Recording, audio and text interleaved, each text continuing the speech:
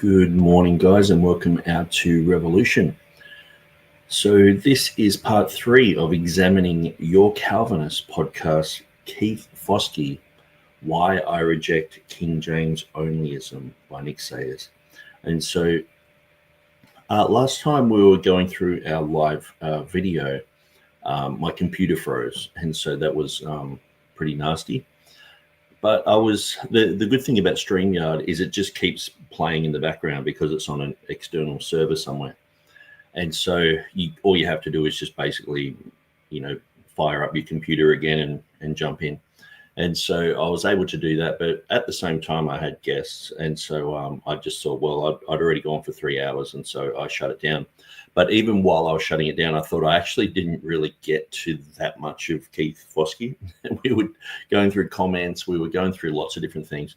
But I guess I was trying to explain the issues with James White's category system.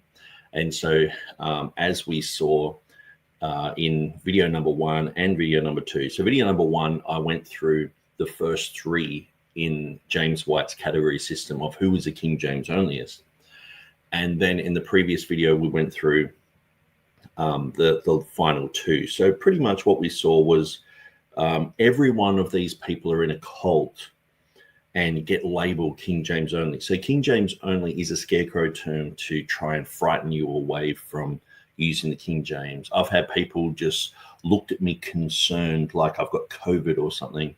Are you King James only? This type of thing. Like they don't know really what that means, but they've just heard it's like getting HIV or something. You've got the pox and you're contagious probably, and you're dangerous. I know that much, but I'm not really sure what it is, but I know it's to do with the King James.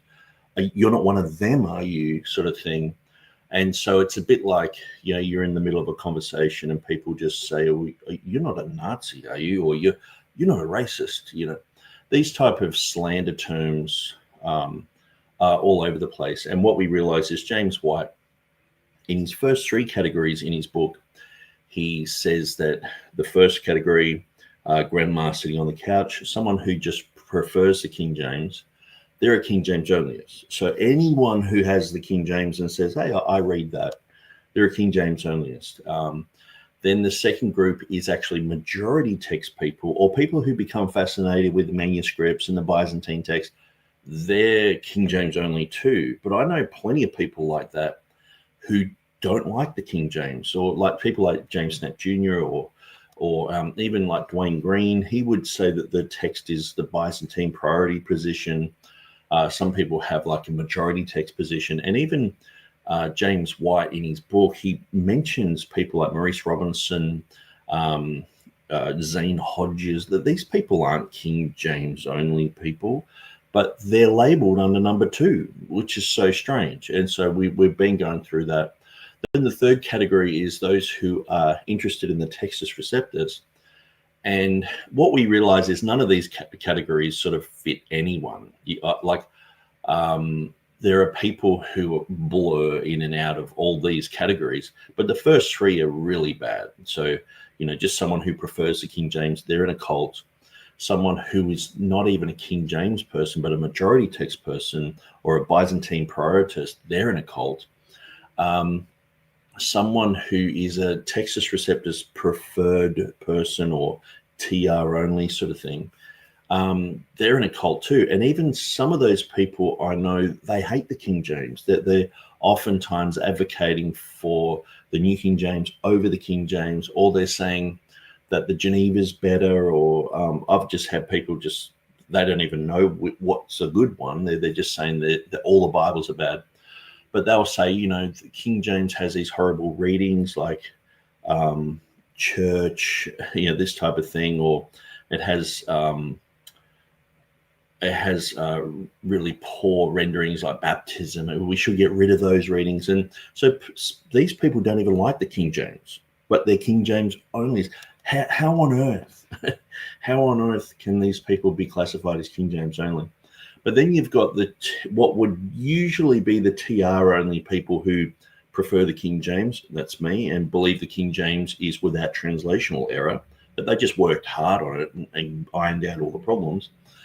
That's usually category number 4. But even James White twists that and says they believe the text is inspired, where it's more like, no, inspiration is carried through. If it's an accurate text, then it is accurate. What can you do about that? If it says the same words equivalent in English as what the original Hebrew and Greek says, then the inspiration is carried through.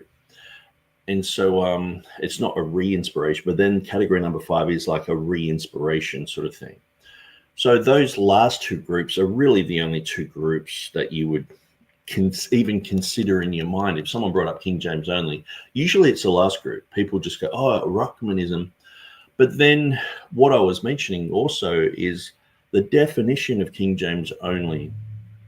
Oftentimes, people just make it up. So I've been in circles where people have mentioned, they're like, oh, Nick believes in the King James position. He's a King James onlyist. I'm like, well, actually, I wouldn't classify myself as that. James White's book would, but I don't say I'm King James only because it's a smear term. It carries a lot of baggage, and it associates me with a whole bunch of people who I don't have anything to do with. I guess it's like saying, Catholic Trinity only. And it's like, well, I do believe in the Trinity, but I wouldn't call it the Catholic Trinity. It's just got baggage to it. It's like calling Mary the mother of God. It's like, well, no, I wouldn't use that term. I sort of think she is the mother of Jesus, who is God, but that term has been poisoned. It's a poisoning of the well. So you go to the well to drink, and it's like, oh, there's King James only scunge in this well, so you can't drink from it. And so, but what I've seen is people make up their own categories. So I've had people, they're like, oh, you're a King James only guy, are you? I'm like, well, people call me that, but call me whatever you want. Call me a neo-Nazi, call me a fascist, call me a woman hater or a man hater or a psycho, or whatever you want to call me, that's fine. Jesus said, blessed are those who are persecuted for righteousness' sake. Whatever name people want to call me, they can do so. And if they want to falsely associate me with, Stephen Anderson or Peter Ruckman or Sam Gipp or Gail Replinger, just, hey, go for it. My reward's great in heaven. I guess it's like when people start talking against like a pre-trib rapture, and they're like, that all of a sudden you're part of Derby, you're part of anything to do with some sort of weird Freemason Catholic. I've heard someone mention the Freemasons, the Catholics, and the occultists all in like one sentence explaining the pre-trib rapture, and I'm like, can't you just deal with what I'm saying from Scripture? You know what I mean? But it's like saying, oh, Nick believes in a pre-trib rapture, so, obviously he believes in Left Behind. And I was thinking about it this morning because I've debated Tommy McMurtry on this. And it was sort of like a default that whenever like Donnie would have people on his program to debate against the rapture thing, he would usually go, well, so you're hyper pro-Israel sort of thing. I'm like, no. And I understand what they're talking about, but I'm definitely very neutral when it comes. I mean, Jesus was critical of Israel in his day, and they were all biblical Israel, let alone a secular nation. Of course, you can be critical of any secular nation. America, I'm critical of Australia. I'm critical of the US, critical of England, critical of Pakistan, critical of pretty much every secular nation. So they would just assume that I had this certain position. And so then they would attack that, where usually the Ruckmanite types are what they do is they say the elect are Israel. I'm like, well, I don't think that. But then they don't know what to do because they're so used to dealing with that type of argumentation that when I'm like, oh, no, I don't think that. I think when you become a born-again Christian, then you're elect. I think God has plans for many people, for Israel, for Egypt, for many different people. He has certain futures and plans and prophetic implications of what's going to happen in the future. And what's happened in the past can affect that. But and so I guess with that type of understanding, what usually happens is people, when it comes to the King James issue, they either label you as what James White has said, or they make up their own definitions. And one strong one is that people say, oh, so you think the King James is the Bible and you can't translate into any other language. And I'm like, where are you getting that, And I've actually had people, I've said, like they'll say, oh, what about the French people? I'm like, well, they would read a French equivalent to the King James. And then they're like, oh, see? You're not a King James. You've contradicted yourself. And I'm like, oh, what? I had that from Ryan from Need God. He said that when I was on his program. And I just thought, man, you've just made up your own category of King James only. Like you can never have a Bible in German or French or anything that's accurate. And then they've just assumed that I'm like that. And one thing I like to do, even when I'm out street preaching with atheists or Muslims or Jehovah's Witnesses, whoever I run into, one thing I like to do, if the conversation is getting somewhere, I say to them, can you explain to me what I believe? Because most of the time they'll explain it wrong. And they'll think I'm a Catholic or something, or they'll think I'm just a general sort of Christian, I'm a MAGA guy or whatever, I'm like, no, specifically what do I believe, and oftentimes people can't actually categorize you properly. And that's what I encourage people to do on this issue, with the Textus Receptus issue, with the King James issue, to say to people, okay, so what actually do I believe? Because plenty of people come across my path and just straight away say, you're a Ruckmanite, you're this, you're that. So anyway, what we saw in the previous video was the last two categories. They are usually the ones that get the most attention. And so people like Jeff Riddle, he's a confessional bibliology type of guy. Now, he would be considered a Textus Receptus only guy. Someone like D.A. Waite, he would be a TR guy. But these guys believe the King James is accurate. And so they would be in category 4. But because all of these people are labeled as King James onlyist, what you find is most people default to you're a Ruckmanite, the most extreme form of King James onlys. And it's like any other type of thing. Wherever there is a type of slander coming from like Christian apologists, where they just want to pigeonhole you. So say, I'm not a cessationist. So usually someone like John MacArthur would turn around and say, well, you're heading in the direction of Benny Hinn or whatever. And it's like, no, I'm not. I've exposed that guy for 30 years. He's a joker, and why should I be categorized with him? Just because there's certain labels. And what I see is like someone like Justin Peters, he says that if you believe in any type of miraculous type of gifting, then you are on a slippery slope that eventually will lead into that type of thing. So eventually you will end up like a Bethel church and I'm like, hang on. I know so many people who they believe in what the Bible says about gifts and things like that. They don't believe that it's faded away because it doesn't say that anywhere in Scripture. It doesn't say healing is stopped anywhere in Scripture. I've heard people like try and work out that, Paul left some guy sick somewhere, so see, it had stopped by then, this type of thing. It's so strange, but nowhere does it say it stopped. Like, I mean, if Paul couldn't visit someone and pray for him, it's very different than, it doesn't work anymore, sort of thing. But what I see is people put you into a type of bag.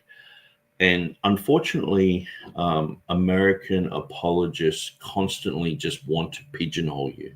It's something that they're trained to do. If you go and study apologetics, if you want to be a good debater and all the rest of it, and you want to go around to churches being an evangelist and talking about apologetic issues, one of the things that you need to learn is to slander other people and pigeonhole them and put them in a certain category.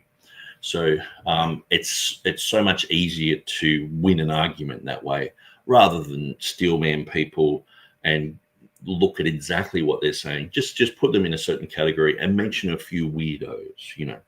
So say if you believe in a pre-trib rapture, well, let's mention like Tim LaHaye, and let's mention, you know, the Left Behind series, and you know, Nikolai Carpathio and all this.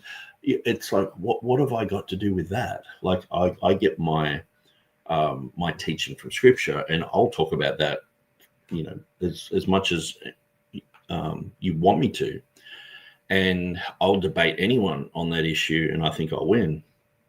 But when it comes to it, people who are not really interested in steelmanning someone's position, they'll just bring up these things. And so I think that Keith Foskey, he, even though in this he's like, oh, you know, I'm bringing up Stephen Anderson, I know people say that I'm just bringing up the worst of the worst. It's like, well, you are. Just because you have a little bit of a caveat and say, well, hang on, I know some people are saying that, but you got to bring this up. Yeah, bring it up, but also say there are tons of people around the world who read the King James, they think it's accurate to the Textus Receptus, and they don't believe what Anderson believes. They don't believe what Sam Gitt believes. They don't believe what Ruckman believes. They're independent people, or many people are part of different denominations. Some people they have almost exactly the same beliefs as Keith Foskey. They're Calvinistic, you know, they're amillennial, but they read the King James and they think it's accurate, and they would have the same type of argumentation that I have. And so you've really got to steelman people. But sometimes too, people are hoodwinked to believe that everyone's like that. And whenever they come across someone, they've already got their, you know, their particular glasses on that look at you in a certain way, and they've sort of got their arms crossed and they're all defensive. And it's like, I'm seeing you as a cult member. I've determined that you have been pigeonholed in this type of way, and I just have to sort of attack on you. And so I get that quite a lot. And that's why I offered to debate anyone on the planet on this issue. And I'll debate Keith Foskey, I'll debate Bart Ehrman, I'll debate James White, anyone on any of these issues to do with the Textus Receptus, to do with the King James, and win, because I know that I will. So what we saw was Keith Foskey mentioned these 5 categories in James White's book, and we went through the Wikipedia article that does use James White as like a base foundation for their 5 points as well. I guess it's like the 5 points of Calvinism sort of thing. These 5 types of King James onlyism. It's like being, you're living in Germany, you know, Nazis are starting to rise up, and because there's a war, all of a sudden you're a German, you're a Nazi. And we saw this in the United States with you know, Japanese people being put into concentration camps and things like that.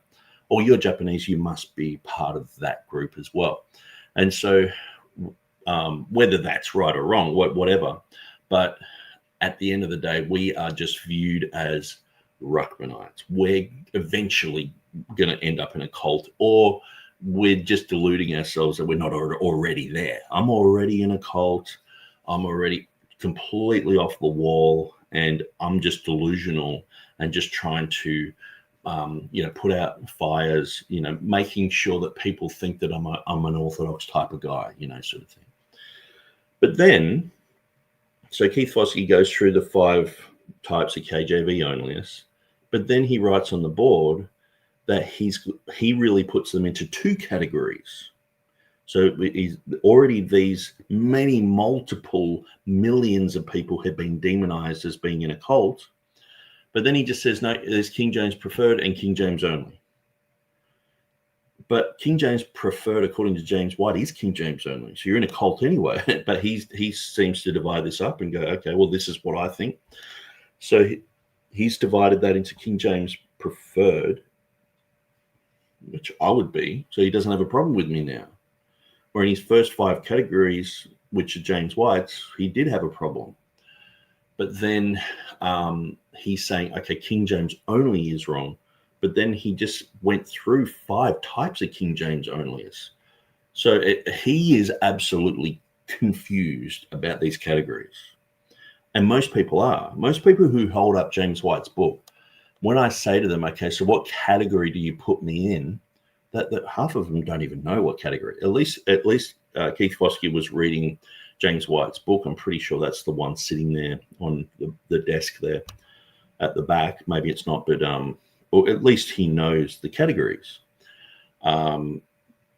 Most people don't even know them. So when you say which category do you put me in, when Mark Ward's holding up James White's book and Wes Half and many others, it's like, have you read it? Have you studied it? You're telling people that that's the go-to book on this issue, but that they many times don't even know it.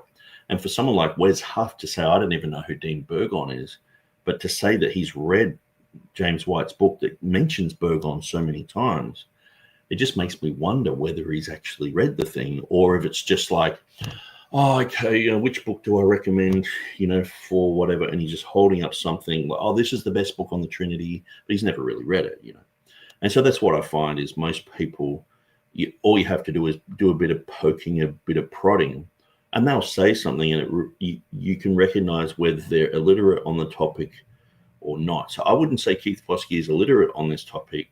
I would say he's just confused because he has just labeled 5 different types of people as King James only cultists, but then he's got the King James preferred and King James only separating them. This is his own thoughts. And it's like, well, they're actually the same. You just sort of mention that.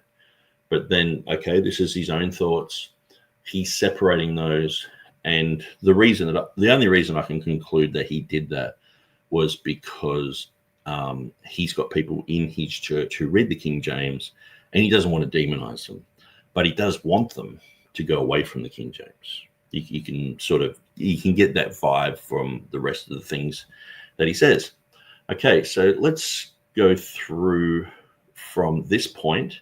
I'm going to let him talk a little bit. I haven't planned on stopping for the next minute or so, because we just want to get a good understanding of the context of what he says. But I might stop if there's something glaringly obvious that I need to talk about. I'll stop, but let's just continue. I'll just make sure the sound is all good. And Sussex says the sound is good. Okay, so maybe you guys can let me know just in the chat if the audio is good for the video as well. While most Christians appreciate the value of the King James Bible, and I do, as I've said, and I want to say this before I even finish this sentence, I want to say something. When I study every week, and it's my job, so I do study every single week. When I study every week, I usually have about 5 different English texts and a Greek text in front of me. The 5 English texts that I use is the ESV, because that's what I preach out of. The King James Version, because we have people in this church that use the King James Version, and so I want to see what they are seeing, especially if there are any differences that I have to address. Okay, so we just said there are people in his church who read the King James. I use the New American Standard Bible because as far as accuracy to the original, it's probably the most accurate in its rendering, even though sometimes it's choppy and it doesn't sound very poetic or very good. It's probably the most accurate. I use the New English Translation because the New English Translation is a textual critical edition, which addresses textual critical editions and helps me. So the NET is basically a project by Dan Wallace and a few other guys. And if you want to dive into the mind of these people, which is pretty much text criticism central, and the critical text is quite indefensible in many areas, but they turn around and they offer a type of answer. But I've gone through a lot of the net notes and just been like, They're not really addressing the issue, or sometimes they just don't address something, which is a very important thing to address. Justify some of the differences between the King James and modern translations, and that helps me. And I'll throw another one in for fun, because there are other translations like the NIV or the NLT that give dynamic equivalents that allow me to at least see a different way of reading this same thing. And then the Greek text shows me what's underneath all of it. And so I can look at all of that and just, yes. You use the ESV too? That was my first one. That's the first one I said. Did I say ESV? Yeah, that was it. Yeah. That's the one I preach out. Okay. I actually outline from the ESV because I know that's the text that I'm preaching out of. Yeah. So the ESV is primary for me, not because it's my favorite, but because it's the one that's in the pew. Okay, so listen to this. This is very, very important, okay? Because what we're saying, what KJV people are saying, is that these new Bibles bring confusion to people, okay? You go to a church and there's a guy reading the NLT, there's a guy reading the ESV, there's a guy reading the LSB, and sometimes it's not even a King James issue. These Bibles contradict each other in multiple places and on very important things. So Keith Foskey is about to say that if someone new comes in, he wants them reading the ESV because that's what he's quoting from the pulpit. And I agree with that. And we're going through the Ankerberg program, rehashing that and going through and looking at what was said in that. And it's interesting that, most people were in agreement that you should really, whatever church you're in, you should stick with, either, just make up your mind. If it's going to be an NIV, we've got the NIV there. All the pulpit Bibles are NIV, newsletters are NIV, so you don't cause confusion. But don't we see Mark Ward saying, hey, I have a multi-versional approach? And Keith Foskey just said he uses like 5 different types of Bibles in his studies. And so, but what he's saying is a new person who comes in, they're going to logically say, hang on, that version is different to what I'm reading here. Okay. Now, what I'm saying is, if just say I was preaching from the King James and they had an NIV and I preach something that's not even in their Bible, they're going to be like, that's absolute confusion. And so I'm in agreement that everyone should be on the same page. But the problem is, isn't that inadvertently saying that these modern versions are bringing confusion in the churches? And what I've realized is most people who are very, against King James onlyism and all the rest of it, a lot of these people, like say James White and Mark Ward, and many of these people have grown up in church. Okay. So one thing that I've noticed, people who grow up in a church, oftentimes that's their lifestyle. I know there are exemptions to the rule and all the rest of it, but I'm pretty sure, like maybe Keith Foskey, he grew up, I don't really know, I'm just making this up, but he probably grew up in a church. I would say that he probably grew up in a church. Maybe it was good or bad or whatever, but now he's a pastor and he's doing his thing. James White definitely grew up in a church. And so when you're there on your mum's lap and you're in church and you're there with the fellowship and you're there with your other Christians and all the rest of it, I mean, when they change a Bible, when they've gone from King James to like a New King James, or perhaps they already were an NIV church or even probably not an ESV, it's more recent. It's not like you're already going to go to that church. Now, I know some people who go to a church where basically the pastor has been completely exposed as a fake, a phony, a fraud, but they still go there. They're just like, I remember saying to this one guy, I said, even if Adolf Hitler became the next pastor, they would still go to that church. Like that's just been their life, that they will never leave, But then there are other people who exercise their mind and they're like, well, if I have to separate from bad, influences and toxic people and all the rest of it.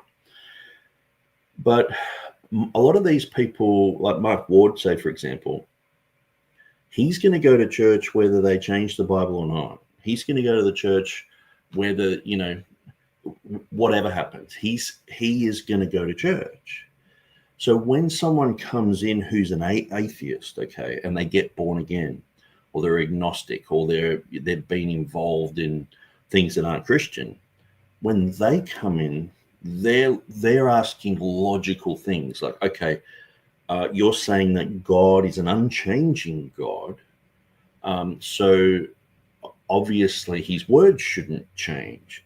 But then these guys will say, oh, it hasn't changed that much. It's still like 99%. It's actually 94%, which is quite a lot of change with the critical text. It's 98% if you're going with the Byzantine or the majority text. But there is this change. So someone who, like myself, when I came into church, I'm asking these questions. Is this accurate? Is this good or is this bad? And when I was so unchurched. I remember the pastor said that the earth is only about 6,000 years old. And it was like someone smacked me over the head with a plank of wood. I went, my thoughts were, oh no, this guy's an idiot. And I straight away thought maybe I can talk to him after church, and he doesn't even know that the earth is like millions of years old. What an idiot. That's how unchurched I was.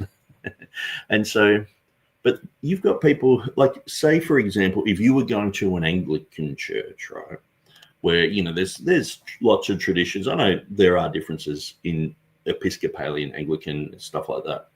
But the average church, if you went there and they changed the Bible from a King James to a CSB or something like that, do you think anything would really change? It would pretty much be the same, because they're not hanging on every word and going, oh, this changes everything. Or, if you omit a few verses and you're still practicing a type of tradition and it's no longer in there, that's what they find with the Westminster Confession of Faith and the Second London Baptist Confession, is many of these verses that back up the deity of Christ are changed in modern Bibles. So 1 John 5:7 was prominent. That's totally deleted. God was manifest in the flesh. God is changed to who appeared in a body. So it destroys the deity of Christ there. So that can't be used as a verse to back up the deity of Christ anymore. And there's lots of verses that are the main verses that are changed, But people are just like, oh, I've got a modern Bible and I still believe all that stuff. But obviously things have changed. But the practice and the everyday type of going to church and meeting people and being nice and all the rest of it, that is just going to continue on regardless. And so anyway, let's listen to what Keith Foskey says about when people come to his church. And I try to, at least, I would say 80% of our church has an ESV. And so I just want to be consistent with what most people have. Now that's changing. 10 years ago, 90% had an ESV. But Brother Mike and Brother Andy both use different Bibles, so it's not the same as it used to be. And if I get my chance, I may sneak that NASB back in there, but it's probably not going to happen.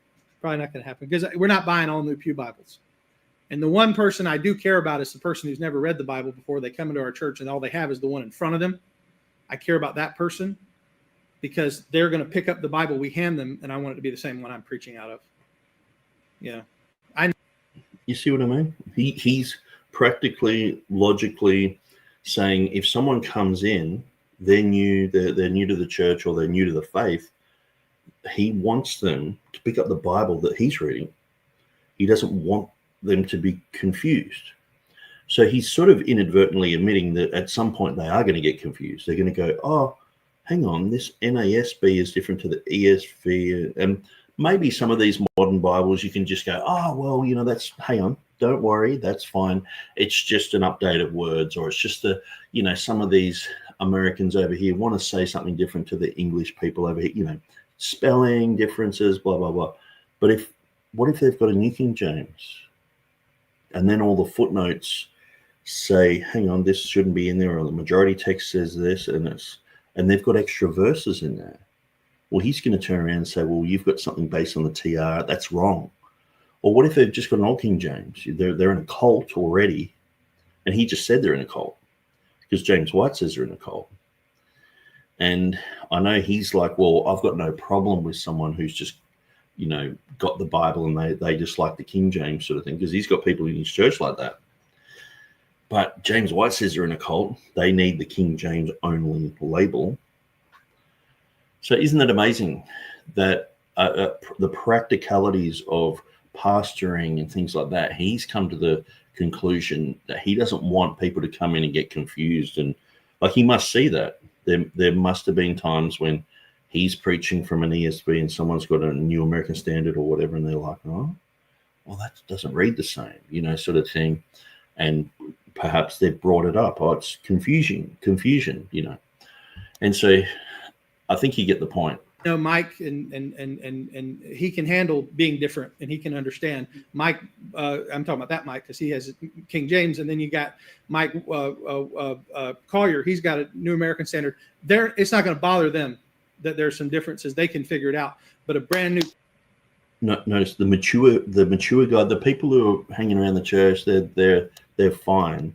But a new person is going to come in, so he's inadvertently saying that the multi-versional approach is bad for evangelism. It's bad for new people coming into places. When they realize this issue, it's a stumbling block, and they're going to have to learn all this stuff. So instead of like, say, if I was reading a King James and someone came in with a New King James, I could just easily say, hey, that's sort of like an update, but there are a few places here and there where I would disagree with. But when it comes to, oh, hang on, we've deleted this verse. The footnote that says the woman caught in adultery, whole story, 12 verses, that's actually true. Maybe you should get a pen and just cross them out in your Bible. Maybe just get a texter and or just rip that page out, It's sort of like an apocryphal, the Apocrypha, or Peter Gurry says the last 12 verses of Mark are apocryphal. James White says they're Gnostic. So imagine walking around, you got your favorite Bible, you're like, yeah, I've just started to come to church, and then people, James White taps you on the shoulder and goes, oh, that bit that I just saw you reading the woman caught in adultery, just here's a pen, or he just gets the page and just sort of rips it out and goes, don't worry, don't read that bit. You know what I mean? Last 12 verses or the Comia Hennium. Just, get a big, thick texture and just color that bit in. Person, I want to be reading the same thing they're reading. I think that's helpful. So I got a little off topic there. My point is, though, when I study it all because I can't help not to. So the thing is, he sort of has to study that because he's got this problem now. Instead of having the Bible, a uniform Bible, like say in the Reformation period, that people would have had the Geneva, people would have had the bishops, or and even the King James and things like that. But then the King James said, okay, let's just read this one in all the churches, just solving that problem. But for hundreds and hundreds of years, there's been just that one uniform Bible. I know there's been a few pop their head up every now and then, but nothing like, the dominance of the King James. And so this hasn't been an issue, but now it is an issue. And it's not only just an issue of like, oh, the Geneva said this or the bishop said this, which, it's very close. Now it's like, well, yeah, we've got 2,900 less Greek words that underlie the text and 8,000 changes in the Greek. So, thousands and thousands of issues. But then it's the translation is different as well. And so it's so different that you're basically trying to convince someone that they're reading a text, and you're trying to convince them that, yeah, we've had the word of God, since the beginning. And you have to have all these stories of like, oh, we've got all these extra puzzle pieces. Well, what do you call that? And how come these Bibles don't just delete them? When people will get behind a pulpit, or they're teaching some sort of apologetic seminar on bibliology or text criticism, And they'll say the woman caught in adultery should be deleted, or it's not in there. They'll argue for that. Well, why is it still in these modern Bibles? It's because when they've taken these out, there's been howls from Christians. You can't take that out, But why aren't they interested in just the truth? I mean, if people howled that they took out, Maccabees or whatever, people would just go, well, we don't care whether people want that in. It shouldn't be in the scriptures. Now, if Peter Gurry says it's apocryphal, the last 12 verses of Mark, surely they should just delete them. They should just have a blank space. And some of these Bibles do and have it in the footnote. Some of these Bibles have it in the text and have it bracketed or have it in a different type of font or whatever. But it isn't that confusion.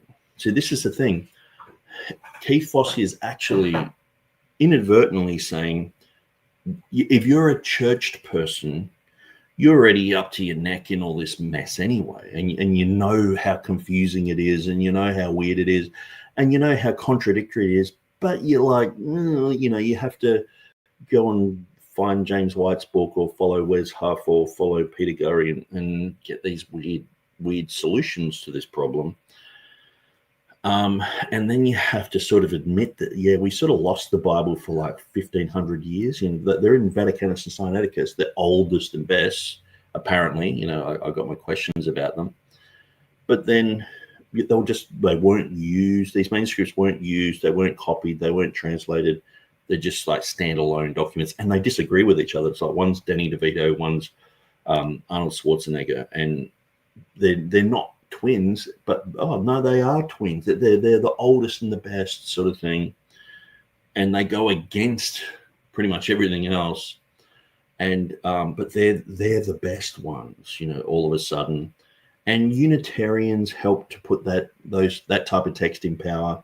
Westcott and Hort were with heretics. So what do you call people who hang around heretics? In 2 John, it clearly says you're a partaker of their evil deeds. When you've got Unitarians like George Van Smith working on Westcott and Hort's text, why on earth would people just say, Westcott and Hort, they were lovely guys, So if I'm hanging around Jehovah's Witnesses and I'm doing Bible projects with them, does that make me good or bad? It makes me bad. I'm a partaker of their evil deeds, especially if I all of a sudden start deleting things to do with the Trinity. Obviously, there's influence there. And I only mention George Van Smith because it's the most easiest thing for people to look up. I mean, all you have to do is just look up Unitarian influence on Westcott and Hort, and there's 15 different weird characters around those guys around that time. But then you got the Jesuits just recently. Jesuit involved with the NA 29 edition that's coming out. What about the Jesuit Carlo Martini, who was in line to be a pope? He was involved with the Nestle Alarm text. But it's just, these things are just never mentioned. You're not allowed to, these things are like hot potatoes for these guys. They'd rather talk about King James Onlyism and all the rest of it. Because so this is the mess that they're in. These guys are usually Trinitarian. They usually believe in the deity of Christ, but they've got to defend a text that was made with the influence of Unitarians, that many of the verses to do with the deity of Christ and the Trinity are weakened and twisted around to deny those type of things. And so, and these guys are Trinitarians trying to defend that text. So it's a bit like, I don't know, like someone coming out of World War II where they've had IBM tattoo, Jewish people with marks, and they've kept a database of all these people. But then you've come out the other end and you're a salesman for IBM and you're trying to defend that. It's really hard to do. It's really hard to promote that Nestle Alarm text when there's so many heretics involved with that. Mormons involved with the Old Testament. Why don't they talk about these things? Why don't they talk about George Van Smith, Carlo Martini, even just looking at Bruce Metzger? Most of these guys go to Metzger's commentary. I mean, Bart Ehrman just didn't become a heretic just all by himself. He was influenced. He was Metzger's final student. Kurt Aland. James White says he's a liberal when he's debating Jack Mormon. I mean, these are the guys, these are the architects behind his text. but he's saying that they're liberals. He says the NIV is a liberal translation. It's like, when you listen to what they're saying, it doesn't seem to match up with what's in their books. But anyway. But while most Christians appreciate the value of the King James, and I do as well, we have to realize its weaknesses and the need, I believe, for at least considering why the new versions exist. And that's what we're going to do tonight. I want to read a quote. This is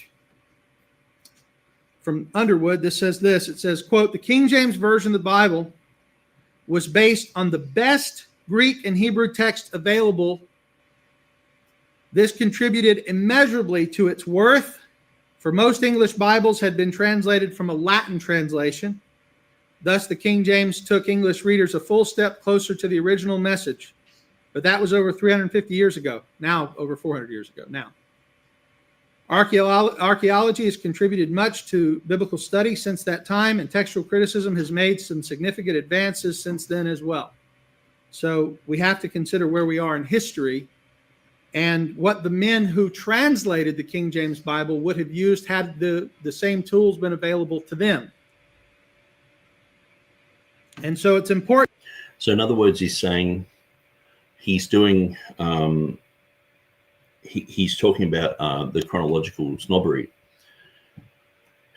that exists, where people will say, well, you know, if the King James guys had access to what we have access to, they would simply leave the Textus Receptus and they would follow our text, you know. So really, what text underlies the modern versions, the critical text? Well, basically, it's Vaticanus and Sinaiticus, ultimately. And we see this with the last 12 verses of Mark. It's like an open shut case. If you go to Vaticanus and Sinaiticus, yes, it has the room to put it in there in both texts, but it doesn't have the last 12 verses. Now, every other text in existence on the planet has the last 12 verses. So you're looking at 99.99% of all the manuscripts.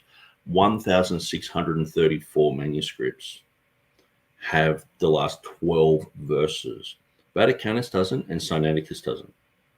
So people knew about Vaticanus. It's sitting in the Vatican. They were looking at it. Erasmus looked at it and went, nah. John Mill, 1707, what he knew about it, he said it's probably a back translation from a Latin document. He didn't like it. But then it started to gain a bit of popularity. You know, the Catholics, part of the Counter-Reformation, they were promoting this as the oldest, the best, and then all of a sudden Sinaiticus has been found in 1844. And so these two are proclaimed to be the best. And if you don't have these readings, you're neglecting, our finds, sort of thing. I guess it's like finding a tooth somewhere and saying, well, this is half man, half monkey. We found the missing link, and, all the pseudoscience that goes behind that. So we saw Vaticanus was just rehashed, but we saw Sinaiticus turned up on the scene, and they're like, well, this is obviously an old text, and we've got to go with these readings now. But instead of just going with translating Vaticanus or translating Sinaiticus, they had to smash these two together because there were so many nonsensical readings in there that they had to bash them together. And there's actually 100 readings.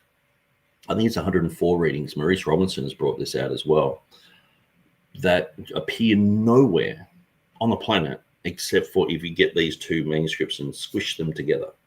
So you get the distinct flavoring that doesn't appear anywhere else. But where these two are in agreement, like the last 12 verses of Mark, that's where it's like those two override everything. So what was at the bottom of the barrel for years? Erasmus looked at it, looked in the barrel and went, ugh, Vaticanus, I'll have a look at it. And he said it's probably a back translation from a Latin document. He said it's probably something that's been amended at the Council of Florence, and he didn't like it. So he's saying it's at the bottom of the barrel, okay? But just give it a few years, and then all of a sudden, what's at the bottom of the barrel? They've turned the barrel upside down, and now that's at the top, and all the good manuscripts are at the bottom. And that's pretty much what's happened with Westcott and Hort, with the help of Unitarians, of course. But people don't want to mention that, and this is a challenge. I'll debate anyone on this. Did heretics help make the critical text? How about that for a debate headliner? Of course, all they have to do is just look at the Westcott and Hort text, and there's a heretic straight away. All they have to do is look at the Nestle Alarm editions as Carlo Martini there. All they have to do is look at the NA 29 edition. It hasn't come out yet, and there's a Jesuit working on it. What are they doing?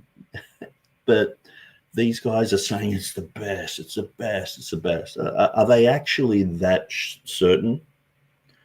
Or have they actually been hoodwinked by the type of propaganda that's come out that's just labeled, demonized everyone who follows the TR? And the other thing is, too, it's not just that they've been told that the critical text is the best, oldest and best, and all this other stuff, which when you look at it, you're like, what, these two manuscripts? And the papyri really sort of came against the whole concept of Westcott and Hort, the Lucianic recension and all this stuff, and throw out all the Byzantine readings. So their whole theory was debunked quickly after they did what they did. But it's like, we've already sort of won the race with scholars. They think the Textus Receptus is terrible, and they think our text is better. Let's not let the facts get in the way of a good story. Let's just keep this story running, sort of thing. But then it comes to the Textus Receptus, and it's like, well, we've got to demonize that. So let's just make up some stories about Erasmus that he, last 6 verses of Revelation. Well, apparently he just back translated them. Franz Delitzsch came up with that type of concept when he found a manuscript without these readings. He's like, Erasmus didn't just amend a few words there. There were 6 complete verses that he back translated from the Latin. And not only that, everywhere else, all over the place, he just back translated from the Latin, which goes against Erasmus's entire principles.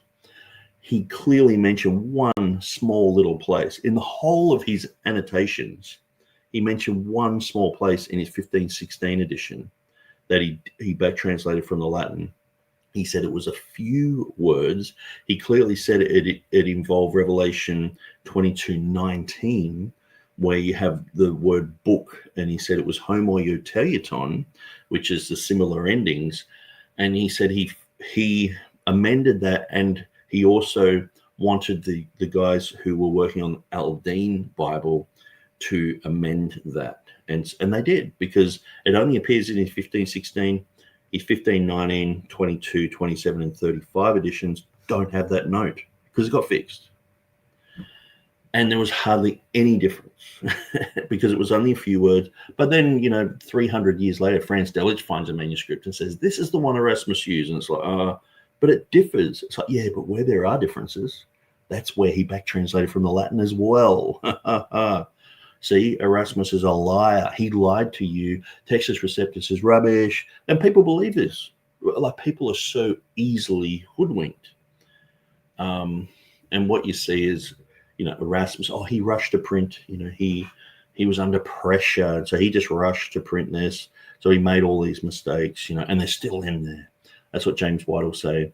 When it comes to Textus Receptus history, from even from the Byzantine text all the way through to the King James text, even to what you've got in your lap today, there's usually some sort of hilarious anecdote that goes along with it. And people use this. It's like, okay, let's talk about the Textus Receptus, and then they just play like a Monty Python skit, and it's trying to scare you into, you're going to be humiliated right now. This is our humiliation ritual. Do you realize that Erasmus, he back translated? And it's like, no, he didn't. And I'll debate anyone in the world on that. If anyone wants to debate, if you want to prove me as an idiot, a bozo, a fool, whatever, I'll debate you on that and win. The issue of Erasmus, not putting the Commuhenium in it, in the text, but then he was pressured with a threat of death. It's like, you're going to die. Like, imagine that, like all the heavies are there and it's like, you better put that in, boy, or we're going to kill you. And he's like, oh, just put it in, and also the whole thing of a manuscript made to order, Codex Montfortianus, and also the whole fact that Codex Montfortianus and Codex Britannicus that Erasmus talked about don't match each other, but apparently they're the same manuscript. They're certainly not. There's so many stories around Erasmus, around Stephanus and Beza, and Revelation 16:5. Beza says, hey, I've got an ancient manuscript with this reading in it. But people just go, let's just not believe that. Let's just pretend that Beza was Joe Biden and he's walking around with his ice cream and it's dribbling down and he's drooling down his beard and he's like, I think I had a reading, but I didn't. I've mistakenly tricked myself again. Oh, where am I? That's what they did to Beza. That's the official from Jan Kranz. He's in the academy.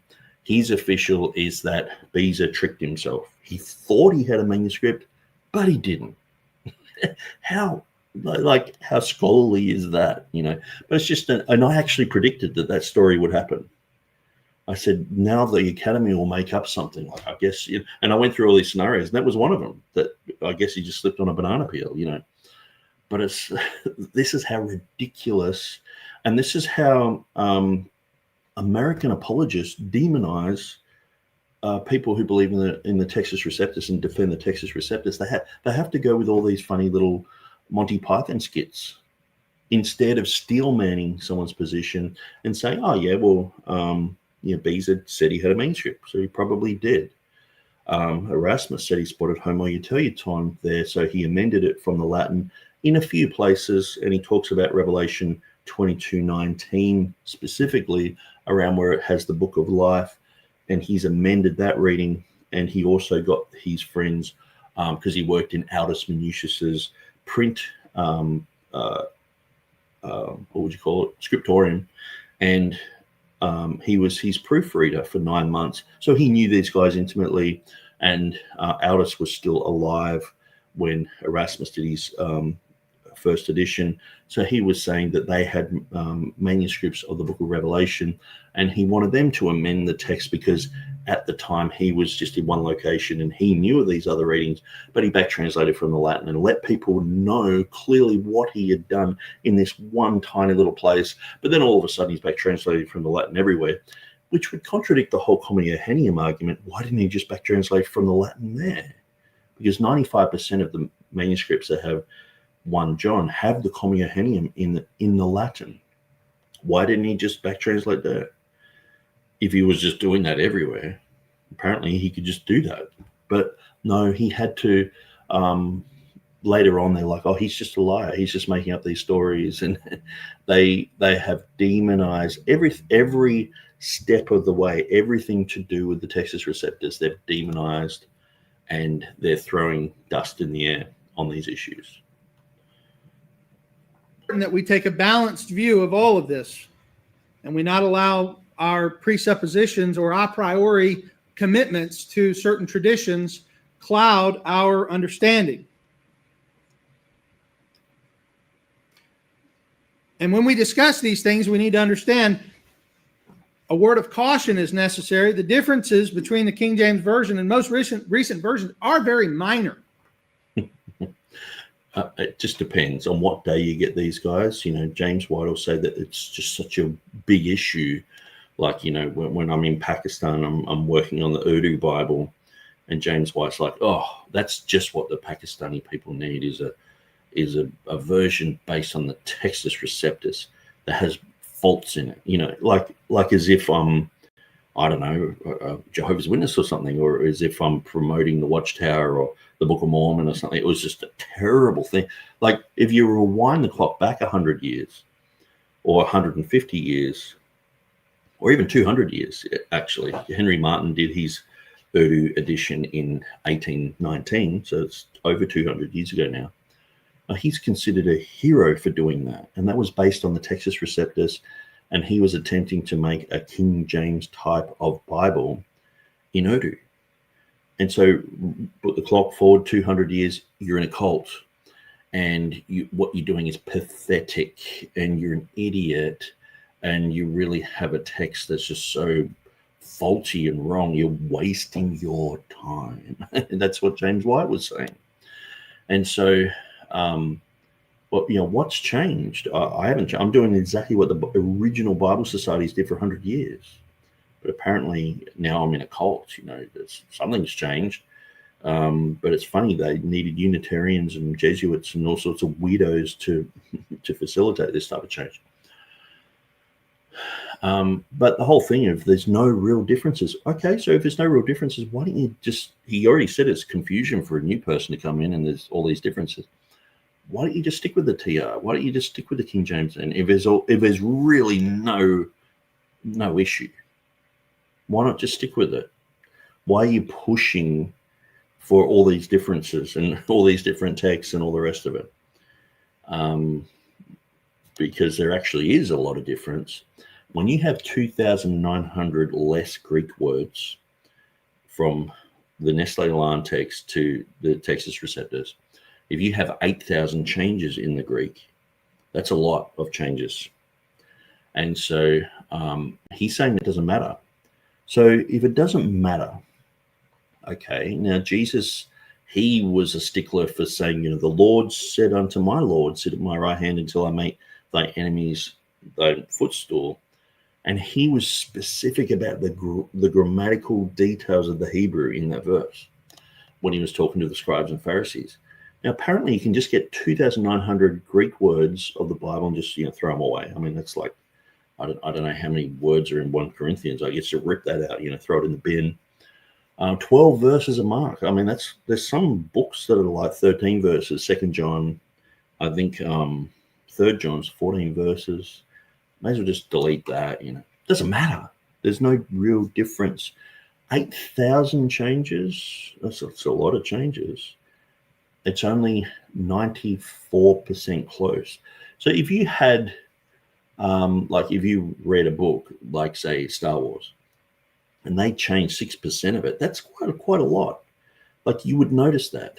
And the thing is, we're dealing with, we're arguing, oftentimes, regardless of this issue, we're arguing over words, okay, this word means this word means that.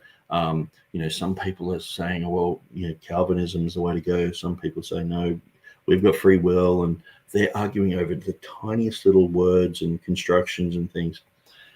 Eschatology, we're basing it on tiny little words. But apparently, it's not really a big deal. And so, like I said earlier, this actually destroys the ability of a lot of Bible students who, when they come to this issue, they're told, well, it doesn't really matter. It's all sort of the same thing. And so, at the end of the day, you're left with the whole concept of going, well, it doesn't really matter if my Bible study is really tight and based upon, the grammar of this type of word, and my eschatology is pointing to this type of conclusion. It doesn't really matter. And so what you do is you start to fall back and you start to not be as detail orientated, and you start to get clumsy and you start to just overlook things. It's like, well, it doesn't really matter. I mean, that verse could be in the Bible, could be out of the Bible. Who knows? Doesn't really matter. And so then you're doing a Bible study and someone's like, oh, what about this detail? What about this Greek word? It means this. It's like, look, it doesn't really matter. And that's why people are just like, look, just fall in love with the God of the Bible. Don't get too caught up in the Bible. Like, I've been told that, Nick, you're too Bible orientated. You just, you need to love the Word of God. That's, you need to love Jesus, not the Bible. You've got too much Bible in your mind. And I'm like, well, they don't contradict each other, sort of thing. But there are a few major variants.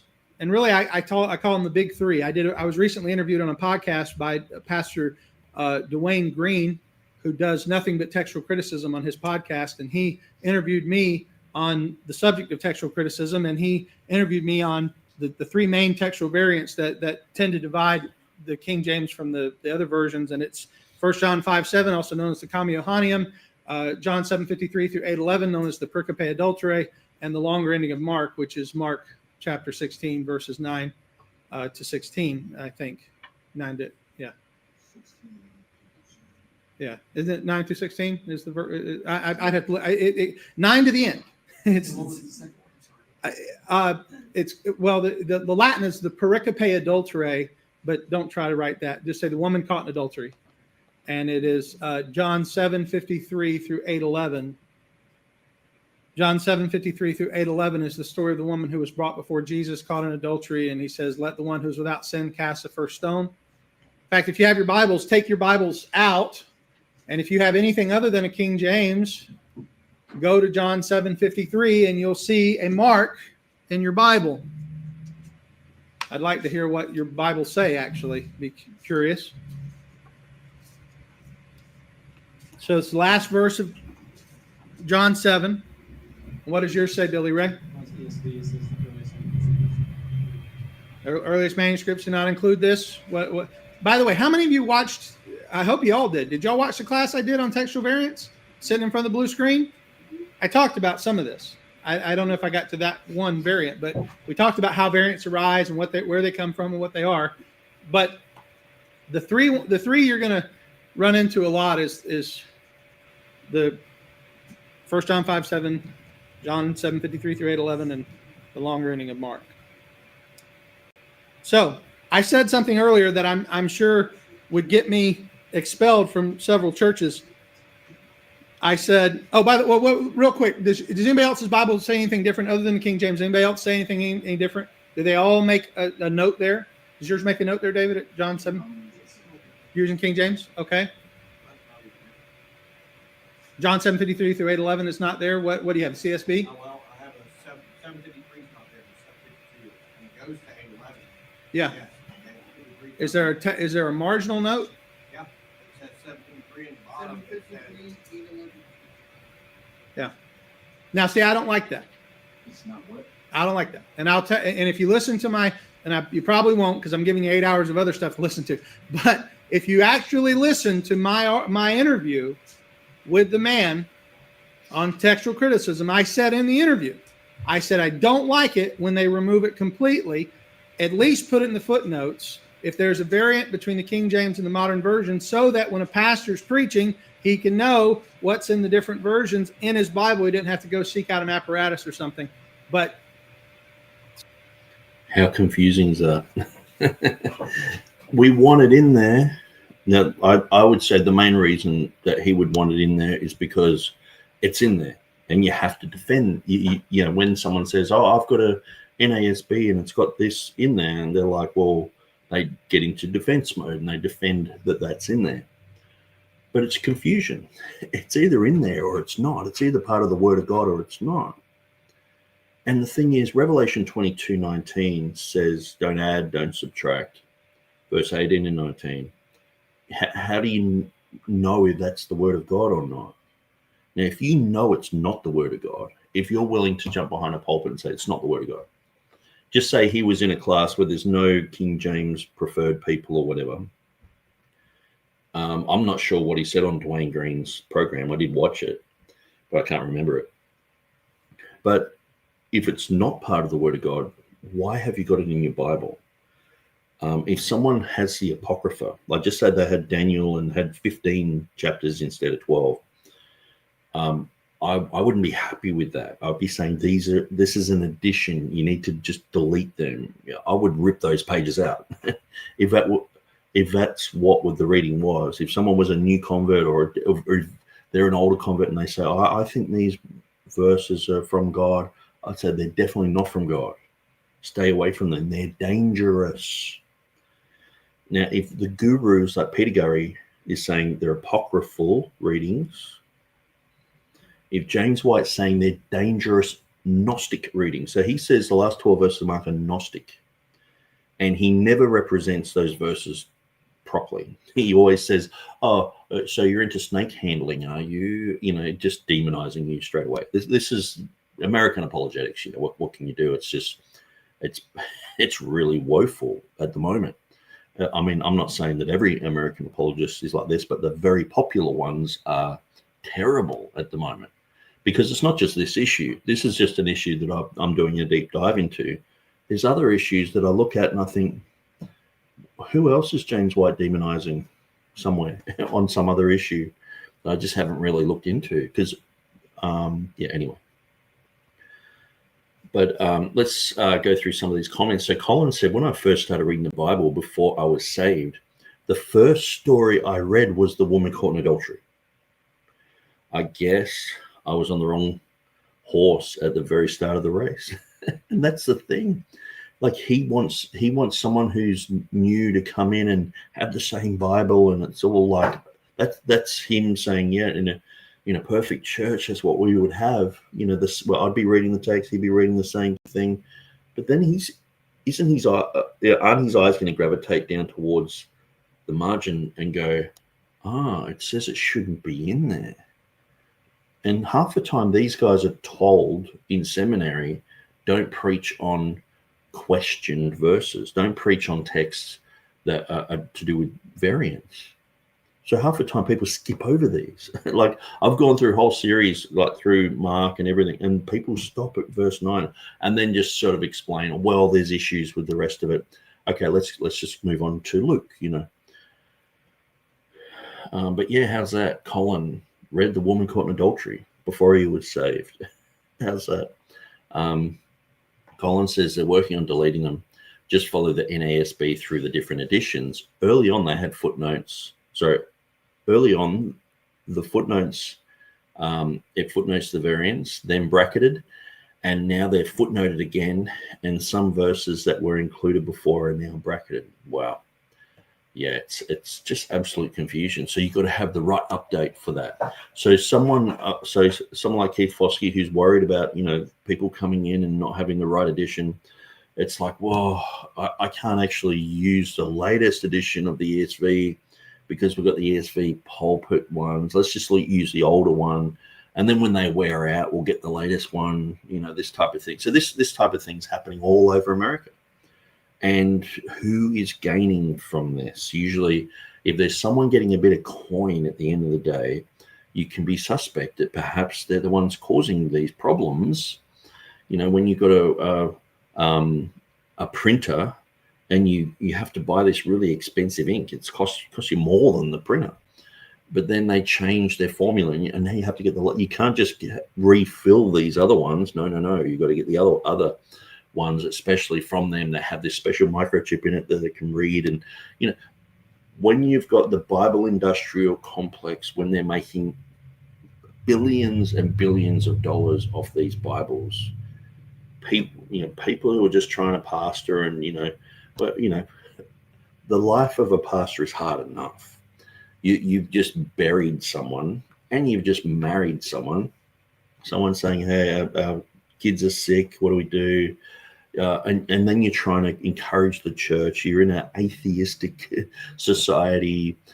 You've got all sorts of weird things happening in politics. I mean, it's probably the weirdest I've ever seen it. It's like the world wrestling. So it's all fake. And so all this stuff's happening all over the place. And pastors are like, it's a hard job. And the thing is, there's so many false expectations upon a pastor that a lot of people just don't want that role anymore, because it's like, soon as you become a pastor, you become a target, and also everyone expects you to do everything and to run around, where your job is actually to encourage them to do everything, But so Hilly Billy's in the house, is welcome to Revolution. Please remember to like, subscribe, share, and chat. Thanks, Hilly. Good to see you. Haven't seen your program for a while. Just been like a headless chook. Collins says Matthew 12:47 was always in the NASB text. Now it's bracketed. ESV omits it entirely. So one has to wonder when the text will be stable. What verses are included today and footnoted tomorrow? And that's the thing. It's not even just an issue with the King James. These guys are like, oh yeah, I prefer the ESV, or the ESV is our pulpit Bible, but I hope we can get the NASB back but which NASB, the one that you grew up with and you like? What about the latest one? So everyone goes and buys the latest one. And it's like, oh, actually, that verse is bracketed now. Maybe don't you think that causes doubt in people's mind? Like, sometimes, because I go through all the issues with, the King James from 1611 to editions that we have today, typesetting, the issue of italics and this type of thing, marginal notes, and going through all that sort of stuff, like understanding that some of the italics that Blaney put in, I'm like, oh, why did he do that? It's not really necessary. Like he put lots of italics in the 1769 edition. So I advocate for the words of the King James, not for everywhere there's some sort of typesetting. And so there are places where there's typesetting where I'm like, he shouldn't have done that. But he actually was following what the King James guys did with putting italics to show people where earlier editions of the Greek text of the Textus Receptus had differences. So sometimes the italics are to do with that, not to do with the underlying Greek text that the King James is using, which is Beza's 1598. Not to say that doesn't have the reading. And one really good example is, 1 John 2:23, where it has, he who acknowledgeth the Son hath the Father also. That's all in italic. It's a huge part of an italic.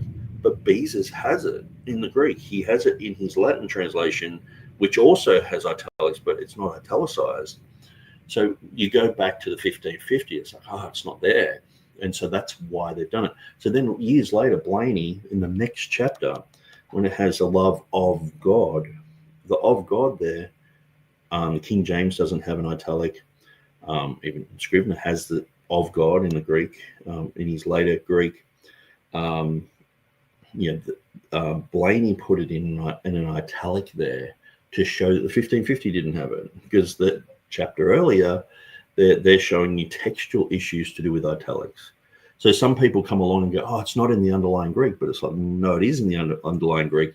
The issue is with the King James translators, they weren't just doing their translation in a period of time where people were a blank slate. People already had like Geneva, Matthew's Bible, Great Bible, Tyndale Bible, and preferring all different types of readings. And sometimes there were little words here and there that weren't in certain editions.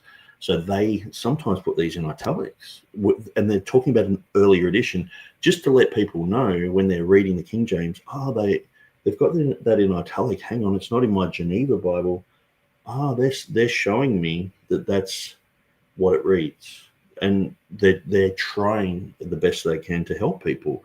But nowadays, we only think italic, that means it's not in the underlying text. And so sometimes the italic is there for emphasis. Look up, let's just do it right now, because I know some people won't believe me. 1611, and we'll go to Matthew. Where's Hosanna?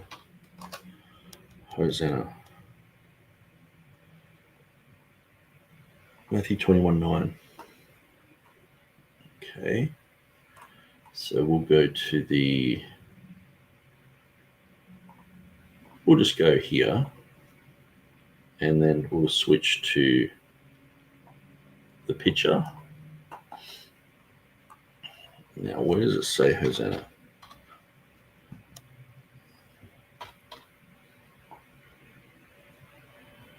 Okay. 21 and 9.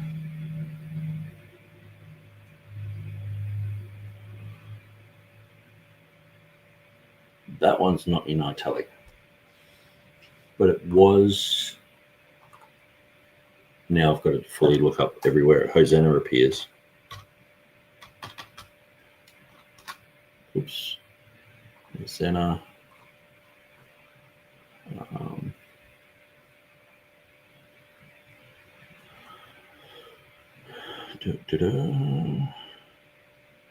Maybe it's in Mark 11.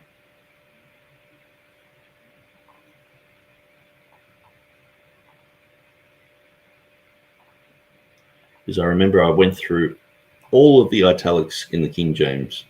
I don't know anyone else who's done that, but okay, so who's 9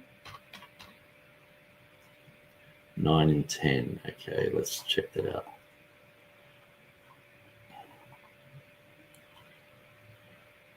Here, look at this. Now, I have been saying Matthew, but see, Hosanna is in italic. But I did a study into it, and there, it's in italic as well. I did a study into it, and I was like, it's in the Greek. It's like everything has it. Why have they got Hosanna there in an italic? And I was like, the conclusion that I came to was it's for emphasis. Like they were crying out. They cried saying, Hosanna, blessed is he that comes in the name of the Lord. Hosanna in the highest. So quite amazing. Quite an interesting thing to look into. I'll shut that down. Anyway, let's just move on. Colin says, it's a choose your own adventure Bible. If you believe the story is real, keep reading. If you don't, turn to page 47a. Exactly. It's like, when do you get to the point where it's like, well, no, this is the word of God. God promised that he would preserve his word. We have every word with us. We have access to the words of God, and we can rest in that. When do we stop striving and going, oh, I don't know. When does the double-mindedness stop? You know. So Dwayne Green is in the house saying, hey, Nick.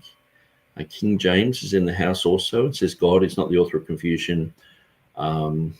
Westcott and Hort and all those duped by them introduced massive confusion into the English-speaking world, and as a result, it's been catastrophic. And I'm reading the history of the Urdu and Hindi Bible in India, and as soon as Westcott and Hort's text was done, they pressured other Bible societies to use their text. And I'm reading through the correspondence at the moment. And there were a bunch of people in India saying, no, we want to go with the authorized version because it's stable.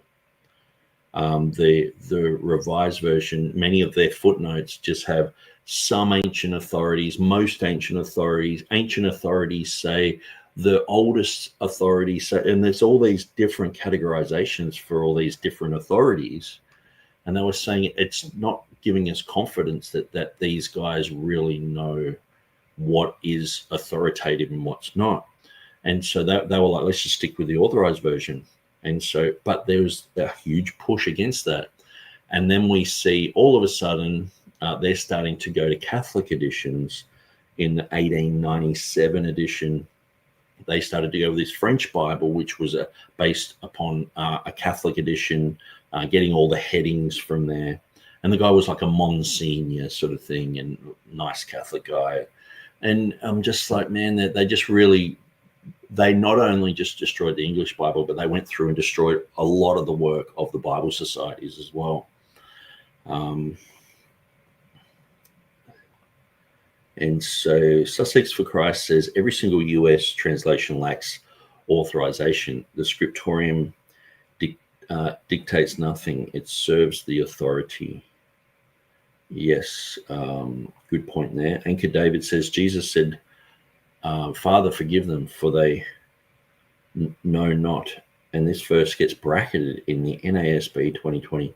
And that's the thing. If you're confused about this, if you ring up Keith Foskey, he would give you his opinion. I'm not sure what it is. But then if you ring James White, he would tell you to delete that verse. Then if you ring Dan Wallace, he would emphatically say, no, that verse should be in there. So they don't know where the text is. That doesn't give you confidence of whether the text is in or out, you know. So it's absolute confusion. And if they don't even know, like, how on earth are people in the church? And this is the thing, this breeds Bart Ehrmanism, where people just go, oh, I don't know.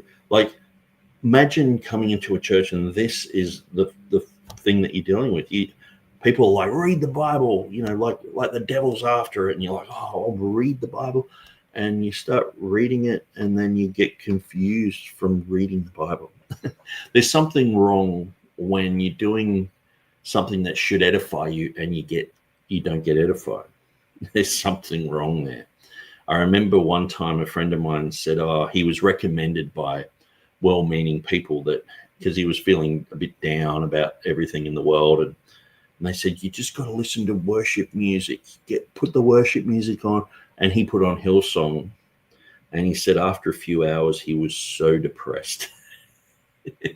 And I was like, it's not a good thing if you're depressed, And that, but the thing was, at that same time, we were exposing Hillsong and all the pedophilia in Hillsong, the raping of children and stuff like that carried on there, and so all the cover-ups that happened.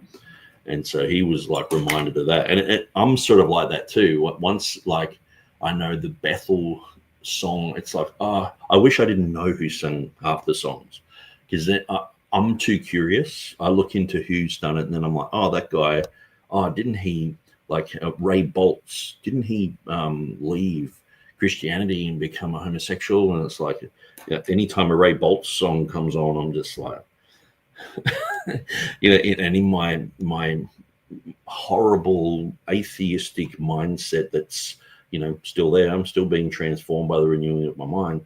I do the Weird Al Yankovic thing, and I change the words in my head. I can't help it. I'm like, and just thinking of Ray Boltz, I'm like, I can't listen to Ray Boltz.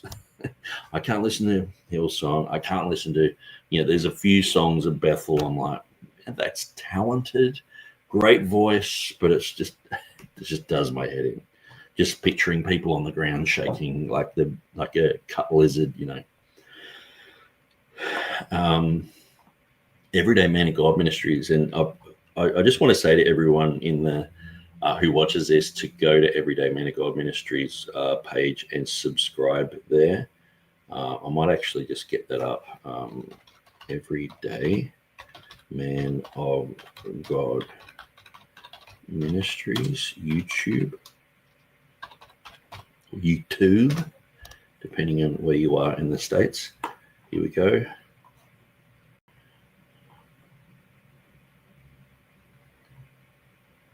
And so showing things, showing differences, the deception of the ESV, etc. So a lot of issues like that we are going through are dealt with here. So I just encourage people to go there. It's a good YouTube, and there's some good videos there. So Hilly Billy says, ditto, wife just turned up the volume, gotta eat. No worries, Hilly. Dwayne Green says, Bart Ehrman was apparently at the ETS conference this year. Weird place for an apostate to be. Yeah, and the thing is, he is still a huge part of the academy. And usually you see people lined up to take photos with him at some sort of, Bible Institute thing, Society for Biblical Literature. What do they call it? SBL. SBL. Tommy Wasserman will be there, and a whole bunch of other people. And it's like, none of these guys saying, hey, you're a heretic, you shouldn't be here. But then if they do that, they're probably not going to be in a job, and that just shows you that what they're doing is not really Christian. it's just, if Bart Ehrman can be in there, the fox is in the hen house, but is it a hen house, or are they just, full of foxes? King James says Catholicism is the goal. Opposition to the King James Bible is rooted in Catholicism and the Counter-Reformation. All critical text people are carrying water for the Vatican. And, it does seem like that. Especially, there's a really good book that I've got here, and I recommend that people look at it and get it, and Rome in the Bible by David Cloud. If you want to know how what would be labeled as Protestants rejected Roman Catholicism, but then Roman Catholicism crept back, and now they're a major part of the Bible societies and Bible translation work all over the world.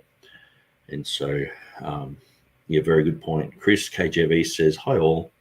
I need to get my sanity back after a week of anti-King James Christians blabbering away." King James says, "Christians need to delete James White and all his books and never listen to a thing he says ever again." Yeah, and the only reason I really go into the James White stuff is to really expose what he's saying. Maybe use white out. Chris KJV said, "Okay, so let's continue." So I'm not saying it's terrible. I just don't like that they take it completely out of the line. But so it is in the bottom. Okay, at least it's in the bottom. At least it's there. And is that the CSB? How new? Is that what? Because New King James was in 82. Yeah, that must be that's wild. Yeah. Yes, sir, Corey. 1 John 5:7. Wow. Yeah, I wonder if that's an update.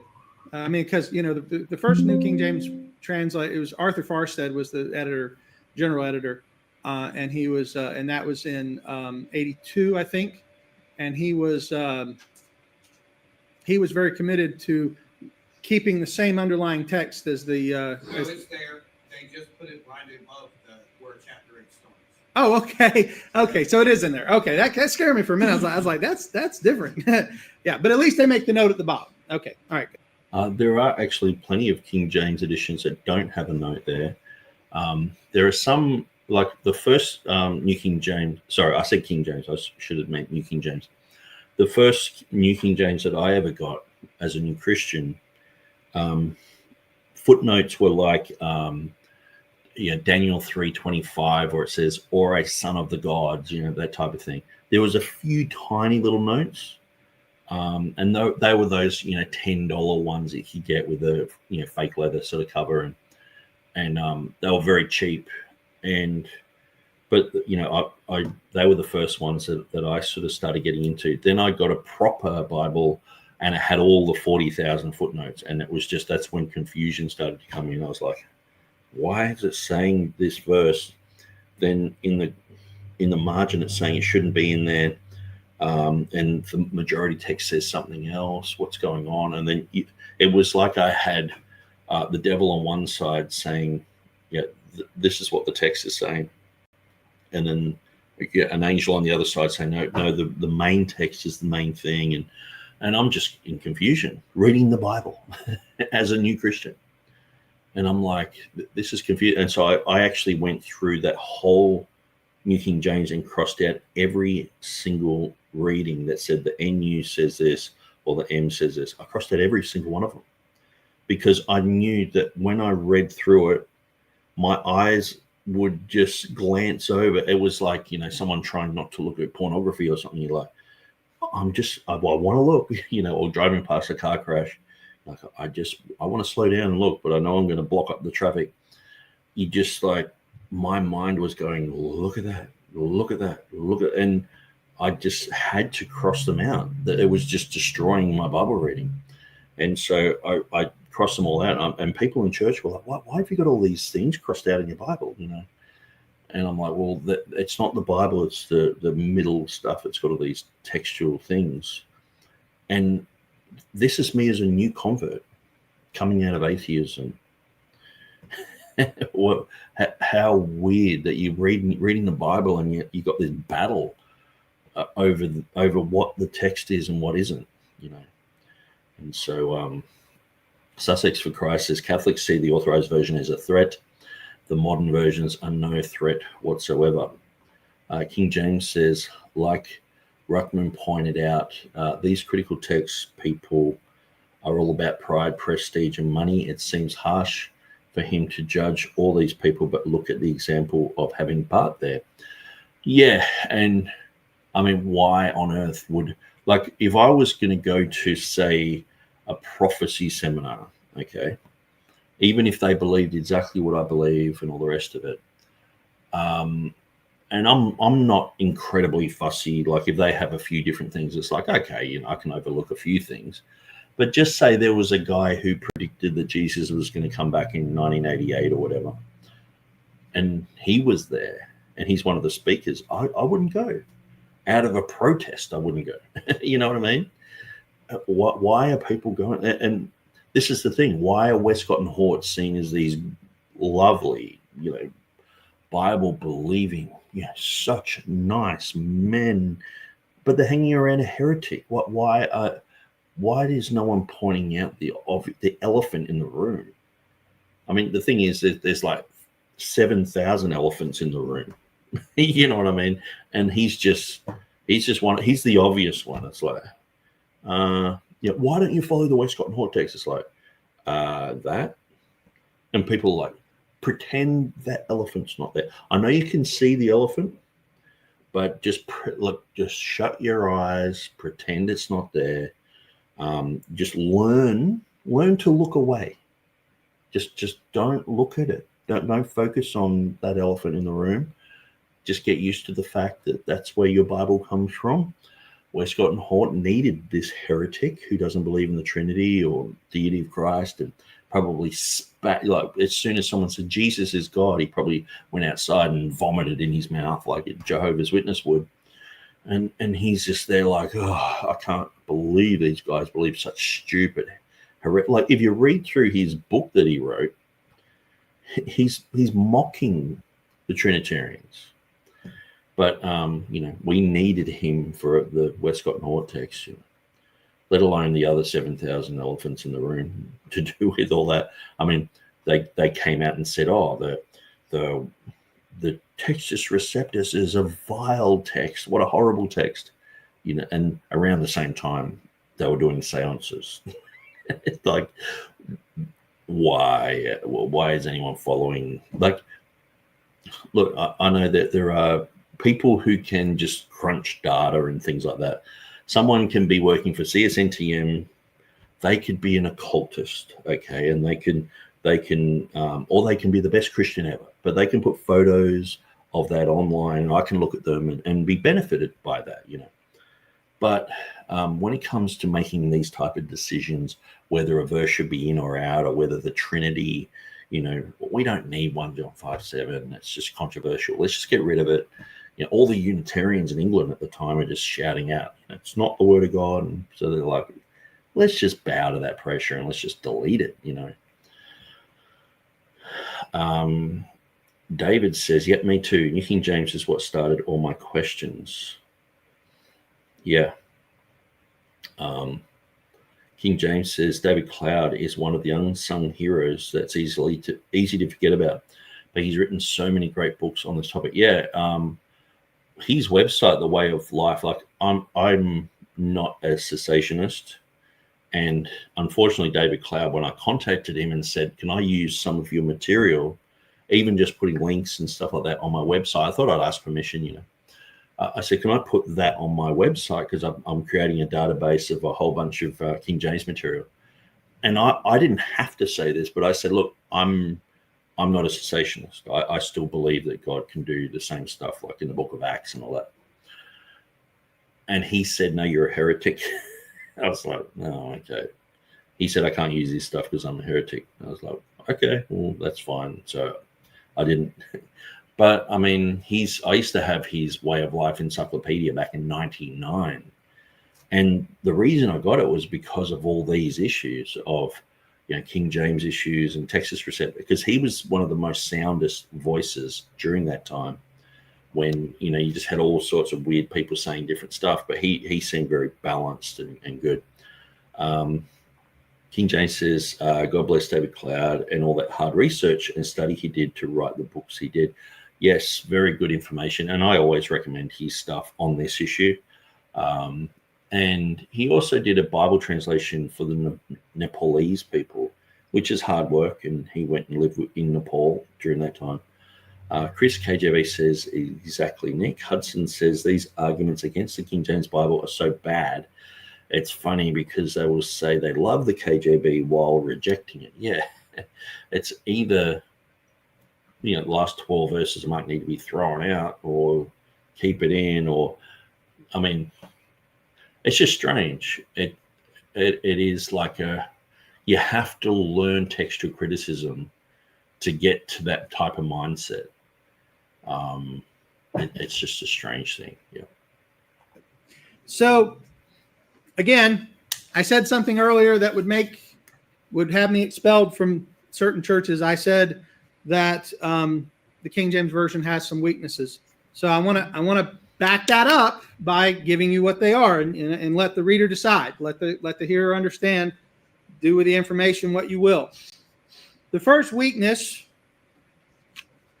is that the King James Version is based on a relatively small number of manuscripts, and technically we would say it's based upon printed editions, not even really what we would call manuscripts.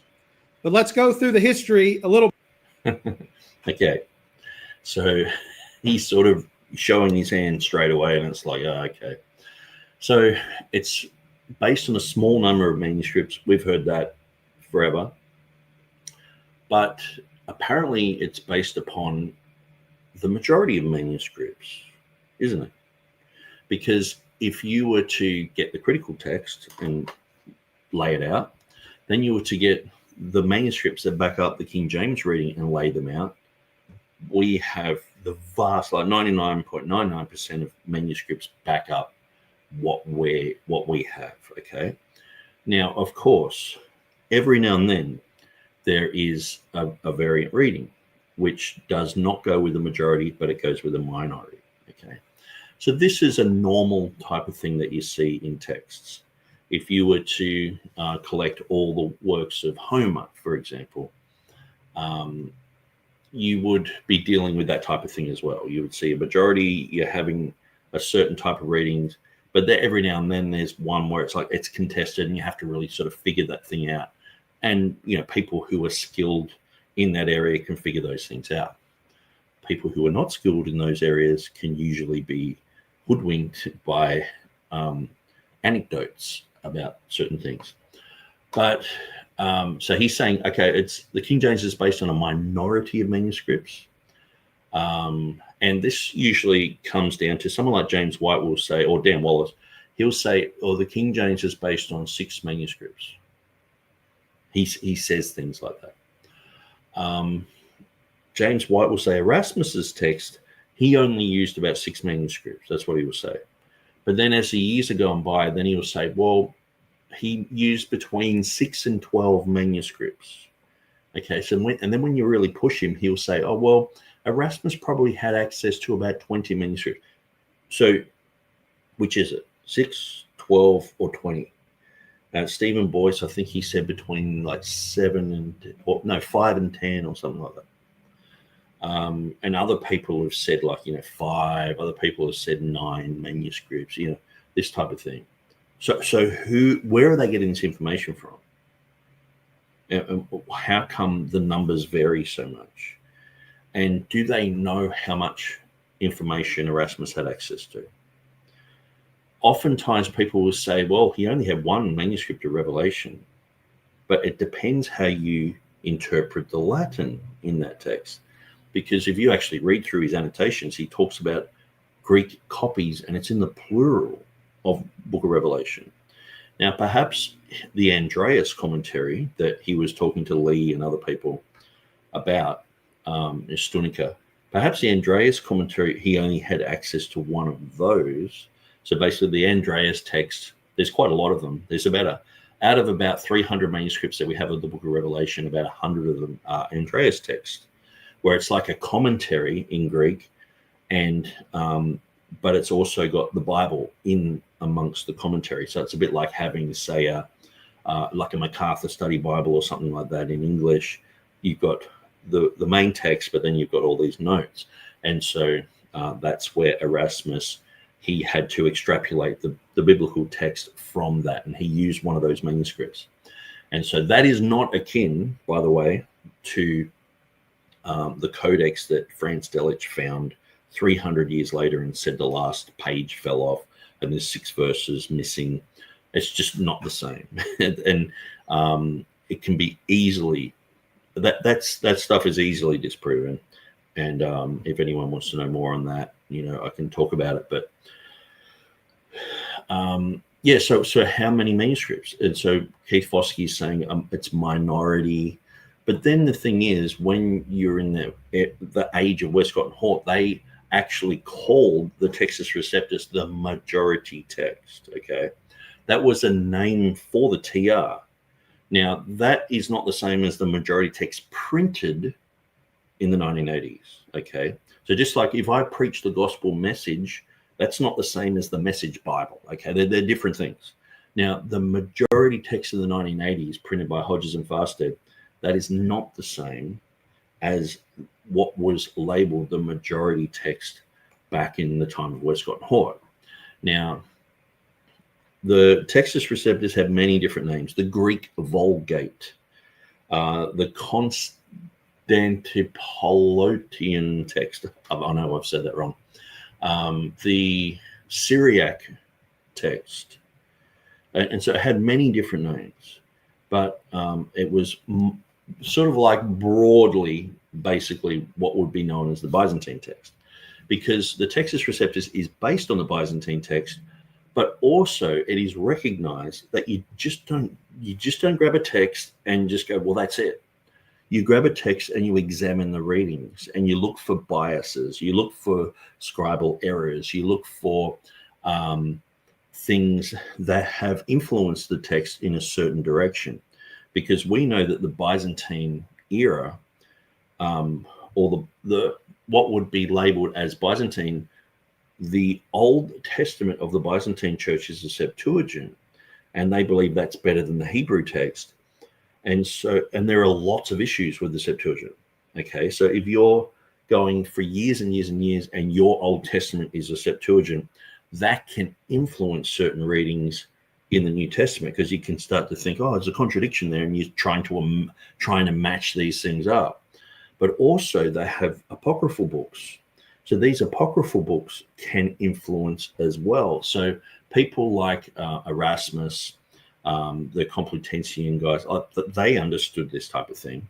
And so they were looking for, influences on certain readings. And they're like, yeah, that's just like a Byzantineism, sort of thing. So that they were able to work out, like they would look at other manuscripts and go, oh, well, even though this variant here, it's in a minority, we still think that that's the genuine reading. And we think that the Byzantine Church has been influenced either by the Apocrypha or either by the Septuagint or by their church tradition, sort of thing. And so knowing that type of thing helped people to work on the text and to iron out those issues, because ironing out those issues, or what you do is you look firstly at the Greek text, and you look at options and all the readings that Erasmus had. So this is a mindset. People have a thought that Erasmus, he was just putting Latin everywhere, just influenced by Latin and just putting Latin readings everywhere. No. Every single reading that's in the Textus Receptus is based upon a Greek manuscript. Every single one of them. And so once you get that mindset out that, oh, it's just Latin, it's just Latin. No, Erasmus had access to manuscripts that had those readings. And he simply, like, look at the Comma Johanneum, he wouldn't put it in there unless he found it in Greek. He knew it was in the Latin. It's in 95% of the Latin. But he wouldn't put it in there unless it's in the Greek. That was his standard.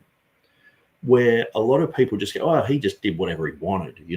If he liked a reading, he just put it in there, or he just conjectured this type of thing. It's just simply untrue. He was looking for these readings in manuscripts. And also, because he was so skilled in Greek and so skilled in Latin, he was able to look at these readings, compare them, and to know which one was the most logical reading. And also looking at the Latin, because you're looking at the Greek, you're working out those issues, but then looking at the Latin, people demonize the Latin because it's got Catholics involved, because the Catholics went, we're only going to go with the Latin. So all of a sudden it's like, everyone, just remember, whenever you mention Latin, it means Satan, sort of thing. And it's like, Latin's a language. It's not the devil, I mean, the church to the Rome, the letter to the Romans would have been translated into the Latin language probably in like the year 60. So that's early. And they probably wanted other books also. So the Latin language was everywhere. Everyone would have wanted to read the words of God, and they would have been quickly translated into Latin. And we see that. We see old Latin translations. Now, obviously, Jerome did what he did. And the Roman Catholic Church eventually, it was their main thing. And they said, if you go to the Greek or whatever, we're only going to go with the Latin. That's going to be our final authority. And that's what they did. But it doesn't make the Latin evil. The Latin is a good representation of readings that were in the Greek at times. And so then you also look at what the early church writers wrote, because they were writing about these things. And sometimes, too, their commentary, you can't twist and change things, because they might write 200 words on a certain thing being in the text, and you can't just quickly delete that. And so sometimes their testimony speaks volumes about what was in front of their eyes at that time.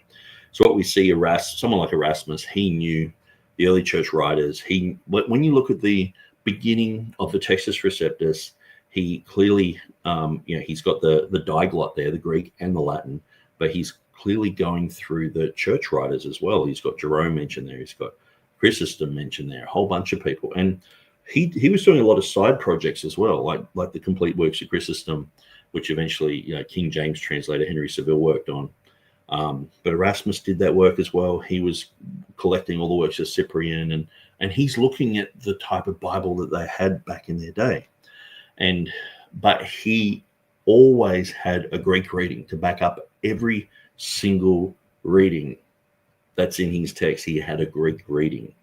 Now, the only place that he didn't was in Revelation, where he noted one tiny little spot and he let everyone know about it. He doesn't do that anywhere else in the whole entire Bible, but he does it there.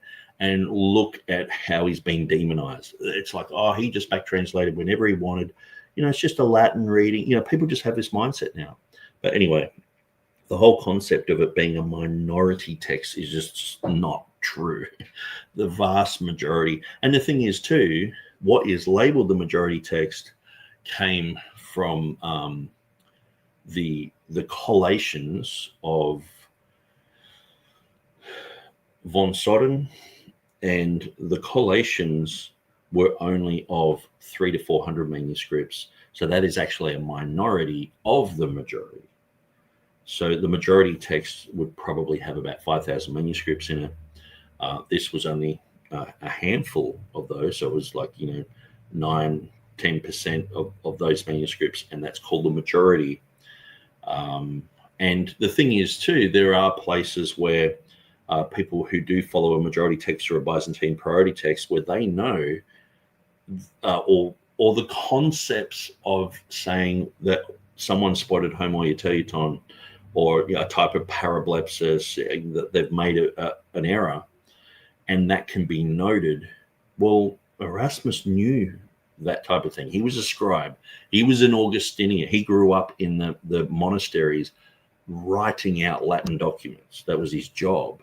So basically, that they were working in scriptoriums. That's how he noted that so many scribes were making errors in the text, and the Latin wasn't that great, and it's got errors in it. And some of these are just blunders from drunken scribes and people who are tired, and it's just creeping in with all these variants. Now, he was very interested in every little detail. He discovered Lorenzo Valla's work, and Lorenzo Valla, he was brilliant. He was able to just go through the donation of Constantine, which had been like a major document for hundreds and hundreds of years, which basically put the Roman Catholic Church on the map as the church to go to.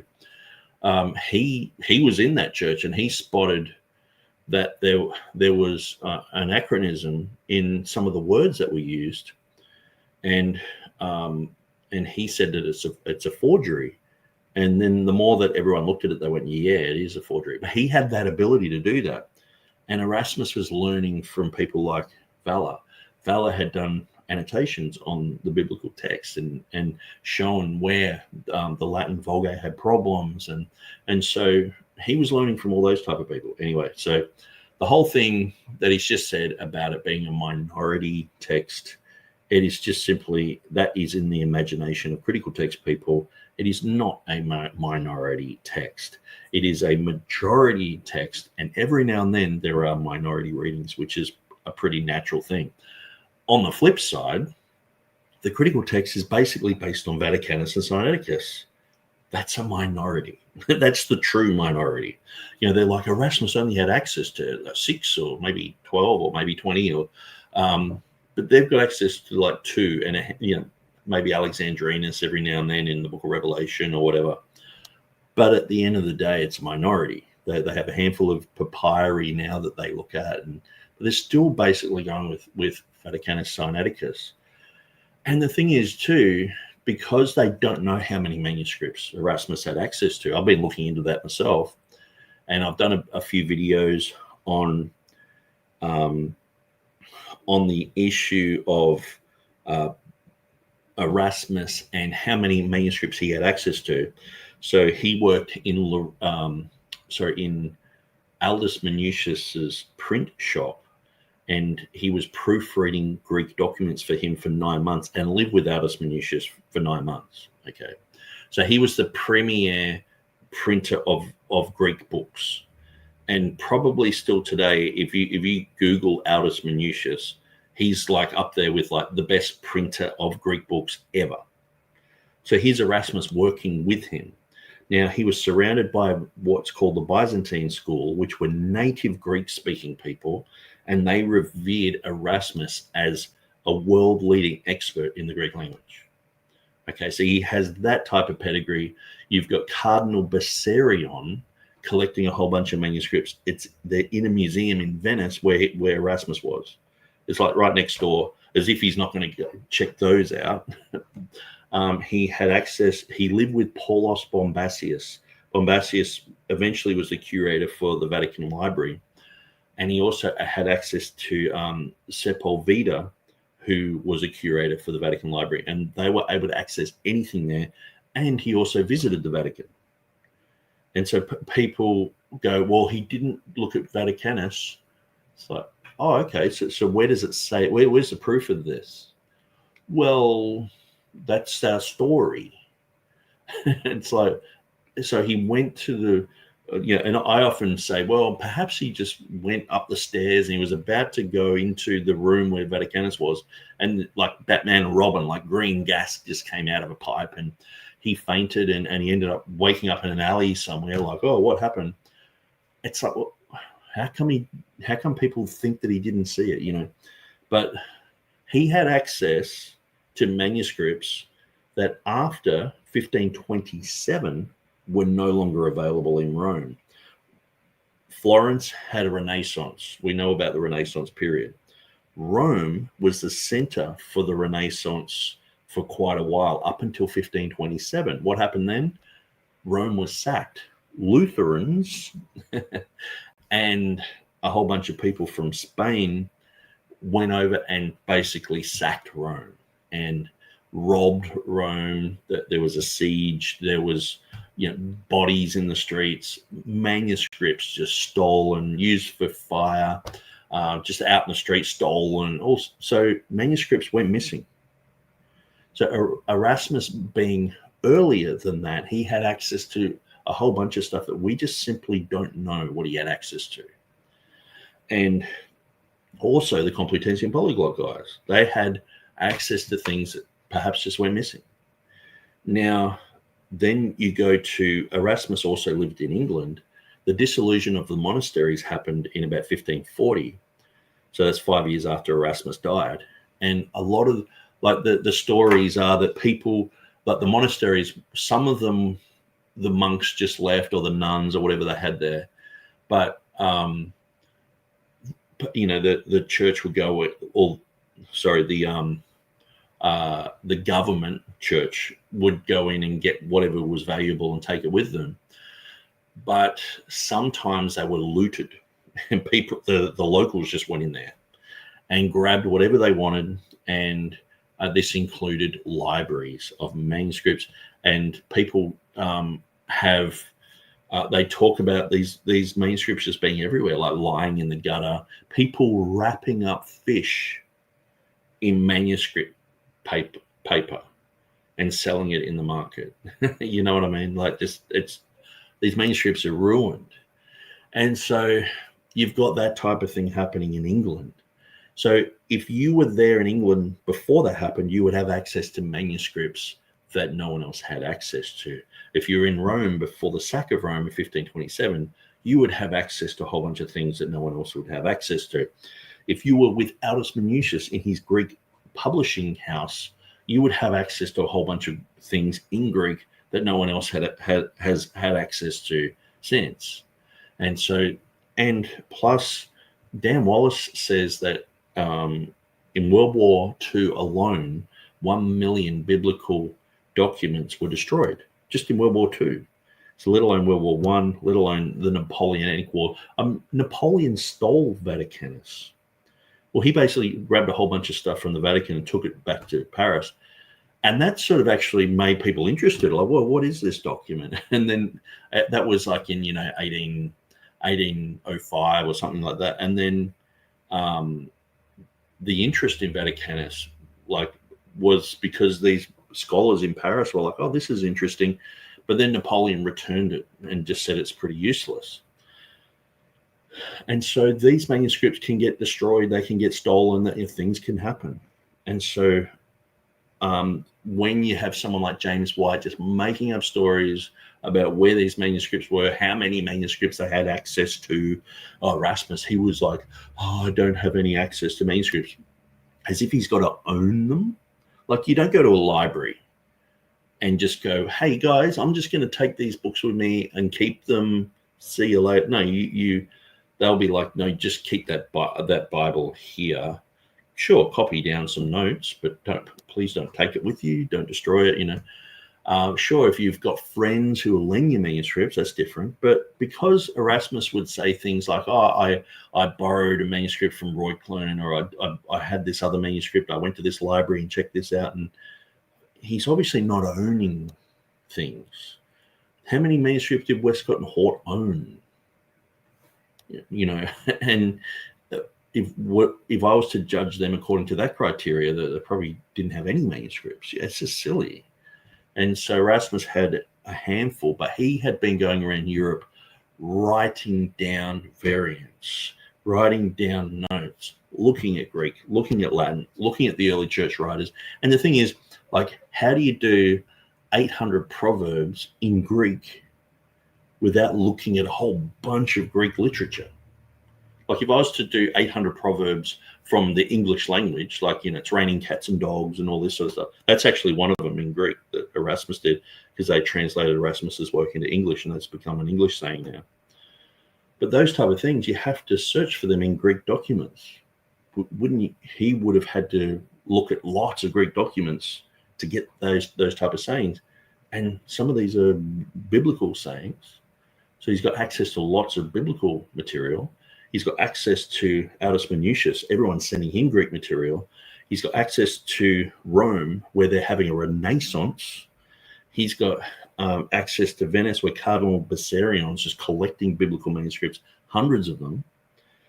He's got access to England before the dissolution of the monasteries. So, to me, this whole thing of Erasmus not having access to anything, it's just to me, it's just ridiculous. It's absolutely ridiculous. And the thing is, too, Byzantine texts are usually pretty cohesive. Like, if you get Vaticanus, you can read through that, and you read through the Gospels. Well, there's 3,000 differences just between that and Sinaiticus. So you could be reading something that's different, And there's 17 different types of tabulation that Foskey didn't do, where if he'd actually gone through those manuscripts with a fine-tooth comb and used those other tabulations, there would be just tens of thousands of differences between Vaticanus and Sinaiticus. One's Danny DeVito and one's Arnold Schwarzenegger. They're not twins.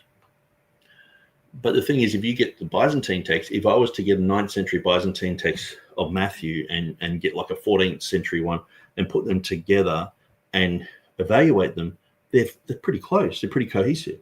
Sometimes to the point where even in the apparatus of the Nestle Alarm, they just have a big M for majority, or a BYZ Byzantine. And it's like, because they are cohesive, because they're pretty much saying the same thing. There might be the odd scribal error, or someone's a bit lazy and they weren't listening properly, or they weren't reading properly, they were sleepy, they ran out of ink, whatever. And it's like that you got normal type of issues in those manuscripts, but there is a cohesion there. So even if the worst case scenario, Erasmus only had access to these 6 manuscripts or whatever, it's like, well, isn't one document sometimes representing thousands of others that agree with it? And who said it's got to be a number count? Couldn't Erasmus spot a manuscript and go, that's the best one that I've seen? I read through that, and that is the best one that I've seen. I'm going to use that one. Well, couldn't he have done that? But he had access to so much more than he's given credit for. Okay. Now, I'll catch up with his comments, and then I'll go to the second thing that he said there. Hudson says, I think people like the idea of having access to many different Bibles just in case a certain verse doesn't read the way they like. They can jump to a version that fits their doctrinal narrative. Yes, it is a problem with humanity that is filled with sin. They hate the Word of God. Without the Holy Spirit, you actually hate the Word of God. A. Hannah says, if you have one or a couple of good manuscripts, that is really all you need. Good quality of bad manuscripts with quality of good manuscripts. And that's exactly the point that I was making. And it's interesting that I said that and you've just noted that. That's a really good point. And, if Erasmus only had access to a certain handful, if they're good, that's all he needs. Like Westcott and Hort thought they had access to the oldest and best, so they only need Vaticanus and Sinaiticus and a few other spatterings of Alexandrinus and maybe Codex Bezer. But it's like they think that's the best. So imagine before the whole critical text mess happened, people would have been evaluating manuscripts saying that Byzantine manuscript is preferred above the rest because it's a very good manuscript. It's well done. And people would have had that type of evaluation. Now it's like, oh, they're all rubbish. They're all thrown under the bus. Coherence-based genealogical method, just they tip their hat at it, but they don't really believe it. It's like, oh, we put a Byzantine reading in the book of Revelation. It's like, yeah, but you sort of still hate it. So it's just, to me, it just seems like a token little thing. Like, well, we've got a few people in the academy like Maurice Robinson. Let's just keep him happy. We'll go with some of that type of research. And King James says, yeah, Cloud probably wouldn't consider me a Christian either, seeing I'm a full-blown Pentecostal charismatic, but I acknowledge the very good work and service he did for the body of Christ. And I think that's the thing is, I do this with everyone. I data mine. Some people are good on some things and they're bad on others.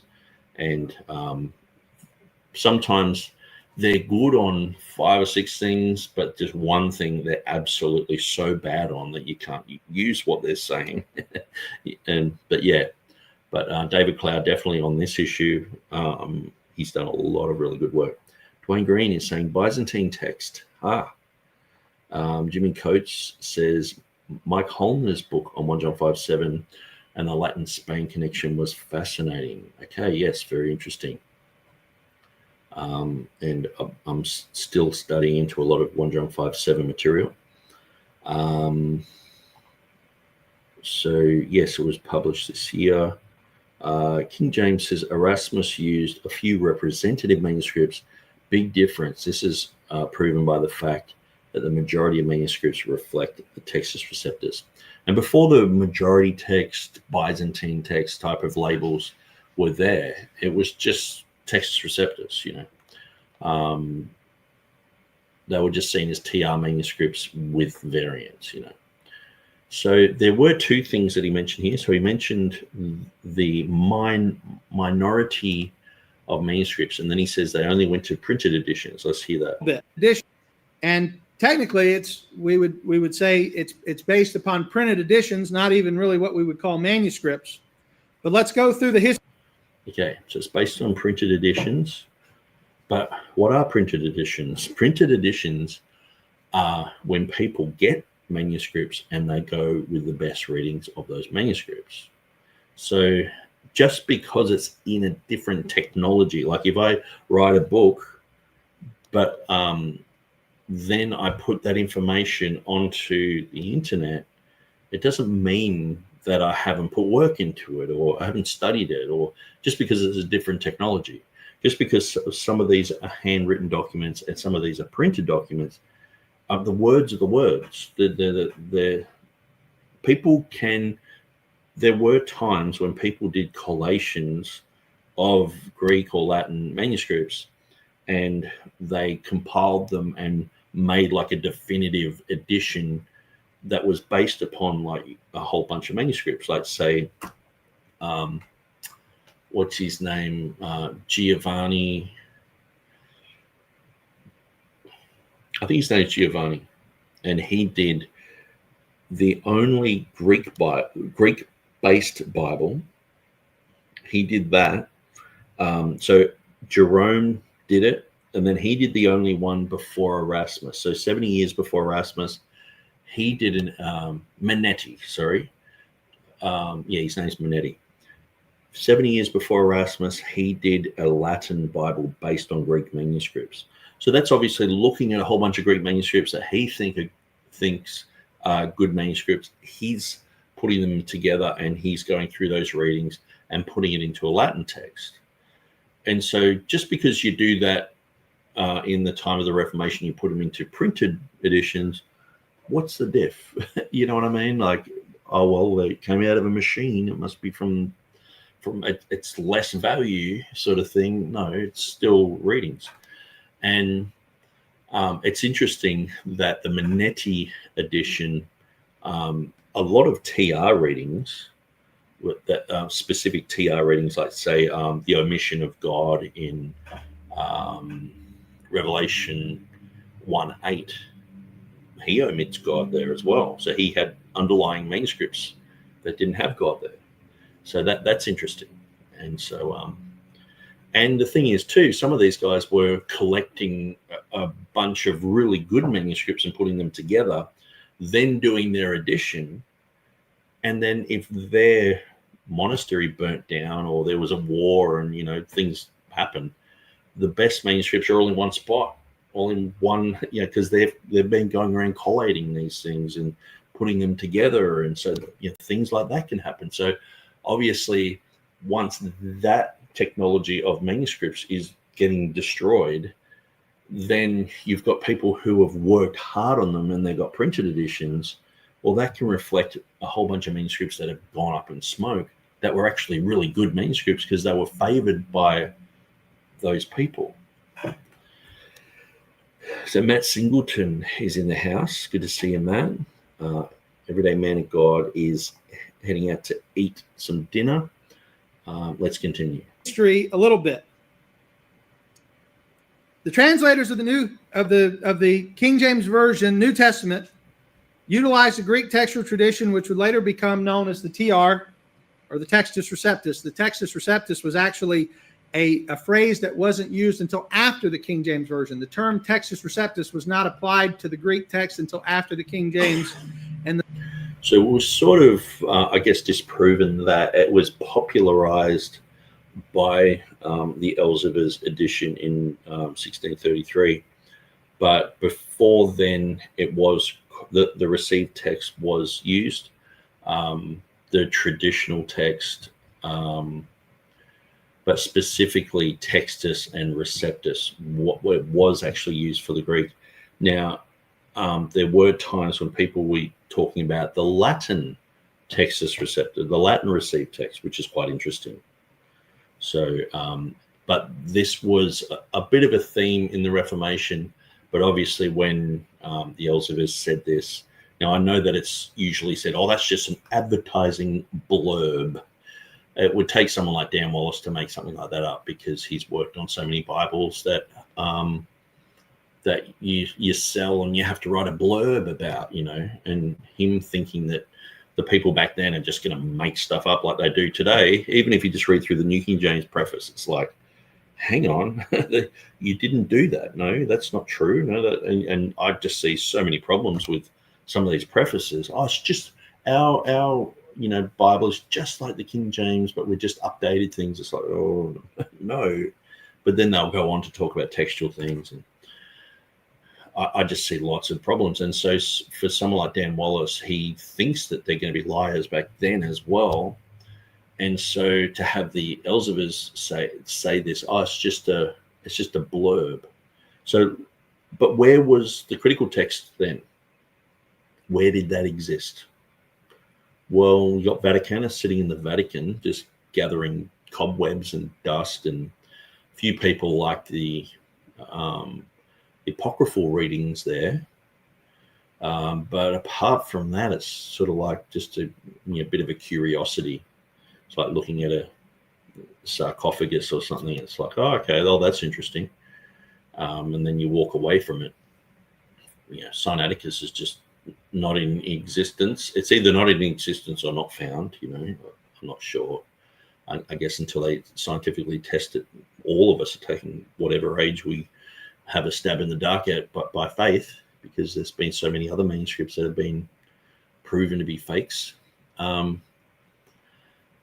And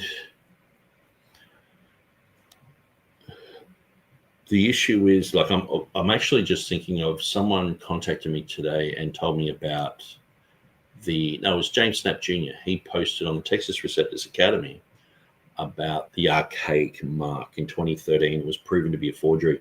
Apparently there's a book out on that, talking about that. So, and this has been something I brought up a lot, that the aliens were so convinced that this was a Vaticanus type manuscript. And why are they so excited about that? Because there's no Vaticanus type manuscripts. These things just weren't copied. They're aberrations of history. And so they're just weird things, and now they're the best, apparently. And so the phrase simply means the received text. You'll often hear people say authorized version, received text. Authorized version, received text. Those two phrases are very common because they sound and they seem to carry weight with what they're saying. This one's the authorized, therefore it's the right. Well, it's authorized by the king. That's why it's called the authorized version. It says it on the cover. This is the authorized by King James, authorized. And even if it wasn't authorized by the king, if you got that many really good scholars like that and did an edition like the King James, you would go, that's like, if you're seeing authorized in a sense of like, it is like a principal edition, it's the best one. Well, it is. And that's what they've been saying about it, up until Westcott and Hort and their mess came in. This is the best one, because even the Bible societies for 100 years were using the authorized version as the main end game for every language. So if you're doing an Italian Bible, well, we want it to be like the King James. Ultimately, at the end of the day, it's going to be like the King James, but in Italian, and the same with every other language. So there's nothing wrong with authorized. Obviously, it's authorized from the king, but to have it authorized in a sense where it's authoritative, it is. There's nothing wrong with that either. This one's the received one, therefore it's the right one. It's a received one because it's the critical text didn't exist until Ruckman printed an edition of something, and that no one uses that. Tischendorf, he printed. Who's using that?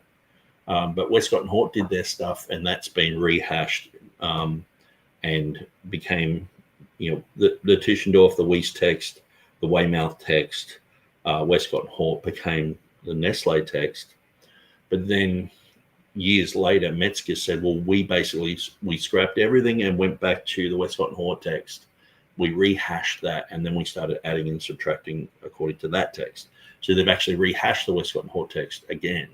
So the Nestle Alarm text is basically the Westcott and Hort text with a different haircut. Same horse, different jockey. But both of those terms have a history. Authorized, what was it authorized by? Who was it authorized by? It was authorized by King James. And what was the authorization for? It was the authorization of the translating a Bible into the English language for the use in the churches. It was authorized for that purpose. And it was different than the previous translations, because the previous translations of the English Bible, including the Geneva Bible, which was much more popular with the Puritans than the King James, the Geneva Bible. Notice these things, like it was much more popular with the Puritans and the King James. Well, before the King James, Puritans used that. But then when the King James came along, people read the King James. It was like John Bunyan, he said it was akin to the originals. It came over on the Mayflower. People like to make out that the Pilgrims, they had the Geneva because they hated the king and all this. It was more so they had the Geneva and the King James. So what do you do with that? A lot of these stories are just sort of like, people like in the 1990s have gone, every step of the way, let's just demonize the King James. People didn't like it. People hated it. The Puritans hated it. And we're probably more related to the Puritans, so we can understand their hatred towards it. Because, we love it. We loves it, but we hates it, Had certain translations, certain uses of words that the King James was not allowed to have. For instance, the word ecclesia. The king would not allow the word ecclesia to be translated as congregation. But he did allow it to be translated as congregation. This is the thing. This type of thing is just parroted everywhere. The King James tidied these issues up because they're all over the place in all these other Bibles. So what they did is they made ecclesia, when it's dealing with the church, they called it the church. And we use that type of word now, the church. And people go, it's talking about a church building. It's like, well, most people understand. If I said Paul wrote a letter to the church in Corinth, it's not talking about the church building in, you know what I mean? Like, no one thinks that. It's only anti-King James stuff that comes out with that stuff. But even here, he's saying, King James didn't allow that. Okay, well, church, ecclesia was translated as church. That was always to do with believers. The assembly was a mixed group, whether it was unbelievers and believers together. The word assembly was used. The word congregation was always talking about the Jews, the congregation of the Jews. So they put it in this correct range. There's nothing wrong with doing that. If you've got a smorgasbord of words that you can use, and they're like, hang on, we can use these words in specific type of scenarios that explain the word of God more accurately, let's use those words. And so that's what they did. But now it's just seen as like, King James put these silly rules there. King James was a brilliant guy. He was very smart. And he'd done his own translation of the book of Revelation. He'd done his own Psalms. He knew how to translate. He knew multiple languages. He was an intellectual. He even King James himself, I would say, would be vastly more educated than someone like Bart Ehrman or Tommy Wasserman. Or he knew so much more, and will just run rings around these guys. And that's just the king who's appointing people. He's saying, let's do it. Let's do a version. He's just seeing these things, and people are just making out that these are just, like, I guess, Donald Trump wakes up in the middle of the night and has a bit of a Twitter moment, and it just comes out, whatever's there. They just think it's like that. It's not. It's well thought out. It's practical. It's like, hey, look, we know Tyndale. He had a problem with the church. We all have a problem with that church, But now we don't have a problem where we use the word church. We're all in agreement that that's what we use, and let's use that word. And the thing is too that if you look at the Geneva that he's talking about, how come they can use the word church, but they're not demonized? Yeah, and this is the problem. Sometimes they're saying we shouldn't use the word baptize. Yeah, and you go back to these other ones that they've said are good, and they use these same words, and it's like, it's not making any sense. So Anchor David says for Spanish speak, there is the Renera Valera Gomez version, the RVG. So anyone who speaks Spanish, or if you have a Spanish friend, Google the RVG and maybe type in Textus Receptus or something with that, so you don't get the Reina Valera, which has some issues. You get the Reina Valera Gomez. A. Hannes says they like the notes in the Geneva, not necessarily committed to the Geneva translation. Yeah, and if you've just got like the Bishop's Bible that doesn't have the notes, then you've got the Geneva that does have the notes. Which one are you going to get? And they probably have both. People use both.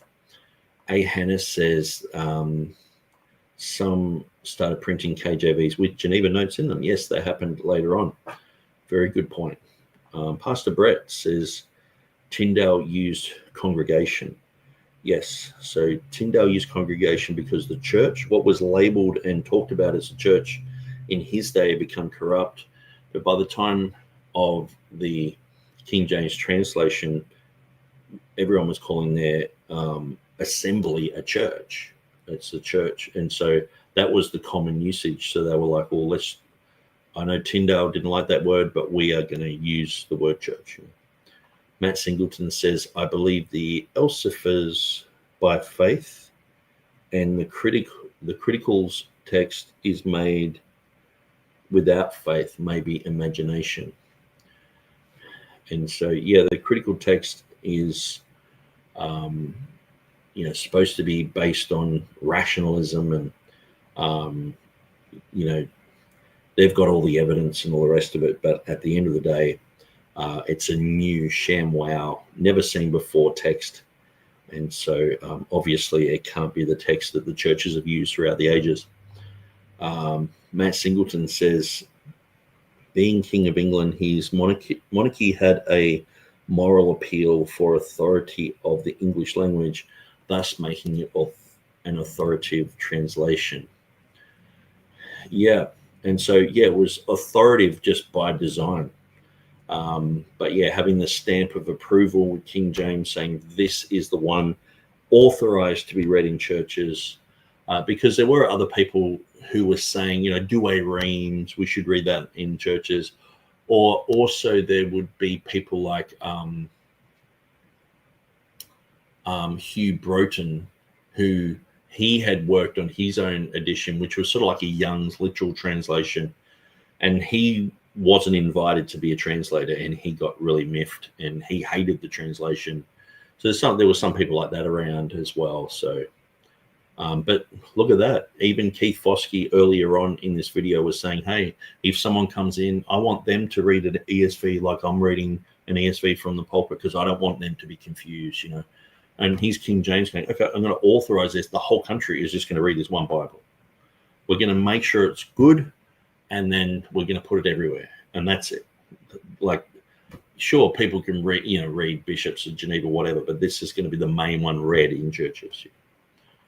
It had to be translated as church, because the word church had a usage in the day that was important to maintain. The word ecclesia means assembly or congregation, but he wanted it translated church. And so notice he's saying that the word actually means assembly or congregation, but he wanted it church. But doesn't ecclesia mean church as well? or is he pitting them against each other?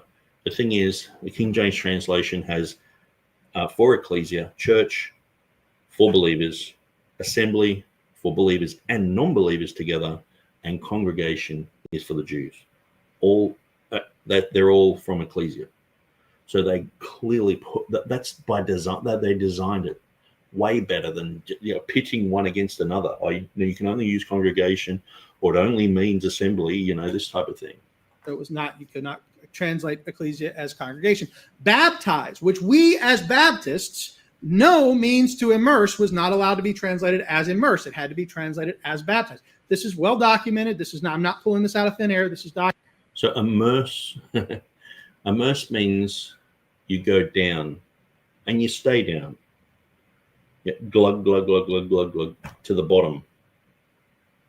It's immersed. Baptized means you go down and you come back up. Baptismo. That there's so much. There's such good etymology behind the word to baptize in relation to the Greek, and also just history. That someone was baptized. They were immerse sounds like you've gone to the Young's literal translation, and you, instead of saying forever, you're saying to the ages. It's like, okay, that's heaps better. I went and got immersed to that. Like, imagine going to your family, you knock on the door and say, I got immersed. Like, what do you mean? Immersed. Oh, what's that? You know what I mean? Like, who uses that? Like, you say, I got baptized. I know exactly what you're talking about. And this is the thing. Half of these, I've got issues with the King James. It's like, well, are these actually issues in the real world, or just in anti-King James onlyism? Documented. There were certain things that were demanded of the King James translators, and one of them was certain words had to be translated certain ways. And I'm so glad that they didn't use immerse. And it's like, hey guys, you want to go for an immersion today? What's an immersion? That sounds weird, It's like, hey guys, you want to come to a baptism today? Hey guys, you want to get baptized? They know exactly what I'm talking about. What day did you? How old were you when you got baptized? Well, or hey, this church, they believe in infant baptism, and the difference. Immersion. It's just, anyway, I'm so glad that they put these words, these English words in there, and didn't use these other substitutes that just sound strange and weird to me. Because of their use in the church at the time. And so it's not just use in the church, but it's use in general. And they weren't just enforcing words onto the population. They were looking at what the population was using, and they were saying, that's a very good word, let's use that. The King James was authorized by the king. The Textus Receptus, though, has a much different history. Desiderius Erasmus was a Dutch Roman Catholic priest in the early 16th century, and he holds the honor of being the first to publish a Greek New Testament after the invention of the printing press. Okay, yep. But also notice he's a Roman Catholic, so pretty much everyone in the whole of Europe was labeled Catholic. Even Wycliffe, he was anti-Catholic, anti-mass. Had a lot of his own individual ideas, and they dug up his bones 30 years after he was dead and burnt them. The Roman Catholic Church did. People like Johann Huss. He was a Catholic, but he had lots of, concepts that even Luther, he basically said, I'm a Hussite. He didn't know he was a Hussite until he studied Huss, and he's like, oh, I guess I'm like him. But they're just labeled Catholic. Well, the thing is, it's like, if you're living in America, you're an American. Okay. So, just say tomorrow America becomes like Nazi Germany, okay? just because you're an American, it doesn't mean that you are part of that. You know what I mean? You have your own thoughts. Like the whole empire was labeled the Roman Catholic Empire, even England. So the thing is, if you were an author, like say Tyndale, he was in England and he was still a Roman Catholic. The day that he became not a Roman Catholic was the day they strangled him. They defrocked him from the authority that he had of being a Roman Catholic priest. So up until then, he was labeled as a Roman Catholic priest. And then they did. Was he just doing Catholic things? No, obviously he sparked a Reformation. He's one of the main reasons that England became a Protestant country. Luther, he was a Catholic priest, but then he's like, he got kicked out of it. He got excommunicated. If he died before he got excommunicated, I guess we'd just say, well, he was just a Roman Catholic. But Erasmus, it was like 10 years later he died.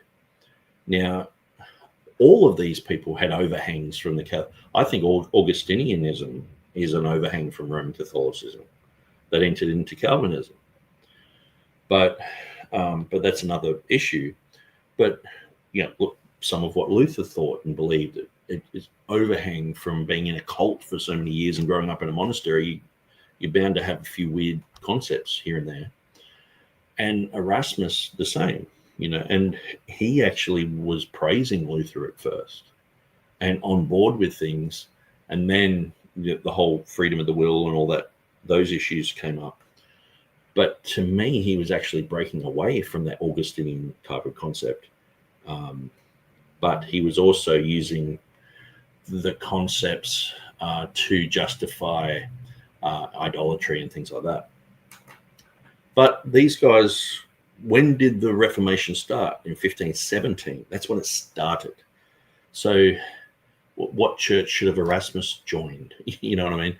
The Lutherans were still doing some pretty wild stuff. Luther was getting people put in prison for years and years and years, like for just minor things. Sometimes these, what are labeled historically as Protestants, were doing things just as bad as the Spanish Inquisition was doing things,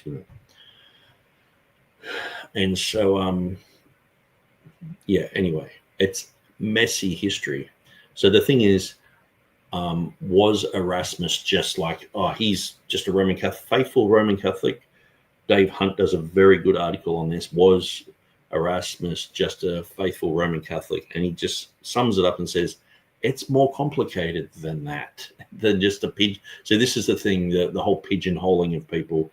Oh, you're a this, or you're a that, or you're a racist, or you're a, you're a Nazi, or you're a King James only, and these type of pigeonhole things. Erasmus, you go to put him in the Catholic thing, but then a few years later they put all of his books on the forbidden list. The Roman Catholic Church did that. It's like, well, why would they do that if he's just a faithful Roman Catholic? A. Hannah says, I believe they were trying to identify and retain ecclesiastical language and standardize it in the church speak. And that's a very good point, because they're doing the Bible translation for the churches and for the Christians. And the thing is, for many years, the Church of England had their own identity, and then the Roman Catholic Church had actually sent missionaries. It's interesting, to come and sort of Romanize the church.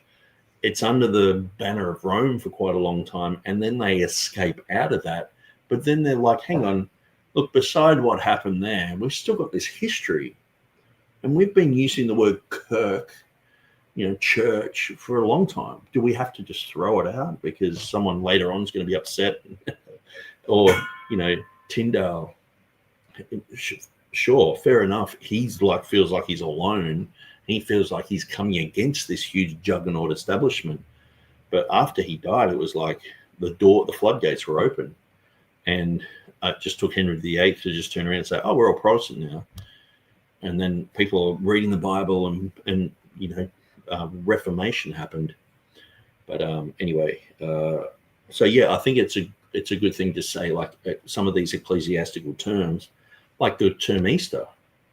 They put it in its correct semantic range in Acts chapter 12, verse 4, the only place that warrants it being after the resurrection, because the Christians were celebrating Pascha, but not in the same way as the Jews who were celebrating the Passover and killing a lamb. The Christians, they were celebrating it. And the early church writings say this. No one ever debated on whether you should do Pascha or what's called Easter today. They only debated on the date, or the quarter decimans, or doing it on the 14th or doing it on the Sunday after, and that type of thing. But it was put in its correct semantic range. So every 28 times Pascha is Passover, an Old Testament shadow and type. But then one place after the resurrection, it's Easter, coming from the German Oster. We know from words like Austria, the Eastern Reich. It just means it's related to the word Ost, or east. Auferstehung means to rise up again or to resurrect. Auferstehung and Oster are related words. So the word Easter is actually related to the word Germanic, the Teutonic word for resurrection. So knowing and understanding that most people saw the word Easter as meaning resurrection, that changes everything. And when you understand that they were celebrating the resurrection celebration, that makes a lot of sense. But people like James White say it's a pagan holiday and all this sort of rubbish. But anyway, let's move on. But Erasmus did not have a full copy of the New Testament manuscript. Okay. He scoured all the libraries of Europe at the time, and he's like, I can't find even a full Bible in Greek. like this is how ridiculous it is. But I'm not even being down on Keith Foskey. This is just, if you study James White and Dan Wallace and these guys, this is the type of thing that they make you think. Like, there was just such scant evidence. We didn't even have a full Bible. It's just terrible. So he produced some of his text, well, I would say quite a bit of his text, by comparing partial manuscripts to one another, and at times consulting commentaries which had the text within them, having to pull the Greek text out of the commentaries. And that's and true. At one place specifically, this is probably the most famous, there are places where he translated back from the Latin because he did not have a Greek text of that particular passage. The most famous of these is the last 6 verses of the book of Revelation. Okay, so everything he said there was true up until he said the last 6 verses of Revelation. Now, Franz Delitzsch, he found a manuscript about 300 years after Erasmus. Now, Franz Delitzsch, interesting guy. He didn't really like the Textus Receptus much, even though he did a Hebrew Bible based on the Textus Receptus that is more so, it's an interesting Bible anyway.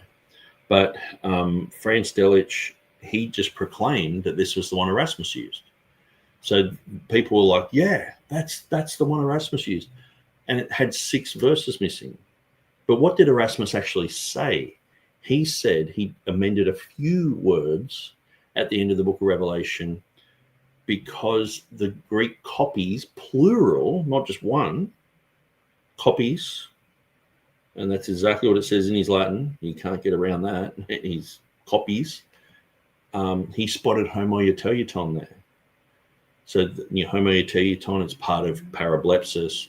It just means if you had a sentence that had Kathy went to the shop, and then it said, and Bob also went to the shop, and shop was on top of each other at the end of a sentence, it causes homoioteuton, similar endings, and people can actually skip over a whole line. And this is what Erasmus said happened. So Erasmus's own words contradict what everyone's saying about this.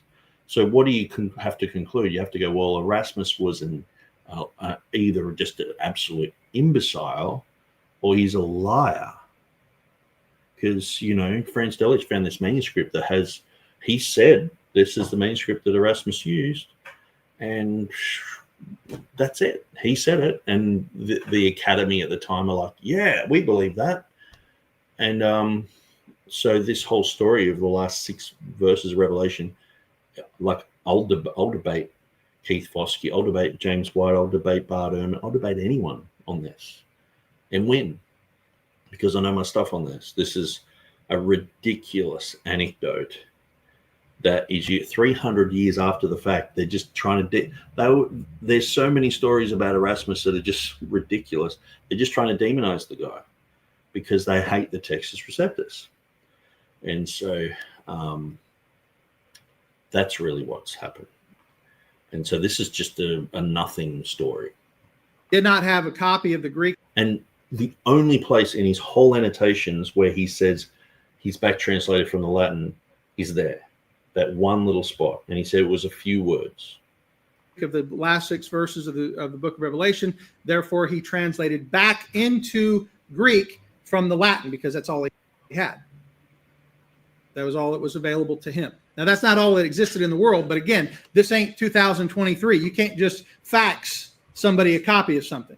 What he had available to him was a very limited number of manuscripts. Notice everything's just paltry. He hardly had anything. The poor guy, he's scoured the earth and just found one whole Bible maybe.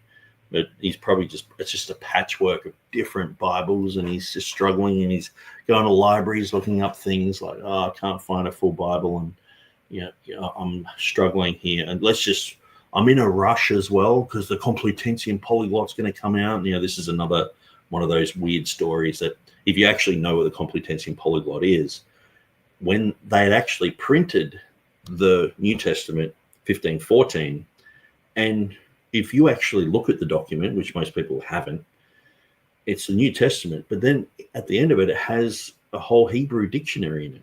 Well, why has it got a Hebrew dictionary in it? Well, that's actually to match up with the Old Testament section that comes out. So you've got a section that is New Testament, Hebrew dictionary, and a whole bunch of other helps.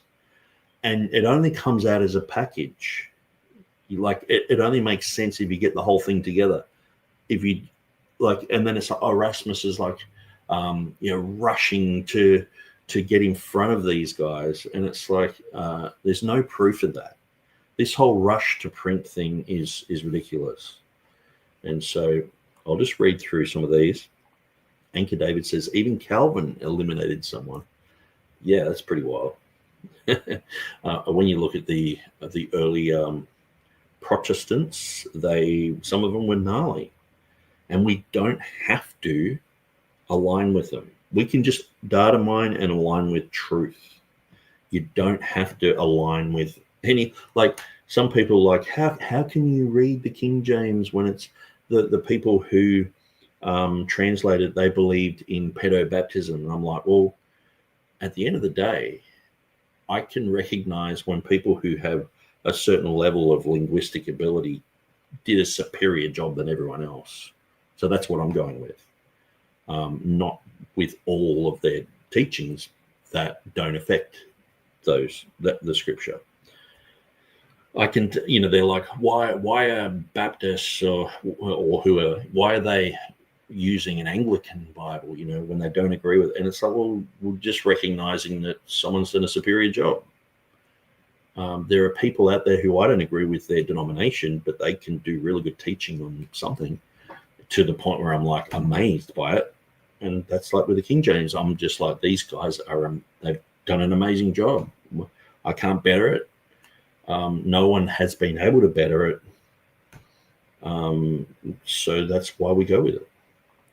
Embryo says, good evening, gentlemen from Corpus Christi.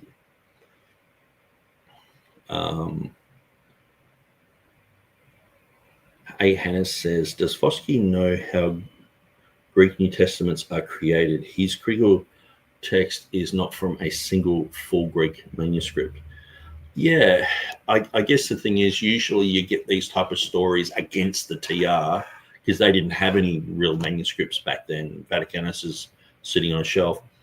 And then they sort of make up this, weird story about how Textus Receptus, so it's printed editions, and it's only a few manuscripts, and didn't even have a whole thing, and all this. And it's like, okay, so explain how Westcott and Hort did their work.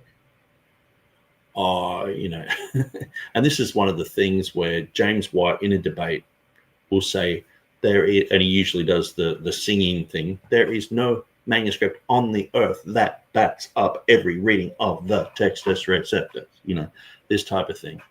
That actually sounds like a ping pong ball just bouncing down the stairs. But he'll say this, and it's like, okay, but there's no one manuscript that backs up the critical text either, James.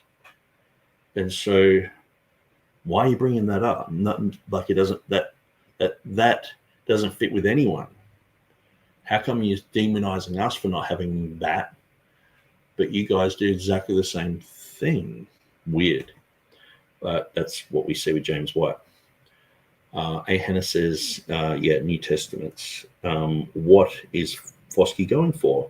A Greek text from one complete Greek manuscript, or a Greek text from a bunch of bad Greek manuscripts? Yeah, it's sort of like, it has to be complete. Oh, okay. Is Vaticanus and Sinaiticus complete? Well, and that might be actually one of their arguments. It's like, well, at least they're, pretty much complete, sort of thing. A few little bits missing here and there and all the rest of it. But see, these other Byzantine ones aren't, but they don't know. They don't know what Erasmus had access to. James White's like 6 manuscripts, 12 manuscripts, 20 manuscripts. What if he said 100? Like, could he disprove that? How can he's just stabbing in the dark. And the lower that you make it, it seems like you're winning some sort of argument somewhere. In fact, we know what he had. Well, speak of the devil. Keith Foskey is saying that we know what Erasmus had. He's going to tell you what Erasmus had. Let's listen to this. Erasmus was able to gather the copies of what we call today minuscule 1, 2, 7, 8, 17, 28, 14, 28, 15, and 28, 16. Okay, let's count them. A very limited number of manuscripts. In fact, we know what he had. Erasmus was able to gather the copies of what we call today minuscule 1, 2, 7, 8, 17, 28, 14, 28, 15, and 28, 16. All of these are medieval. There was because he speaks so fast, I think there was 6 there that he mentioned. So, and then it's like all of them were medieval manuscripts, but he did have access to Vaticanus, didn't he? So why isn't that mentioned? Oh, well, that gets in the way of the good story that he didn't have access to what we had today. Or if he had access to Vaticanus, Westcott and Hort, yes, they used Sinaiticus and Vaticanus, but they actually favored Vaticanus over Sinaiticus, and many times would go with Vaticanus. But why isn't that mentioned? And what about many of the other manuscripts that he looked at and says that he went to the library and looked at this other manuscript and this other one and this other many other manuscripts that he talks about? Manuscripts ranging in date from the 12th century to the 15th century. So he's only looking at 12th and 15th century manuscripts. None of them were earlier than the first millennium. None of the manuscripts that he was working were from the first millennium. All of them were later manuscripts. All of them were in the lowercase hand. Remember I talked about uppercase, unsealed, lowercase, minuscule. All of them were that. We know what he had. It's just such confidence. We know what he had. Well, maybe Keith Foskey needs to school James White, because James White, he used to, I'm pretty sure he said 6. He spoke so fast, I can't be bothered going back and counting it. It's pretty boring to do that. But just say he said 6. I don't know where he got that from, maybe James White's book or Wikipedia or whatever.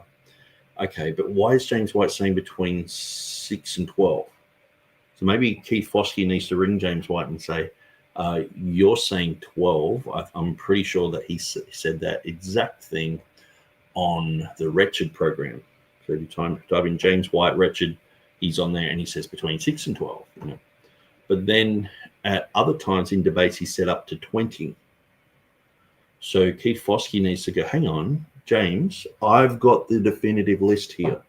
I've got the Epstein list here. It's definitive, where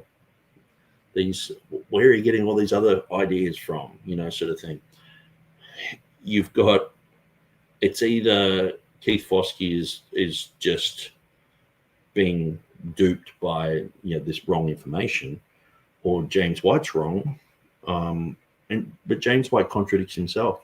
I've heard him say emphatically that there's 6, then emphatically that there's between 6 and 12, then emphatically that there's up to 20, and each time with such confidence, and not saying, "Oh, I used to look, guys. Hey, I put my hand up. I've been a little bit wrong about Erasmus. He probably did have access to more than I'm giving benefit. I wasn't given the benefit of the doubt. I wasn't thinking about this and that. He probably did have access to more.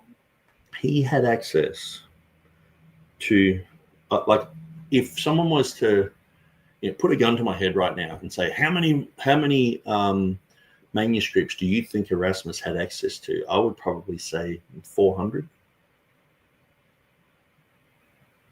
And so, look, let me just, like, some people are like, "Oh, where do you get that?" Okay, let's just look at Erasmus.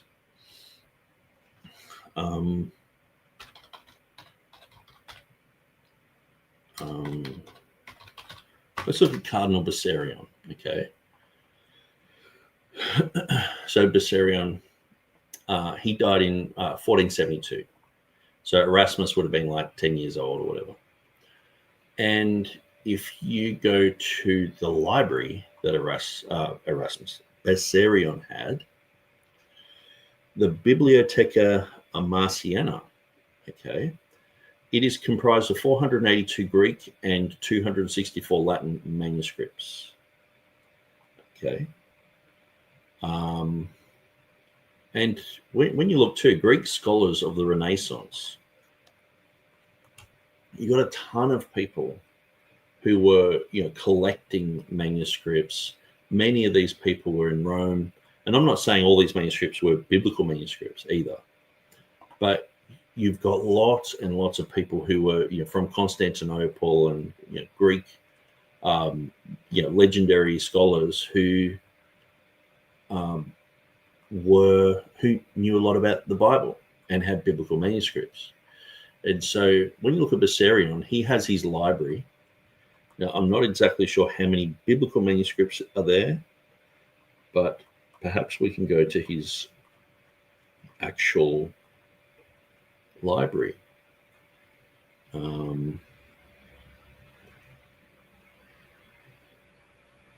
Maybe we can go to where the Wikipedia page on his library. We'll just have a quick look.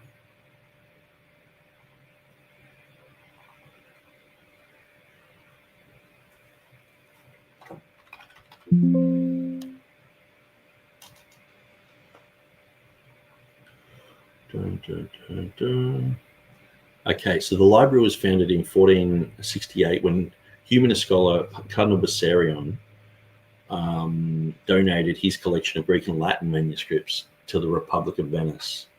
And so Erasmus spent time in Venice. That's where he stayed with Aldus Manutius. So as if Aldus Manutius didn't know about this, as if Erasmus didn't know about this. And there's just, to me, it's like he had access to like lots of manuscripts. Now, I have previously looked up exactly how many biblical manuscripts there are.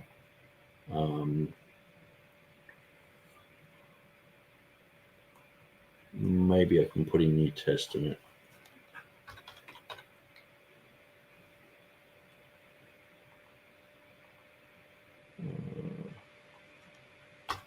So anyway, I'm sort of rabbit trailing, but you can see this is just one guy and one library.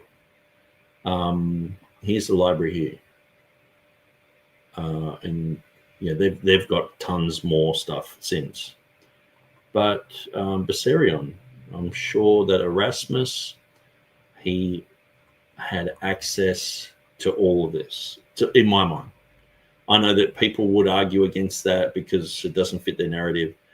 And it comprised 482 Greek and 206. So you're looking at nearly 500 Greek, 250 Latin manuscripts. And so that's interesting. Most of Bessariion's works are in Mine, Patriologia Graecia.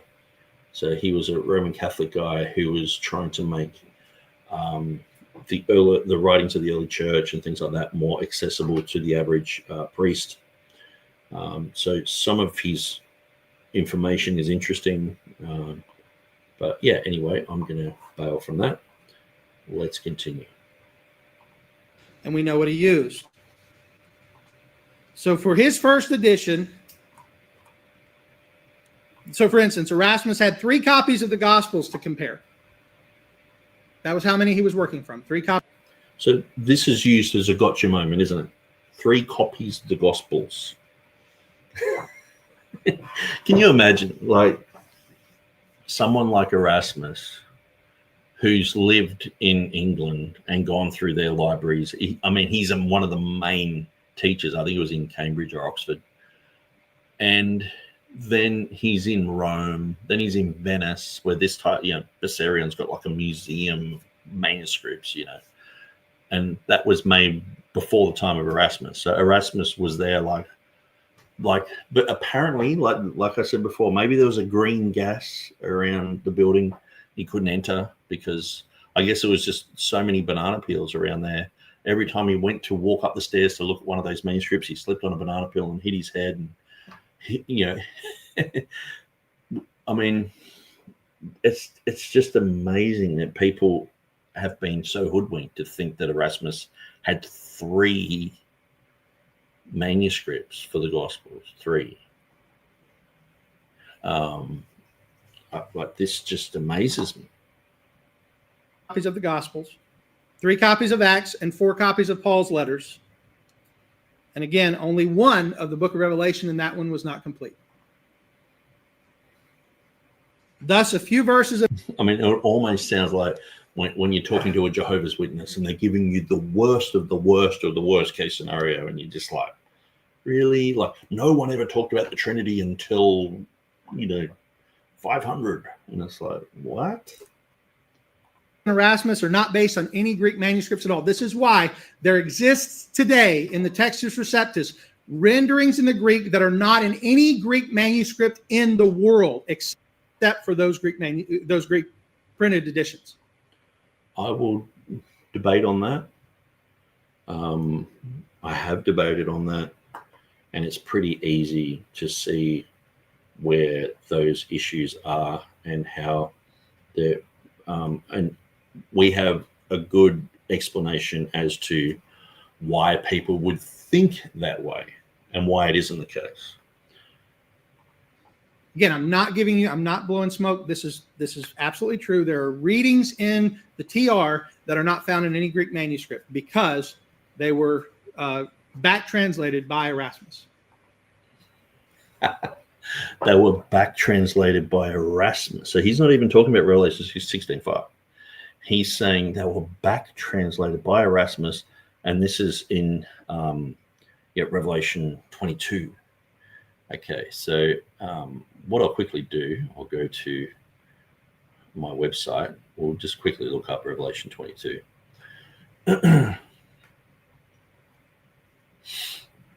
Because I'm sure if I was able to sit down with Keith Foskey, he seems like a pretty reasonable sort of guy. I don't think he's just deliberately coming out and saying misinformation. This is just the average stuff that apologists teach nowadays.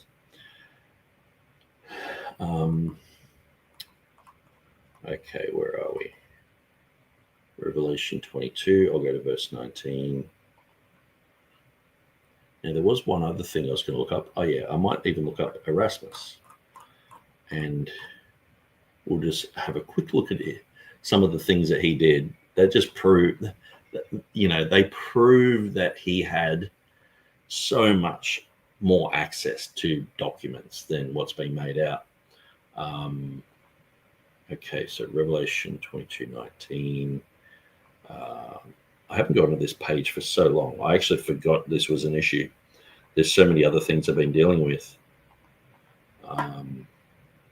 Yes, Revelation 22:16-19.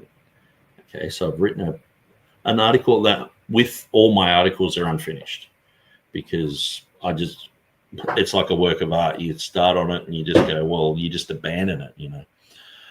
But maybe people want to look at this, so I'll throw this into the chat there.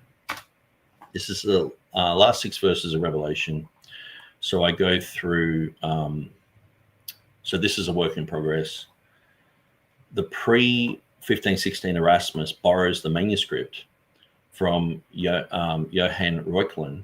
After 1861, this was claimed to be minuscule 2814, but this is uncertain. Pre-1516 Erasmus extracts the Greek scriptures from that manuscript, formulating the text of Revelation. Some claim he only used an assistant for this task, but so anyway, I'm getting into the weeds there, so I don't really want to do that. But you can read it for yourself. It's all there, or just pause the screen and zoom in. Maybe what I'll do for this, I'll actually get rid of my bobbing head there, and we'll just put the whole thing in. Okay. Now,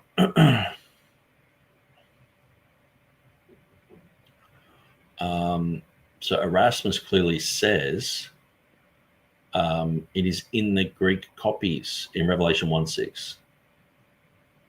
So how does he have plural copies in the Latin as plural, but he only has one manuscript for Revelation? Okay. Now look at this. He says, however, at the end of this book, I found some words in our versions which were lacking in the Greek copies, plural, but we added them from the Latin. Okay, so he is saying that he did this. Now, let's have a quick look at these pictures here.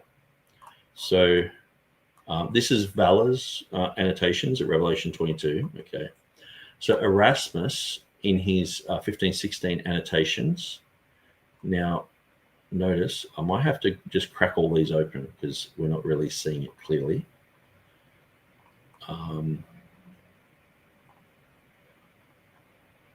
Hopefully I'm doing the right thing here.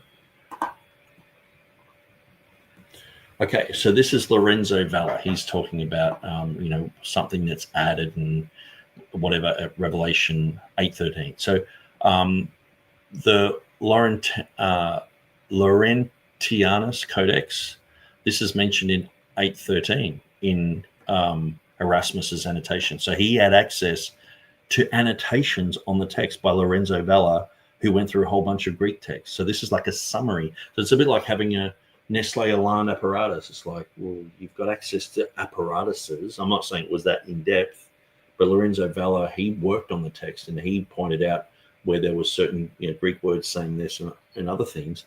And he's talking about Lorenzo Valla is saying this. That's exactly what he's saying. That's the annotation of Erasmus there in Revelation 8:13. So I'm giving you all the information. He talks about the plural manuscripts in Revelation 1:6. I can't remember exactly what he's saying there, but this is where he is saying that he translated from the Latin, okay, and he said it wasn't in our Greek plural copies, and so he worked it back from the Latin. Okay, so that's in his 1516. So notice this. When we go to the next edition, there's an arrow to where that was, but it's not there. You can look it up and it's like, oh, it's not there. Oh, next edition. Oh, it's not there. Next edition, not there. Next edition, not there. That's because it was only mentioned in the first edition that happened. It was to do with a few words, and that got amended and that got fixed. So it's the only place that Erasmus ever says that he back translated from Latin. This one little thing in his first edition, and they're making it this big fuss. It's like 136 words. It's quite amazing. So anyway, I would say to Keith Foskey, you really need to know this stuff if you're going to go around repeating and parroting what the academy is saying. You got to know if it's true or not. Okay, so then you've got Franz Delitzsch. Okay, so here's Franz Delitzsch here. So he finds this manuscript in 1861, pronounces that the last 6 verses are missing. Tregegels jumps on board and says, yes, you're right. I've got all the correspondence here of those guys. This just becomes folklore. Everyone just believes it. And then it just gets to the place where people are like, well, that's the manuscript. But see, the thing is, the manuscript doesn't match up with Erasmus's printed text. So if he's only using one manuscript, which clearly he's not, because I just proved that he's talking about Greek copies, and he's going to Lorenzo Vala's annotations, and so he's going to lots of different things. That's only just evidence that he just went to a few other things. It wasn't like he was like, oh, hang on, guys, I know later on everyone's going to make a big fuss about this, so I better write down everything. No, he's just like, oh, yeah, and by the way, Lorenzo Vala says this. And people would expect that he's looking at everything. Anything he can get his hands on. And so, of course, that's what he's doing. This is what Erasmus did. He went around the libraries of Europe, scouring every library, writing down variants. Okay. And so, yeah, we have this whole concept has just become popular. And yeah, so I've got an article there. You can go and check it out for yourself. But what I've done is I've compared the Greek edition. So you can either look at the pictures if you like that, or you can look at what I've typed out here. And so you can look at Erasmus's 1516 and compare it with the Aldine edition, or you can compare it with his next edition. But you can go through and you can compare these, because James White says the daftest things. He says there's readings in there that don't even make sense. They're not even Greek words. And it's like, well, I've gone through every single word, and every single one of them is a Greek word. What are you talking about, James? You can compare it with Stephanus and Beza. You can go through all these, and I made a nice little table for this. So if you want to compare them, so we compare the 1881 of Scrivener with Theodore Beza. So we compared them, and pretty much Beza and Scrivener are identical, because Scrivener's is just Beza's text with a few little tiny additives. But if you go through, I've got the Complutensi in there. If you go through the 1516 and 1519 in these verses, there's not that much change. And it's like, another definite article. But you do have change, but it's not like they're making out. There's just this massive difference. And when you go through and you compare these, it's not a huge amount of difference. And if they're saying all these verses are affected, like the vast majority of them are in agreement. Now it has ectaste here, which is added later by Stephanus Beza and people later on after Erasmus, who continued that work. But I mean, to say that there's words here that are just simply not even words that you could use, it's like, it's actually got a couple of less words. It's got like, a couple of, definite articles. Where are all these so-called different words, So it's just not true. It's just, So anyway, this is minuscule 2049.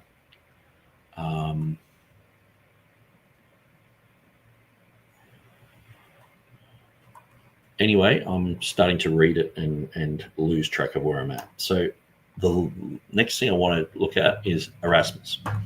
So let's just look at Erasmus and what he did. Now, I've started creating a bit of a timeline. Okay, so he's born in Rotterdam, obviously. So he's born in 1466. Now, he's in Gouda. He's already began his schooling. 1487, he entered the monastery, and he left that in 1494. So it was a time when he became expert in Latin. Deventure, 1478, he was sent by his parents to the Latin school. He acquainted Erasmus with Greek and Latin literature of antiquity. So he left that school in 1484. In Paris between 1495 and 1499, he was a student in Paris, and he was actually tutoring people there. In England, 1498. So this is while he was in England. So he went to England quite a few times, and in 1505, he became associated with Thomas More. Now, you know who Thomas More is. If you don't know, here's a picture of him. One of the main guys to do with the English Reformation, and talking about William Tyndale, talking about Luther, Zwingli, and I'm pretty sure he was put to death by Henry VIII. Let me just quickly double check that. Sometimes I get these guys mixed up. I should really know. Yeah, trial and execution. Yeah, so that's correct. And so here he is in England, but all this time he didn't see a Greek Bible anywhere. Just a whole Bible, or he only had access to like 3 New Testaments, and it's like well, not even New Testament, but 3 Gospels. So he's in Italy. So look at this. He spent 3 years in Italy. He went to Italy primarily to perfect his knowledge in Greek.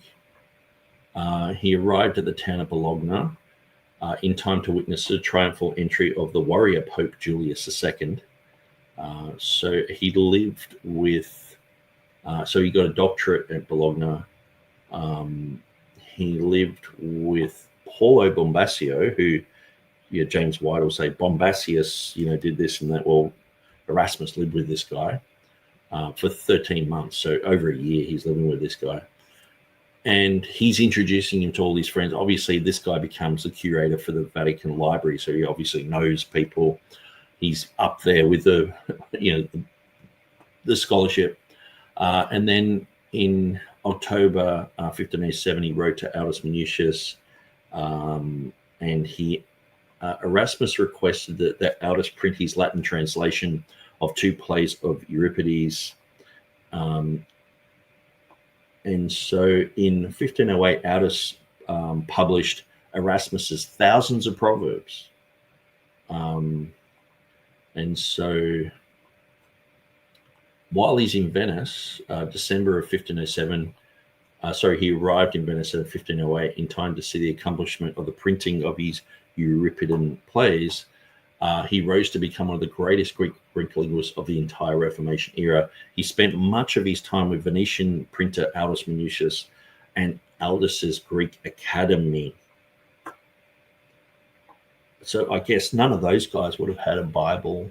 They're just like, oh, we've heard that you can get Bibles from somewhere, handwritten. I mean, we've got like 5,000 of them today, but it's like back then, I guess they were all just under lock and key. It's like, here we've got Erasmus who could walk into a library and they're like, Erasmus is here. It's like, the David Beckham of scholars. You know what I mean? Like, imagine David Beckham turned up to your little league, soccer game. You'd be like, wow, legends have just walked in the room. Like that's Erasmus, and he's hanging around Aldus, who's like the main guy in Europe at the time doing Greek publishing. But they're like, I've only got I've only ever seen like 3 New Testaments in Greek. It's just amazing, this numbers game. It's so weird. They had a whole bunch of Byzantines, got like actual literal Greek guys from Constantinople who have moved to Venice. Like apparently there was 5,000 native Greeks living in Venice at that time. And lots of them were scholars and scribes and all the rest of it. And they had a whole core of Byzantine scholars working at Aldus Manutius's print shop. That's why he's doing the Greek thing. We've got all these Greeks here. Let's work on this,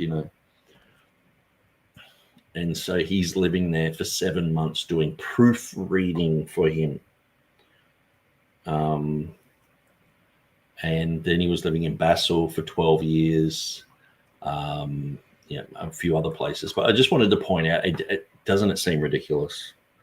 This numbers game. Erasmus only had, 3 editions of the Gospels. It's like, okay. And so actually one thing I really wanted to read, I'll just quickly do that, was this comment here. In fact, Erasmus's own manuscript collection was so large and valuable, it was covetously seized by customs when he left England to go to the continent to finalize the Greek New Testament in 1514. He protested, saying, "They have stolen the labors of my life." The manuscripts were returned in a few days. So here we have Erasmus. What's he laboring on? The labors of his whole life.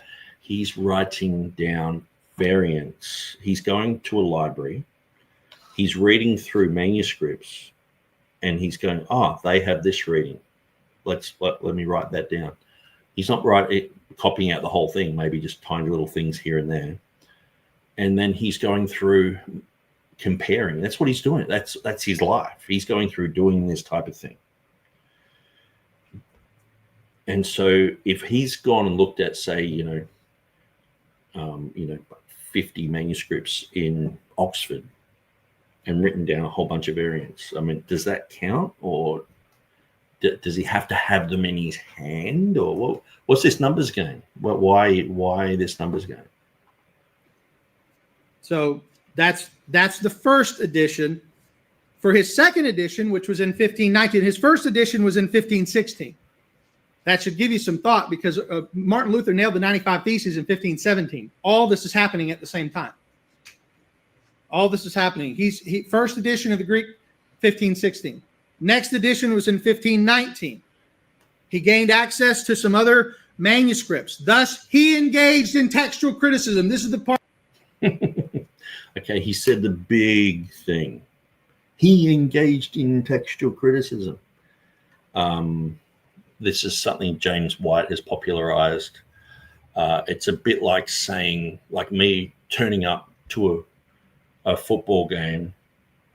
I guess, I'm trying to relate it to everyone, like a game of gridiron or whatever. And I point to one team and I just say, do you realize these guys did training? I know, it's a shock. They trained. And everyone's like, yeah, well, we all train. And it's like, they trained. Aren't you seeing what I'm saying? They trained. And it's like, yeah, everyone. Like him saying that, like James White has said this at some point to win a debate somewhere. They engaged in textual criticism. He probably said it like a poem. But it's like, yeah. I mean, who didn't? So anyone who's looking at manuscripts, everyone engages in a type of textual criticism. It's a lot different type of textual criticism when you have Erasmus, Stephanus, Beza. They're working on the Byzantine text. And then what you have with Westcott and Hort, they're working on Vaticanus and Sinaiticus. Completely different. They're rejecting the Byzantine and saying it's just rubbish. That's different, isn't it? Because it's a bit like me saying, okay, China does politics. It's like, okay. And America does politics too. It's like, yeah. So they're the same. It's no, it's a different type of politics, like America, or they used to be based on the Constitution and all the rest of it. Now it's just a mess. But you wouldn't liken American politics to Chinese politics, would you? Maybe they are similar, but now they are. But they're both politics, but obviously there's a difference. To say this is just the classic. James White said something that got some people laughing. This comes back to the Monty Python thing. It's all just got to be a funny thing. The anecdotes, the Erasmus and Beezer. Did you see the Three Stooges thing? They're bouncing their hands off their head and slapping their head really quickly, and the one slipped on a banana peel and the other one hit his head on a nail, and that's Erasmus and that's Stephanus and Beezer. Oh, let me tell you about Beezer.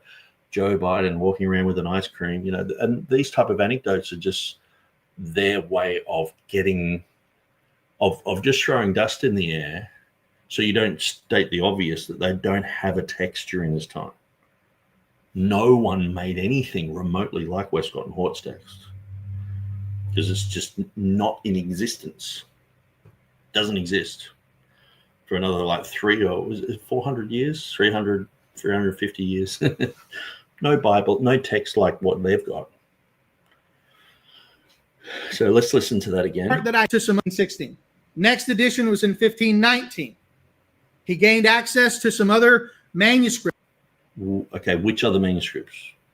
Because apparently Keith Foskey knows. So James White sort of he thought he had the numbers, but then he's blown out to 20. Oh, James has got it wrong. Keith Foskey should give him a phone call and say, no, James, I've got the 6 written here, the definitive list. But then he's got the 1519 where he's got some more manuscripts, and apparently he knows what they are, but they're doing textual criticism. Obviously the textual criticism that was done in those days is so much different to Vaticanus and Sinaiticus primacy. They're the ones. Now, I've got written on my website here, I'm gonna read this because this often comes up. Modern textual criticism is focused on a narrowing of the field to a few corrupted and rejected manuscripts, sidestepping the huge amount of Greek and Latin manuscripts and the early church witnesses as unimportant, only to be used when they can be referenced to try and give some support to Vaticanus' primary corruption. It's really an anachronism fallacy or a false definition to speak of Erasmus, Stephanus, and Beezer to be doing modern textual criticism, since their values were in general opposite to those of Griesbach to Hort to Metzger to Wallace confusions. They based themselves on mostly the Greek and Latin manuscripts and the early church witnesses, with some faith-consistent logical and grammatical type of internal evidence considerations. This is essentially the opposite of textual criticism as used today, which has a bias presupposition towards Vaticanus and Sinaiticus. So to say they're using textual criticism, it's like, yeah, I guess Rwanda is using politics, they're just like America. It's like, no, it's different. Thus, he engaged in textual criticism. This is the part that I love to point out to people, that when we talk about doing textual criticism today, people don't like that. Well, the guy who was the first to put these words from a handwritten manuscript to a printed manuscript himself engaged in textual criticism, because he had to deal with the text that he had, and he had to make textual choices based upon the manuscripts that he had. He was doing the same thing we're doing today on a much simpler level, because he didn't have as many manuscripts to work with. Actually, I might show my face. I know I'm only showing the one screen there. There I go. Yeah, it's quite amazing. Like just the whole thing of they only have a slim amount of manuscripts, but then historically, okay, so since the time of the King James, they've been collecting manuscripts. How many of them are basically the Byzantine text? Like over 5,000 of them. How many are backup Sinaiticus, Vaticanus type of manuscripts? Well, they're so different from each other, but let's just put them in Alexandrian type of text. A small handful. So he's actually sort of describing his own situation where they only have a few But then they project that onto Erasmus, say you only have a few, but he doesn't have a few, does he? And when you read through his life, you can tell just the people he was around. Like, do you think Thomas More read the Greek New Testament? I think he did. I think that someone like Thomas More would have probably had access to hundreds of Greek New Testament editions. Oxford, Cambridge, when you go through the Vatican Library, when you go through Venice, I mean, just look at Bessarion with the amount of manuscripts he had. Do you think there was more than 3? You know, and Erasmus was in all of these places. So it just becomes a numbers game. And then it becomes like terminology, textual criticism. They did textual criticism. We did textual criticism. It's the same, you know. It's like, it's not the same, dude. You know, one is Vaticanus and Sinaiticus, and the other one's like the rest, you know. It's like the opposite. So anyway. So he gained access to Manuscript 33, a 9th century copy of the New Testament. So he was able to have an older manuscript at that point. But again, it lacked the entire book of Revelation, and there was some damage to the Gospels. His 3rd edition was in 1522. And then we're going to get to the Communianium, and I'm sure that there's going to be like, you'll be able to hear the, you know, those spinning things at the circus, you know, or someone blowing a bit of a horn.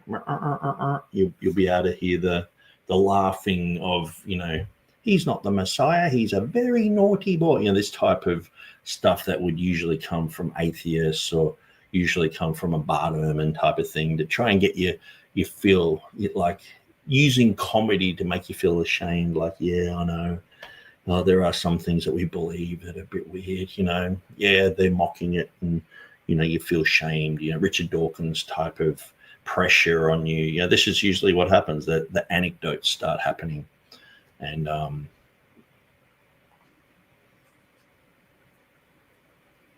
so there are 2 more editions, 1527 and 1535. However, the 3rd edition was the basis for the next man, whose name was Stephanus. Stephanus carried on the tradition from Erasmus's 3rd edition. Stephanus begins with that and starts his. Now, I have heard that. I don't think that that's accurate, but if anyone has any information saying that it is accurate, I'd like to see it. Editions. His name is actually Robert Estienne, but he's known as Stephanus. He was a scholar in Paris. And using the text of Erasmus's 3rd edition, Stephanus produced 4 more editions of the Greek New Testament in 1546, 1549, 1550, and 1551. I'm not expecting you to write all this down. If you want to try, you can, but I can't slow down enough to give them all to you. Just know that there were 4 editions of Stephanus, and he expanded the available data for scholars and translators to use. Now, here's the thing. While Stephanus was quite conservative in making changes to the main text of Erasmus's work, he noted a variety of variant readings in the margins for the reader to consider. His, in many ways, was the first truly critical text of the New Testament because he put in the margins the various readings. No. It's exactly the same as having annotation. Annotations, just they talk about variant readings as well. So just because he's just put the Greek in the margin with a numbering system, so you could look at the front and work out where he's got that from. That's pretty much exactly what Erasmus has in his 5 editions, but he writes about it.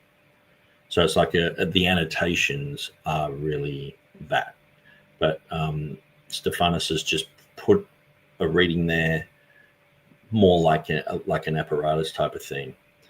But if you go through the editions of Erasmus, he's got readings there and he's showing you what that reading is, and he's explaining in depth the reasoning for certain readings and for other things, and he's mentioning where he gets these things from. Like we saw before with Lorenzo Valla. You say, okay, I got this from Lorenzo Valla in, what was it, Revelation 8:6 or something. And I got it from his annotations. He says this, he says that, and he mentions it. So it's pretty much the same thing, but in Stephanus, it's just less of Stephanus's own words. It's just pretty direct, but it's probably harder to decipher now because we don't know exactly what everything is in Stephanus's list. There have been some manuscripts that people go, oh, well, that's the manuscript, but like we're showing with Erasmus, that some of these things are debated. Codex Montfortianus and Codex Britannicus don't match up, but they say they're the same, but they just simply don't match up. And these are issues that carry on throughout. Every time a critical text person is evaluating this era, I take what they're saying with I don't take it as gospel what they're saying about certain manuscripts are read by the Complutensian guys or from Stephanus or from Erasmus, because they've been proven wrong so many times, and sometimes too it's so obvious, but people still just won't admit it. It's like, no, the scholarship has said it. Okay, well, that's a good story. It's working at the moment. Let's just pretend that there's nothing to see here. And they just move on through time. Another 10 years goes by, and it's like they still haven't addressed the issue. Like, no one's addressed the issue, really, of Beza saying that he has a manuscript. Like who's addressed that? I think TurretinFan talked about it and just said he's agreed with Jan Kranz. Jan Kranz has said, well, Beza tricked himself. He didn't have a manuscript. So it hasn't progressed. There's just that they're not taking him on face value, that what he's saying there is true. And the thing is, if he's just tricking himself there, then maybe all of his annotations, he's just an idiot, I guess. Just a Joe Biden type of guy. So variant readings in our Bibles did not begin in the 1800s with Westcott Hort and Tischendorf. But variant readings, like ridiculous variant readings. See, having variant readings that are helpful to work on the text, that's fine. But having variant readings that are just ridiculous, that no one would ever even consider as a reading, that's just a waste of everyone's time.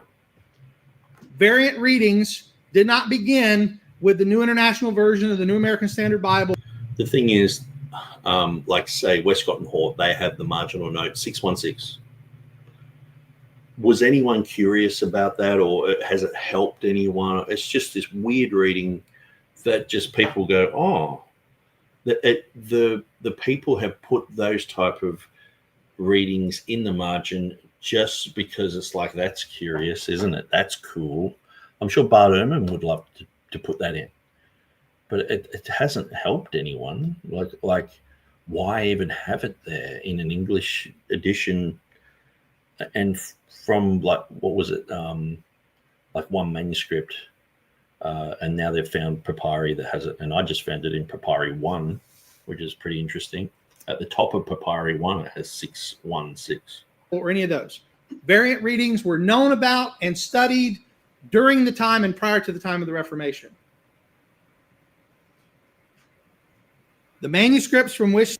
And that's the great thing. When you get to the age of the King James, all these issues are just tidied up. Stephanus drew to produce his notes were several codices, Codex D, which was the 5th century codex, Codex L, which was an 8th century codex, several minuscules ranging from the 11th century forward. There was also the 16th century printed text known as the Complutensian Polyglot, which was a multiple translation version in one. You know how you'll get sometimes like an NIV, KJV in the same book? Well, that's called a polyglot, and they had that at that time. Imagine the work that went into that. It just boggles the mind, but it exists. It's called the let me try it again. Complutensian Polyglot. Complutensian,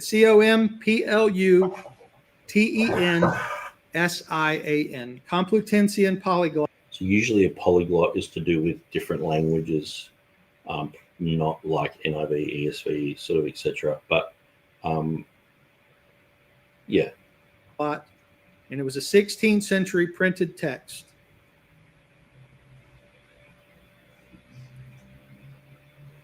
So, again, we have 5 editions of Erasmus. We have 4 of Stephanus. Stephanus basing his work on the 3rd edition of Erasmus. And then we have the introduction of Theodore Beza. Now, if you know anything about the history of the Reformation, Theodore Beza was the successor to Calvin in Geneva. So Theodore Beza has some importance in Reformed theological history.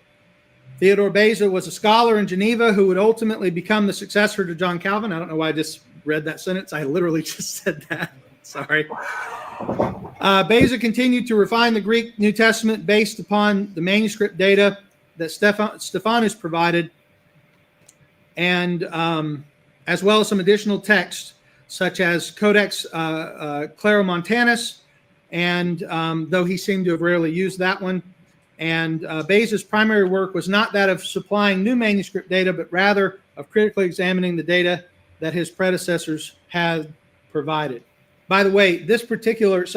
And so one of the reasons why that has been said, and obviously he's reading from somewhere, is people like to make out that he only got his readings that had any type of variation from a collation of 22 manuscripts by Henry Stephanus, Robert Stephanus's son, who eventually became Theodore Beza's main printer. So he had collated a bunch of manuscripts, and we don't have that with us today, but they say, well, he did that when he was 18 years old. So it becomes a numbers game again. It's like, well, he did it when he was 18. So obviously he's just, some pimply-faced guy who's probably just gaming all day, shooting arrows or going out with his friends and, smoking hemp or whatever they're doing back in those days. And he's not interested, but he has to work for dad, and he's like, oh, I'll collate these manuscripts. So he probably made a whole bunch of mistakes because he was an idiot, and this is the type of thing pretty much that they're trying to say. So when it comes down to it, it's like, well, Beza didn't really look at manuscripts himself. He relied on the son of, the guy was a good printer and everything, but he did this collation when he was 18, and it was just sloppy. Even though we don't have it, we know it was sloppy. And, the whole, Three Stooges thing starts up again, and the Monty Python laughs start, and he's not the Messiah. He's a very naughty boy. And, this type of thing starts again. And it's like, okay, we've got another anecdote. But maybe Keith Foskey doesn't even know why someone has written that. He's just reading it. A lot of this information I'm getting is actually from an article that I can send to you. It's by Luke Wayne on the history of the texts of the King James. It's put out by Christian Apologetics and Research Ministry, which is, if you're not familiar with CARM, that's carm.org, CARM.org. Matt Slick. They do a lot of good stuff. And they also do a lot of lousy stuff. And, I was listening to Matt Slick the other day. It was just only like 2 days ago. And he said that he believes in that Pannon, through numerology, was proving the Bible correct. Now, Pannon, he used numerology just like, some hyper King James only are using numerology today to say it's a proper text. And other people are using that same methodology to say the Apocrypha should be part of the Word of God. But Pannon used that to say that the Westcott and Hort text was the Word of God. And Matt Slick was saying this just like a couple of days ago. How come people aren't pulling him over the coals and saying these critical text guys are using numerology? They'll pull everyone else over the coals and they'll say that everyone else is the same as these other people and all the rest of it. And then why aren't they using the same type of judgment on Matt Slick? Anyway. Recommend them to you. But here's the one that really, this one is the one that should cause anyone who is a King James only, again, I don't care if you're King James preferred, but if you're King James only, this one should cause at least some introspection. Okay, I'll read through these comments before we get to the big zinger. A. Hennis says, but Aleph and B have extra stuff, apocryphal books. Yeah, and that's the thing. A lot of the critical text stuff is, it has strange, weird readings, and these other books are involved as well. A. Hannah says, but Erasmus manuscripts had readings that went back to the 1st century. Sure, the paper and ink were not as old, but the words, Keith, the words go back older than Aleph and B. And that's the thing, like knowing what Tertullian said, knowing what Eusebius said, knowing what Cyprian said, that was the forte of these type of people. And knowing it in Latin, knowing it in Greek, that's why they learned Latin and Greek so they could read all the early church writings, and they could read the old editions and the Latin Bible and all the rest of it. And they could see these readings in the writings of the early church. And clearly the writings of the early church favor the Textus Receptus readings. Embryo 3 says, it always amazes me how the critical text advocate brings up Erasmus connected to Catholicism, but overlooked the Vatican's supervision of the critical text, pot calling the kettle black. Yeah, and that's one of the things. It's like, okay, so when is Keith Foskey going to talk about Carlo Martini? Or the recent Jesuit who passed away in 2020, who was involved with the NA 29 edition? Or what about, George Van Smith? Like, there's 3, talk about that. The critique them the same way that you've critiqued other people. Embryo 3 says, sounds like Foskey is reading James White's book, Pirate's Parrot. Well, he just said he was reading from this other guy. I was going to look it up, but I'm like, I've read so many articles like that over the years that you just end up with this massive headache right there. and you get annoyed because it's like, they've just copied from, and eventually it's like, oh, well, it's a 7-day Adventist cult. It's like, oh, okay. So I'm not just a Ruckmanite. I'm not just a Riplingerite.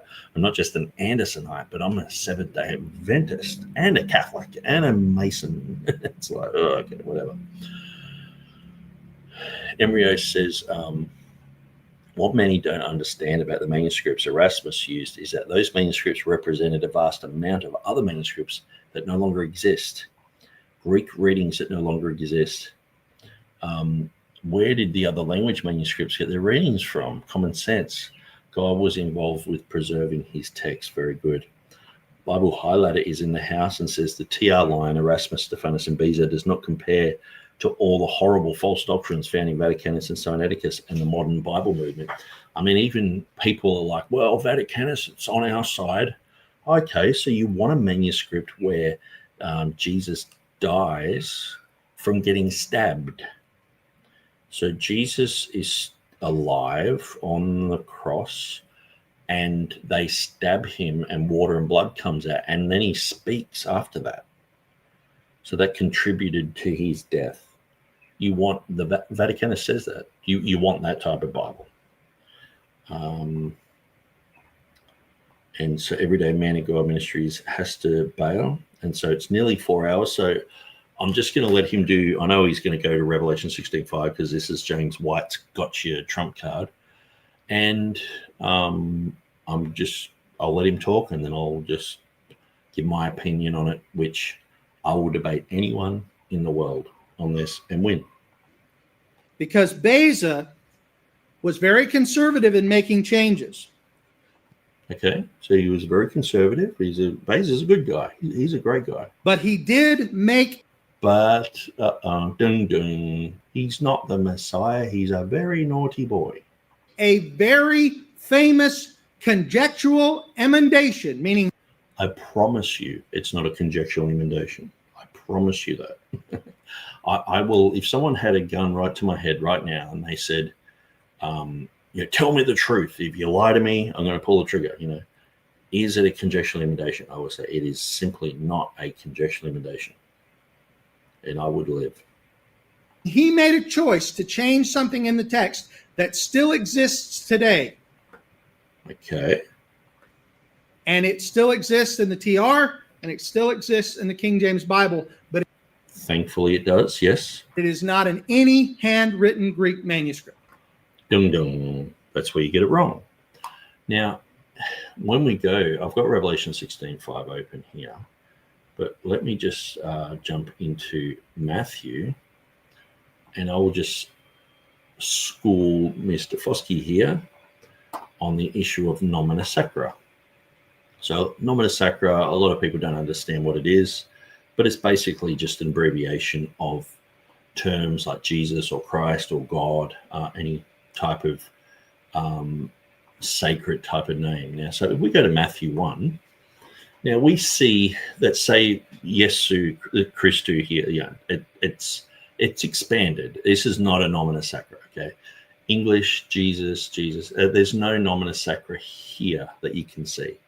Now, let's go down the page and let's see what they were doing in that era of printing. Now, I've got lots and lots of info here on my website, but we can go to the Complutensian. They have Jesu spelt out as well here, don't they? And Christu. So they don't have nomina sacra there, do they? Okay. The Aldine edition that James White calls the Aline brothers. They're not brothers, and they're not Aline either. They have Jesu Christu here, so that they are not putting it in a nomina sacra either. And we can see Jesu Christu here in the Wolf Cephalus, 1524 edition. We can see Jesu Christu here in the first edition of Erasmus. But look at this. Actually, no, that's 1519. Yes, it is. So this is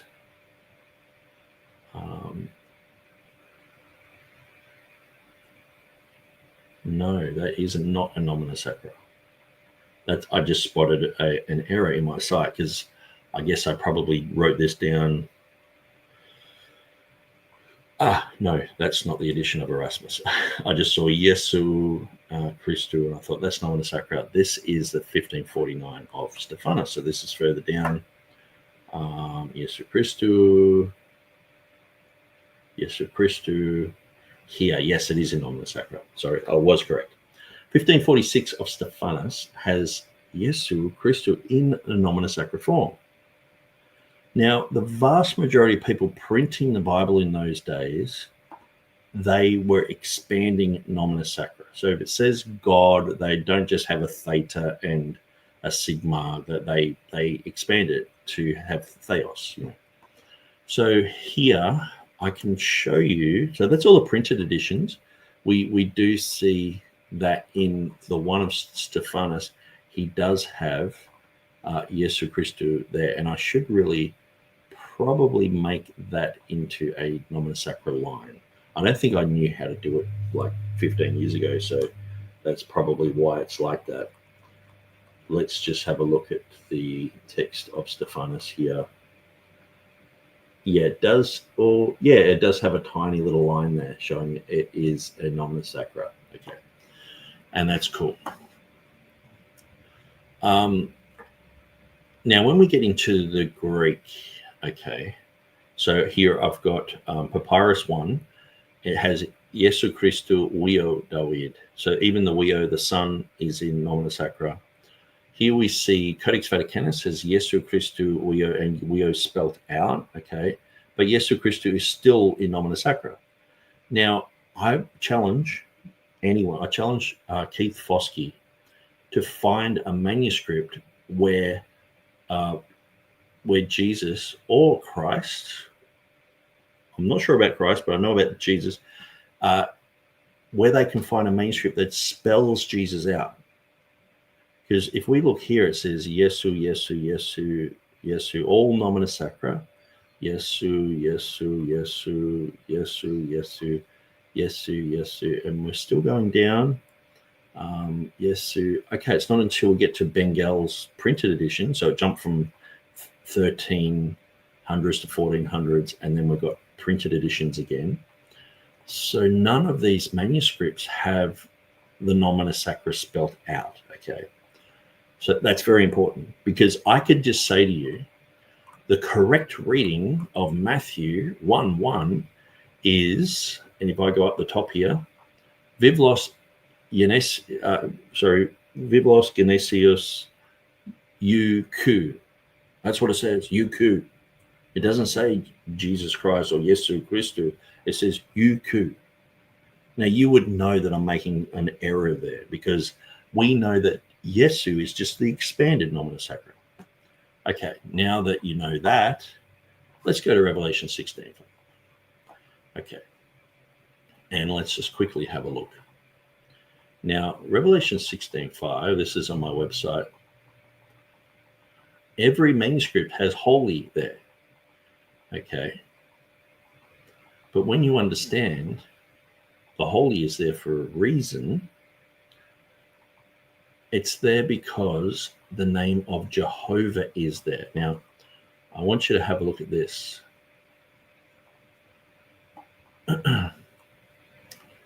Exodus 3:14.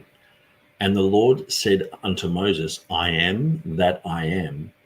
And he said, thus shalt thou say unto the children of Israel, I am hath sent me unto you. And then the very next verse says, and God said moreover unto Moses, thus shalt thou say unto the children of Israel, the Lord, which is Jehovah. Every time it's Lord in capitals, it's Jehovah. Every time it's Lord with a small O-R-D, it's Adonai. Every time it's God in all capitals, it's Jehovah. And every time it is God with a small O-D, it is Elohim. So the King James is very specific with these type of terms. It's definitely not Yahweh, which is exactly the pronunciation of Jupiter, as Gesenius clearly says that in his dictionary, which he thoroughly retracted later on, because he was saying Jehovah perhaps comes from Jupiter, but then it's become popularized that Yahweh is the name of God, which is just ridiculous. So name of Yahweh Pitta, Jupiter. But here we have the correct etymology of Jehovah. Okay, so we have the Yeh in Yeh is he will be. Okay, so clearly the first I am is the future form, which would be in Greek esomenos, the exact word that we're going to be talking about. Here it has the Hov of Hova, he is, he exists now. And then we have the Haya, he was. So we have the future, we have the present, and we have the past. And what does that equal? That equals Jehovah. Jehovah is an archaic third-person singular of the imperfective aspect of the verb to be. That is, he is, was, and will be. So the building blocks of the name of the Lord, the name of Jehovah, is Yehovah. So people who speak Hebrew fluently can see this, but they know this. It's clear. This is a very popular verse. I am that I am, the past, the present, and the future. It's very clear. And so many places, this is exactly what it says. So, he will be, he is, and he was. Okay. So when we get to Revelation 16:5, if you have, like, what is the reason for having the name of Jehovah? What is the reason for having nomina sacra? You have nomina sacra because there's a sacred name there. Now, what is the sacred name in the Bible? Obviously, the name Jehovah would be up there with like number 1 or number 2. Obviously, Jesus, Christ, God, Lord, these all became nomina sacra. And Metzger has a list of like 15. Now, when you understand that when you're reading Revelation 16:5, it says, thou art righteous, O Lord. Now, if John is a Hebrew, God speaking to him, I think God would have spoken to him in the Hebrew language. So it would have been, thou art righteous, O Jehovah. And then it has, which art and wast and shall be, which is the etymology of Jehovah. Okay. So this is well known. Like when we go to Maybe I can zip down to Revelation 1:4. I'll just see if I can do that. Maybe Revelation 1. Oops. I'll just keep trying that behind the scene. And so what you have is a huge name, the past, the present, and the future, which means Jehovah. Okay, so this is a huge thing. It's not just a small little thing. This is the name of Jehovah. So how do you put a nomina sacra on that? Well, you write holy there to indicate to everyone it's a holy name. So you have the past, the present, and future, and it's a nomina sacra form, because it is like probably, I would say it's the top one. I was saying second, but it's the top one. Jehovah is the name that should be, have the nomina sacra there. Okay, it's pretty clear. Now, if we are to read, say, Theodore Beza's annotations in Revelation 1:4, because we have the previous triadic declarations of, which was and is to come. Now, these are good, but they're not exactly like here it has Exodus 3:14, that type of thing. And now I'll read it in English. But we see Revelation 1:4, Revelation 1:8, Revelation 4:8, and Revelation 11:17, which is the end part is omitted in the critical text, so people usually don't mention that one, but it's in the Textus Receptus. So we see these first 4 times it says the one that has the past, the present, but the future is like an event. It's like saying, the past and the present and Christmas. It's an event that's coming, the coming of Christ. So when it has the past, the present, and the future, the esomenos, that's different than erkomenos. Erkomenos is an event. Esomenos is the future, eternity future. And so this is exactly the etymology of Jehovah. So let me just show you that this is not a weird thing. Beza talks about this, and he says in Revelation 1:4, from the one who is, etc. And it says, let no one be surprised that the construction is irregular. Literally, it does not answer. It must be understood the apostle wished to express what was written in Exodus 3:14, exactly what I just said. This is Beza, okay? And Calvin echoes the same type of thing, like many people knew about this, where the Lord, speaking to Moses, asked for his name.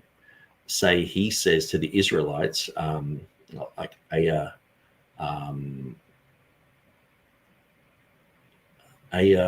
Shrelani Alechem, that is, I am, I was, I will be.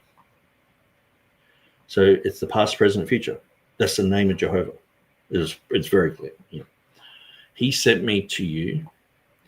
For the most learned of the Hebrews report, and indeed the Talmudists themselves, that the word EHEIE encompasses 3 times present, past, and future.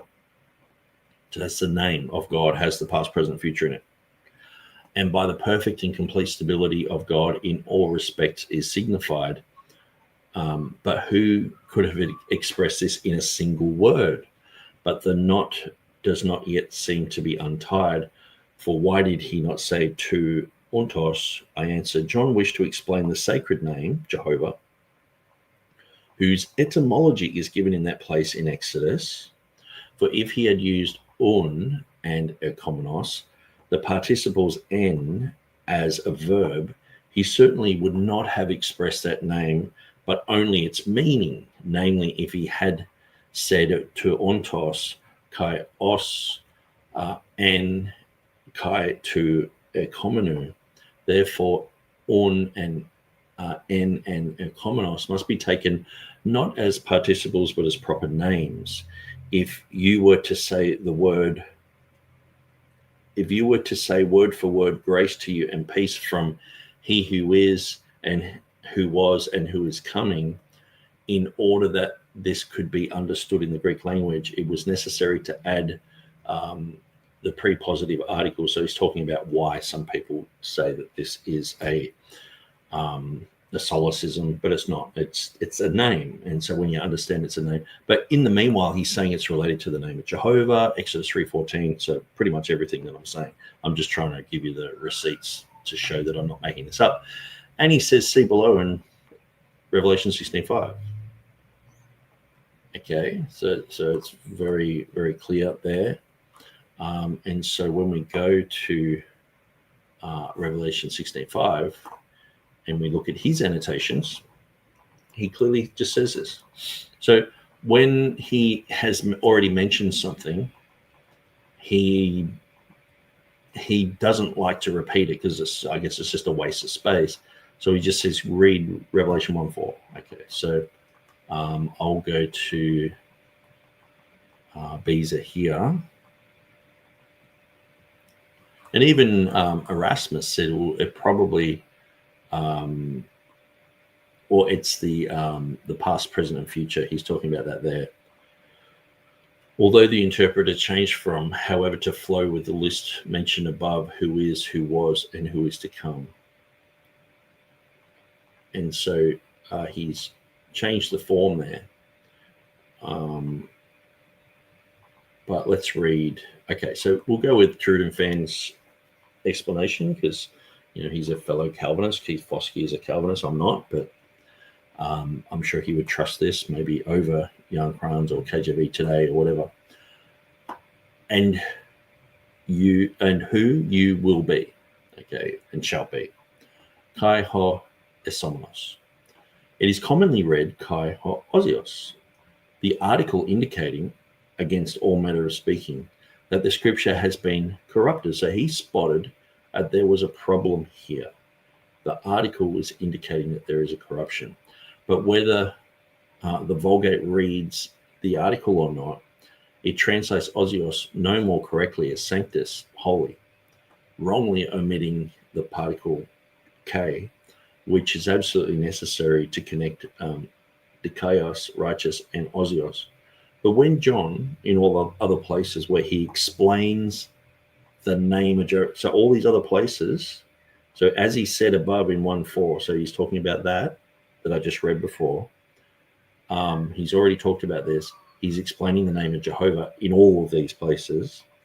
He usually adds the third, namely kai ekomenos. Why then would he have omitted it here? Therefore, I cannot doubt, and listen to this. Therefore, I cannot doubt that the genuine scripture is what I have restored from an old bona fide manuscript, literally an old manuscript of good faith. So he restored the text not just from internal consideration, which I've been talking about so far, but from an old faithful manuscript that he had, namely ho esomenos. The reason why ho ekomenos is not written here, as in the 4 places named above, 1, 4, and 8, and likewise 4, 8, and 11, 17, is this because there it deals with Christ as the judge who is to come.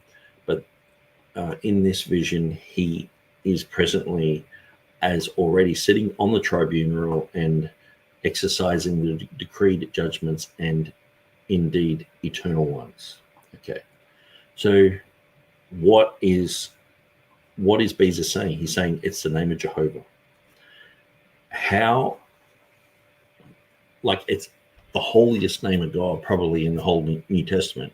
You have I am, and most Bibles capitalize it, and we make a big fuss about it. So the Greeks knew this. They saw it as the one who was and is and shall be, and put holy there on the name so that people would know. Now, we know that in some of the Latin manuscripts, in Beatus of Libana, Hamo Habustadensis, and a few other places, we can see sometimes where it has the past, the present, and the future, and then it has holy after it. So it's an indication. How would you put that in a nomosacriform form? If you have ho'on kaho en kaho ekomenos, do you just get the first and last letters and put them together? Or do you just get the last word and just sort of put a line above it? Or what do you do? It's like, well, just put holy there. And so just as many manuscripts that have that reading, which I've recognized as a nomina sacra because the name of Jehovah is there in its purest form, and the three I ams are there. This is probably the most holiest name thing in the whole Bible. When you look at I am and things to do with the name of God. I know there are sacred names, people. I'm not involved with all that sort of stuff, but I can recognize when it says the name of Jehovah and it's got the etymology of Jehovah there. And so recognizing that Matthew 1:1, they all said Jesus, didn't they? But did they really say Jesus? No, it was in nomina sacra form. So none of the manuscripts actually say Jesus in Matthew 1:1, do they? But then again, they all say it, don't they? None of the manuscripts say Esomenos that we have in our hand today, but they do, don't they? Because it's the sacred name of God there, and it's always the three. It's the expansion of the name. You can't have just two parts of God, the past and the present. Why would you omit the future etymology of the name of God? You wouldn't. But you'd put holy there, wouldn't you? Now you can understand why holy's written there. It explains the rise of the other reading. It's very clear. But also, apart from that, he clearly says he restored it from a manuscript of good faith. An old bona fide manuscript, literally an old manuscript of good faith. So it's not a conjectural inundation when he got a manuscript that has that reading. And it says, namely, ho esomenos shall be. So James White's saying that he didn't have a manuscript, or no one had a manuscript, or Beza had a manuscript, and also understanding the nomina sacra issue. To me, that is just like a double punch in the face to anyone saying that there's no manuscript evidence. Well, there you go, there's manuscript evidence saying, it's just made up in the mind of Beza. No, it's the final part of God's name. That's important. I'm just trying to think of something else that has like three names in it. I guess it's like calling like New York City. New York City sets it apart from everything else, doesn't it? New York. But if you just had New York, it's like, well, you have to have city because there's New York State, there's other things, or if you just had York City, it's like, no, you call it New York City. You don't. Why would you? But if someone had put over that, like, entertainment hub or something, what would you call New York, or Wall Street, or they put some sort of symbology there, which is not uncommon. It's the name of Jehovah. So I think that answers any issue. There we go again. Yehovah is he will be, he is, and he was. And so I'll put my Revelation 16:5 article there. I'll put that image there as well. And also, if you still don't believe me, go through my YouTube videos. Look for my video on the name of Jehovah first. That was done a few years ago.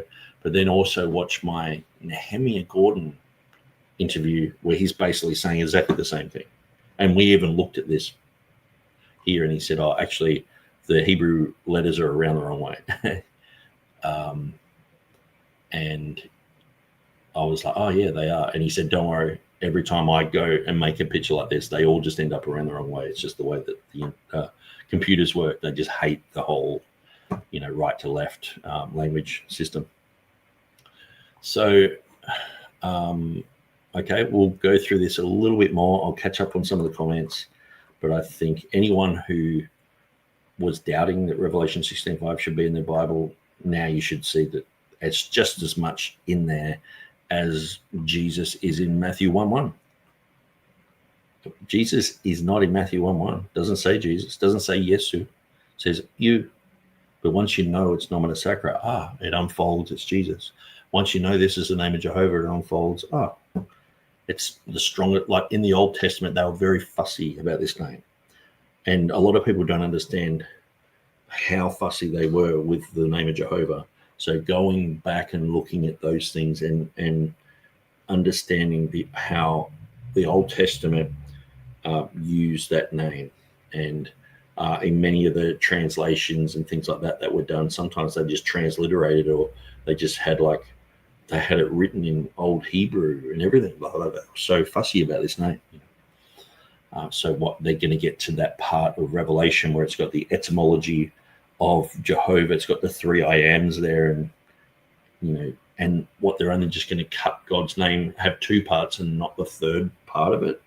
It's so weird, It's like Father, Son, and Spirit. It's like Father, Son, and something else, But it's not making any sense.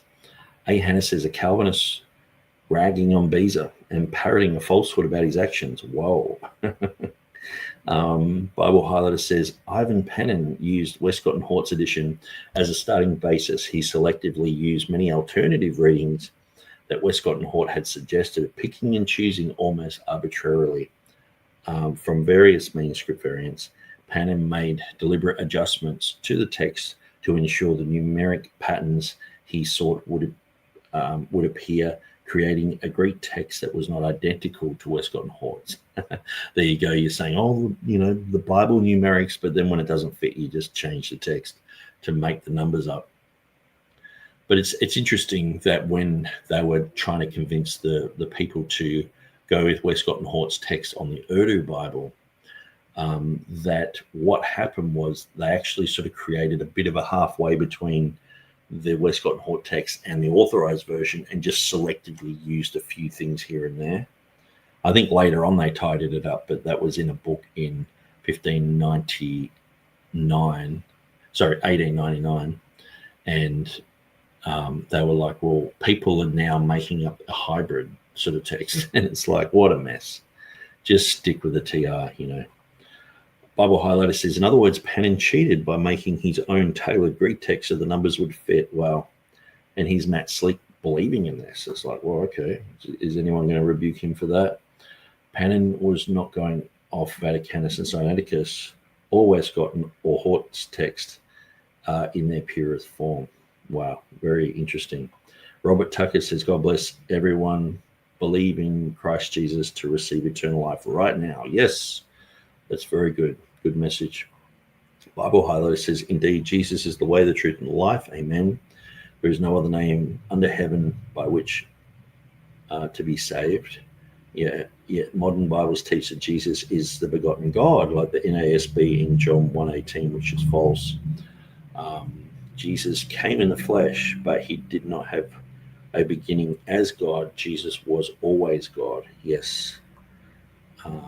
I love this teaching on the I am and the Lord. It is powerful. Yeah, I didn't think that I would come to these conclusions when I first started studying it, but it just opened up.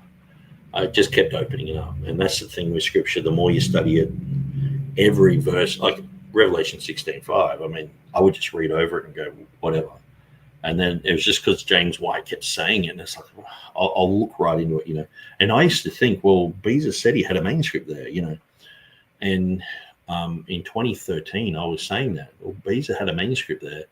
James White's just wrong, And then I actually convinced myself against my own opinion, because I was like, oh, maybe James White's right. Maybe he doesn't have a manuscript. And so I sort of got confused about it. And then when I studied right into it, I was like, oh, pretty much everything James White said is just wrong. Just start again, sort of thing. Bible Highlighter says it would be interesting to get some more Hebrew language experts to look at it too. Yeah, and Nehemiah Gordon does a really good job at that. And I know Beza, he was good friends with Tremelius, who was a fluent Hebrew speaker. He also did the Syriac Bible, which is quite interesting.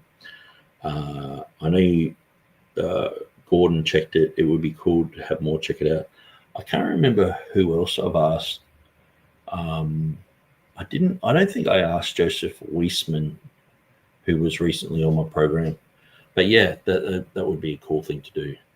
And Nehemiah Gordon pointed out there was a guy, was it Rashi? I can't remember who he was. Kimshi. He points out that the name of Jehovah is the past, the present, future, the one who was and is and shalt be. It's like, that's Revelation 16:5. And that was like in the 12th century. He was pointing that out. It's like, whoa. Maybe I've got that written here. That's definitely not kimchi. Maybe there's a type of food. Maybe I'm actually getting hungry. But anyway, I won't go down that rabbit trail. Let's just let Keith Foskey finish his error on Revelation 16:5, and then we can stop it at a nice point, and then we can continue on next time. Let's continue. Not one. And I'll show it to you. If you have your Bible, turn to Revelation 16, verse 5.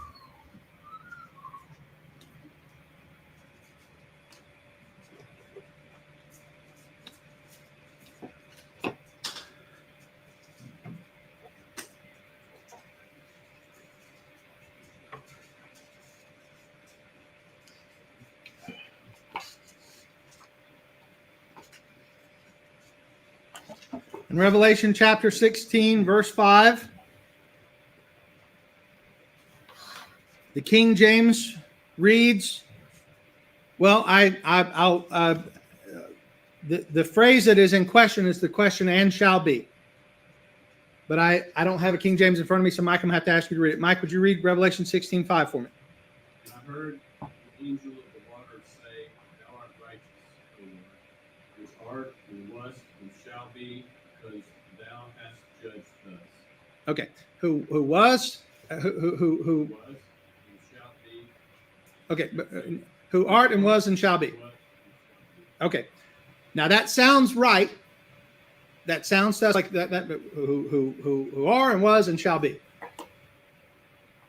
That's because that's got the past, the present. If you said yesterday, today, and holy, you would go, oh, seems like it's missing something. You know what I mean? Well, the Father, the Son, and potatoes. It's like, oh, that's a bit of a weird thing. Like it should be a continuation of, the previous ones are past, present, and are coming. At least they've got a future aspect to it. But it screams out for a complete reading, especially when it's the etymology of Jehovah. Like most people don't know that it'll literally say that it's the name Yahweh, and especially the little it's like almost like a sacred names movement. It's like Yahweh. That's how James White pronounces it. I trust in Yahweh, like as if he's talked to Moses himself. I mean, why are so many people in the Bible called Jehoshaphat? Obviously, it's Yehoshaphat. Jehoiakim, Yohanan with Jeho in it. Benjamin Netanyahu, Yeho in the end of his name. Why is Yeho in all these the theophoric names, the names that have the name of God in it? We know Ezekiel, Elohim, well, but they can't recognize Yeho. They don't want to see it, because it goes against their group think of the academy is always right, and these Jesuits and weirdos and Metzger and Bart Ehrman, they're good guys, Somebody else read it from another version. Go ahead, Bill. Verse 5, right? Yep. And I heard the angel in charge of the waters say, Just are you, the Holy One, who is and who was, for you brought these judgments. Okay. All right. The difference is the King James says who are, who was, and who will be. But the phrase who will be is not in any manuscript. The phrase is... So I just schooled him on that. Beza said he had an ancient manuscript of good faith. So, I mean, just because we don't have something today, it doesn't mean it never existed. And that's why they say, oh, well, Beza's just lying. Or he just slipped on a banana peel. Because they don't want to say he's lying, because they respect Beza, because most of the Turretin fans are Calvinists as well. And it's like, well, he had a Joe Biden moment. He's just gotten senile, I guess he had one too many vaccines or something, and Hagios, a holy one, and that's why it translates it as holy one here. Who was, the Holy One. That phrase, the Holy One. You say, well, that doesn't sound right. Well, it doesn't matter if it sounds right. It matters what is true, and what is. And what is true is it's the name of Jehovah. So of course you have to have the future aspect to the name of God. You can't just Jesus Christ, the same yesterday, today, and potatoes. It doesn't make any sense. Bible Highlighter says it's raining cats and tractors. Doesn't sound right. And just the basic things of like, it doesn't sound right. It is the first indicator. Like it doesn't mean anything, but it's like, it doesn't sound right. So straight away you're like, it should have a completion, and then you're like, okay, what's the name of Jehovah, which is the 3 I ams? Did we just drop the last I am? Wouldn't it make more sense that someone wrote holy there because it's the name of God? Emrio says, did you interview Nehemiah Gordon? Yes, I did. And we had a great talk. We talked a lot about Revelation 16:5. And I wanted to get to Vaticanus, but I'm going to have another interview with him because he has XRF tested Vaticanus, which is a pretty big deal. And so, and he knows a lot about it. And I'm sure that I think he has actually dated Vaticanus because he tested the original inks. And I think you test those inks, and then all you have to do is look at other things of that era and go, this type of ink is only after the 9th century or whatever. You can tell. And I think he's actually sitting on that for a while because he's probably signed some sort of thing that he wouldn't test, because they were only looking at the amulets, but you had to test the amulets to the ink on the letters. And when I was going through his material, I was like, they have tested the ink. I was like, he has tested it. And all it takes is for someone who knows their stuff to go through Nehemiah's material to look at the chemical compounds of the ink and go, okay, well, let's look at all the art in that period of time. Let's look at all the manuscripts here. Who was using this type of ink?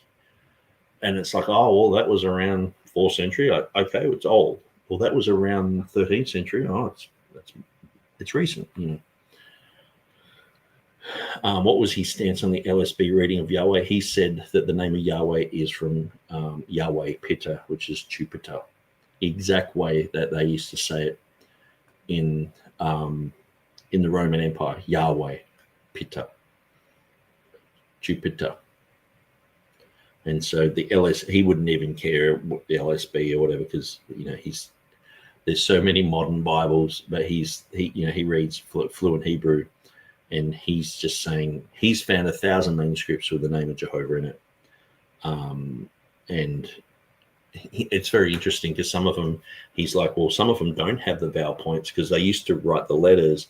Then someone would go back and put the vowel points in, and he knows that because sometimes they got halfway through, got interrupted, and suddenly halfway through the manuscript that you see the vowel points and you don't see them anymore, and they're in a different type of handwriting and all this sort of stuff. It's very interesting. Sometimes they're in a different color, sometimes they're in gold. It's wild, Bible Highlighter, in short, they really cannot explain how Revelation 16:5 modern renderings makes any sense when reading the rest of the Bible. Yeah, it's like a standalone weird thing. Like they just don't want to acknowledge the facts on that. Bible Highlighter says, at Emrio 3, yes, Nick says interviewed Nehemiah Gordon and talked about the Lord and I am, the past, the present, the future in Hebrew. Jimmy Coates says, is there a reason why N shall be sounds right, Keith? And the thing is, like, he's saying, well, it sounds right, but no, let's look at the facts. And it's like, okay, I'll just, like, if you have a name, especially the name of God, and the building blocks are past, present, and future, surely you can see why they put holy there. Surely it screams out for the third part to be actually part of the name. It was a really good interview. Yeah, I enjoyed that interview. It was a highlight. I'll have to get him back on the show. Okay, so let's just continue until we've gone past this Revelation 16:5 moment. What's true is this. The King James reading is based on Theodore Bayes' 1598 edition of the Textus Receptus, and that reading, Kai Ha Esamenos, does not appear in any existing manuscript. Existing manuscripts. So notice existing manuscript. So extant manuscript is different to having, okay, Beza said he had a good old faithful manuscript and it's got it in there. But yeah, so that obviously it's not a conjectural emendation. But see, this is the thing. It's like, oh, you got to have it today in your hand. But all read Kai Osios or Hi Osios, or excuse me, Kai Osios, Ha Osios, or Kai Osios. They all say Holy One. None of them say and shall be. No manuscript in history. No manuscript in history in Matthew 1:1 says Jesus either. I guess you better just put you there. That's what it says. Vivlos Genesios, you who. That's what it says. But we know it means Jesus Christ when you understand the sacred names. No Greek manuscript in history says and shall be. Every Greek manuscript in history points to shall be, just like every Greek manuscript in history in Matthew 1:1 points to Jesus Christ there, even though it's who. Now, it does say it in other places. At the beginning of Revelation, who was and will be. It says in other places. So, and this is... Every other time it's got ekomenos. It doesn't say esomenos. Esomenos is the purest form. It's exactly what's written in Exodus 3:14. Beza's... And Keith Foskey seems so excited about this. He's like, I've got the good oil on it, and all this. But it's just another nothing burger. Work. He saw it. He felt the need to change it because he didn't think it read like the others, and he made the change. The change, we can see it in history. We know where it came. So basically, Keith Foskey is admitting he doesn't know the name of Jehovah's there, which should ring alarm bells in his mind to say, I'm illiterate on this topic. I really should become educated on this issue. And not only just so he can, fight against me or whatever, but just so he can know both sides of the story. Because you can't reject a position if you don't know it. So if he doesn't know the position that I'm bringing forward or Nehemiah Gordon's bringing forward or whatever, he should learn it and then debunk it, or learn it and accept it. I would suggest that he learns it, accepts it, but then you're out of the modern version club. It's like, what? You accept Revelation 16:5? It's like, yeah, there's a whole bunch of new stuff's come out on it, and I'm convinced, I'm sure that he would lose a few friends over that and probably get called a cultist maybe, or get teased or whatever. From because or if he reads James White's book, it says he is the most irrational Christian. Like, no Christian should ever say that Revelation 16:5 reads this way. No one before Beza ever saw it that way. I mean, well, no one before the age of printing ever saw Jesus in Matthew 1:1 either in Greek, He harmonized it with Revelation 1:4, 1:8, and so no, he didn't harmonize it. So he's saying there's no manuscripts. There are manuscripts. Beza said he had a manuscript. He's saying it's a conjectural emendation. It's not a conjectural emendation because there's manuscript evidence. He doesn't know that the name of Jehovah is there, which proves that he's illiterate on this entire issue. He's saying that Beza changed it to harmonize. He didn't change it to harmonize. He changed it because it's the name of God, and he had an ancient manuscript with that reading in it. 4:8, because those say was and shall be. And notice he stopped at 4:8. He didn't go to 11:17 because the end of that is chopped off. He added the phrase and shall be. It is not in any Greek manuscript. It is in every Greek. It is implied in every Greek manuscript, just like Jesus is implied in Matthew 1:1. Beza did this based upon his own speculation that this... No, it wasn't his own speculation. It was manuscript evidence. is what it should read. It's the name of Jehovah. Jehovah has three parts to the etymology, the three I ams. Why would it be left off here? Not because that's what it read. That's not because he had any manuscript evidence. You say it sounds like a conspiracy theory. This is what he wrote. He wrote that this he had made an assumption based upon the fact that it says this in other places. That must be what it says here. No, that's what James White says that he says. But when you read clearly what he said himself, he's very clear that he based it on manuscript evidence, which James White can't seem to translate that Latin, and he mistakenly just basically just makes it up and says, well, he saw Esomenos and Osios are very similar, so he just changed a few letters around, and he wanted to marry it up with the other places. Both of those issues are not something that Beza did. They're just not. And James White's just making that up. And in his footnotes, he said it's not in the Ethiopic, but I found it in the Ethiopic. It has the final, the future form of shall be. And he changed it, and there's been never, he assumed they would find Greek manuscript to support it. Now, Keith Foskey is actually making stuff up. He assumed that they would find Greek manuscripts to support it. He just went, no, it should read this way. I'm pretty sure it's going to have a Greek manuscript in the future, because we're all just searching desperately, to back up our slim little, Erasmus only had this paltry, few little manuscripts here and there, and we've just got a few to add to that. And I'm just assuming that if I put that reading in there, maybe God will bless it. And I guess I'm sending out the message to the universe right now that these manuscripts will come my way.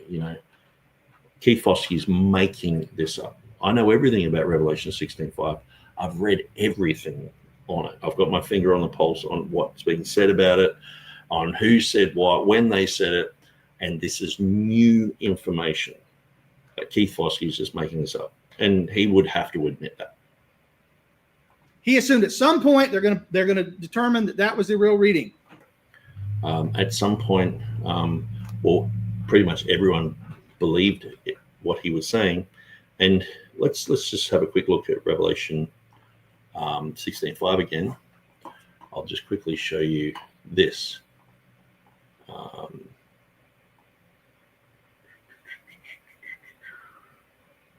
It's further down the page. Whoops, not that far.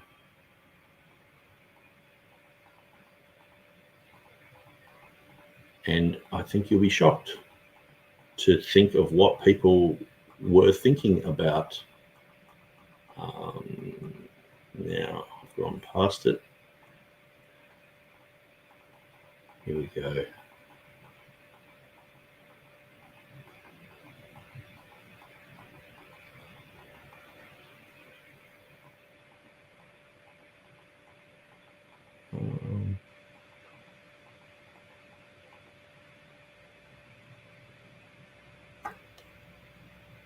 So everyone says it comes from Beza, and that he got it from an old manuscript.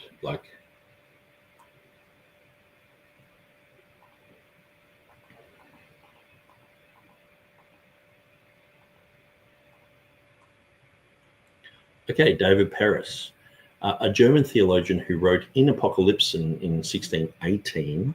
So he has this written there in the Latin. Now it's translated as several times he spoke of the true God instead of describing Christ, except that instead of kai ekomenos, which follows above, he said here ho esomenos, who are you, as indeed Beza from the old Codex manuscript restores it. So Beza restored it from an old manuscript, which is commonly read kai osios, so that the kaios osios, just and holy, may be consistent, pure from all unrighteousness. And so that's just from Google Translate. Now, that there are better translations. I know who's better on that. I guess TurretinFan has a lot of this translated, and it's very clear. He's very good at doing these translations. Now, he's very clear here that Beza, he restored this from a codex manuscript, from an old codex. So it's very clear. And so this is in 1618. So this is like, this is, 13 years after Beza died. And he's saying Beza got the reading of Isomenos from an old manuscript. Just very clear. So that's what they thought. They weren't, no one in the world was going, oh, there's going to be manuscripts found later on. No. In fact, people around this time, William Robinson, he said Beza got it from an ancient manuscript. The Elzevirs, they put it in there. Textus Receptus, the Dutch Statenvertaling, they put it in there. Exodus 3:14 in the Dutch Bible, it has footnote, go to read Revelation 16:5. So anyway, there's heaps I could go to, but let's let Keith continue. So Beza thought, he knows what Beza thought. Beza thought there was going to be a manuscript turn up somewhere to back this up. There's no manuscripts. Beza said he had a manuscript. Now, the thing is, I'm not saying Keith Foskey's lying here. He's just misinformed by people like James White. Okay. But this here he's making up. And he's sort of getting a bit carried away. We haven't. Nobody has. And so here's the key. A lot of times when I have discussions with King James Onlyists, and this came up on the podcast where I was interviewed, because the man interviewing me was a Byzantine prioritist, which is not the same as a King James Onlyist, but it's close. Okay, well, James White would say that Dwayne Green is a King James Onlyist because he fits into category number 2. So he's an occult. He's a Ruckmanite, basically. The man interviewing me was a Byzantine prioritist, and he said, Psalm chapter 12 says, God's word are pure, refined as gold refined in a fire, tried 7 times. How can you say that these new translations are God's word when they have these variations? We can only have one translation that's right. It's got to be the King James. Now, that wasn't the argument he made, but he was saying that's an argument that has been made. And I say that argument doesn't apply to the King James either. Because if you take Psalm 12, which I don't think is about a written text anyway, but if you take Psalm 12 and apply it to the King James Bible, you run into a problem. Number one is that the text it's based upon, I've just shown you that the text it's based upon has some issues. I can't see anything that he said that is an issue at all. I'll debate him any day of the week on anything that he said. Issues of history. Number two, the King James Bible was translated in 1611. But people who carry a Bible today and they call it the King James Bible is not a 1611 King James Bible. In general, it's a 1769 Blaney. So here we go with, they've updated things like son, S-O-N-N-E to S-O-N, accompted to accounted, just a few words that are just like no one even, well, half the time, sometimes that these were interchangeable things.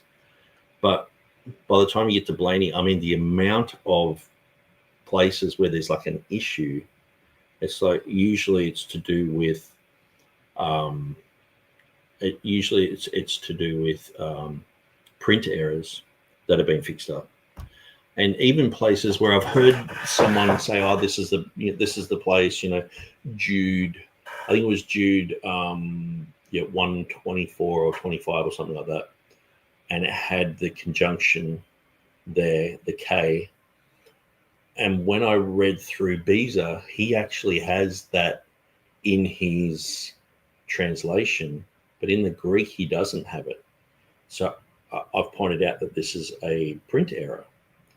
And so later on, people have double-checked that, and they've omitted that, but it's actually a print error from the Greek, which you can tell by going to Beza's.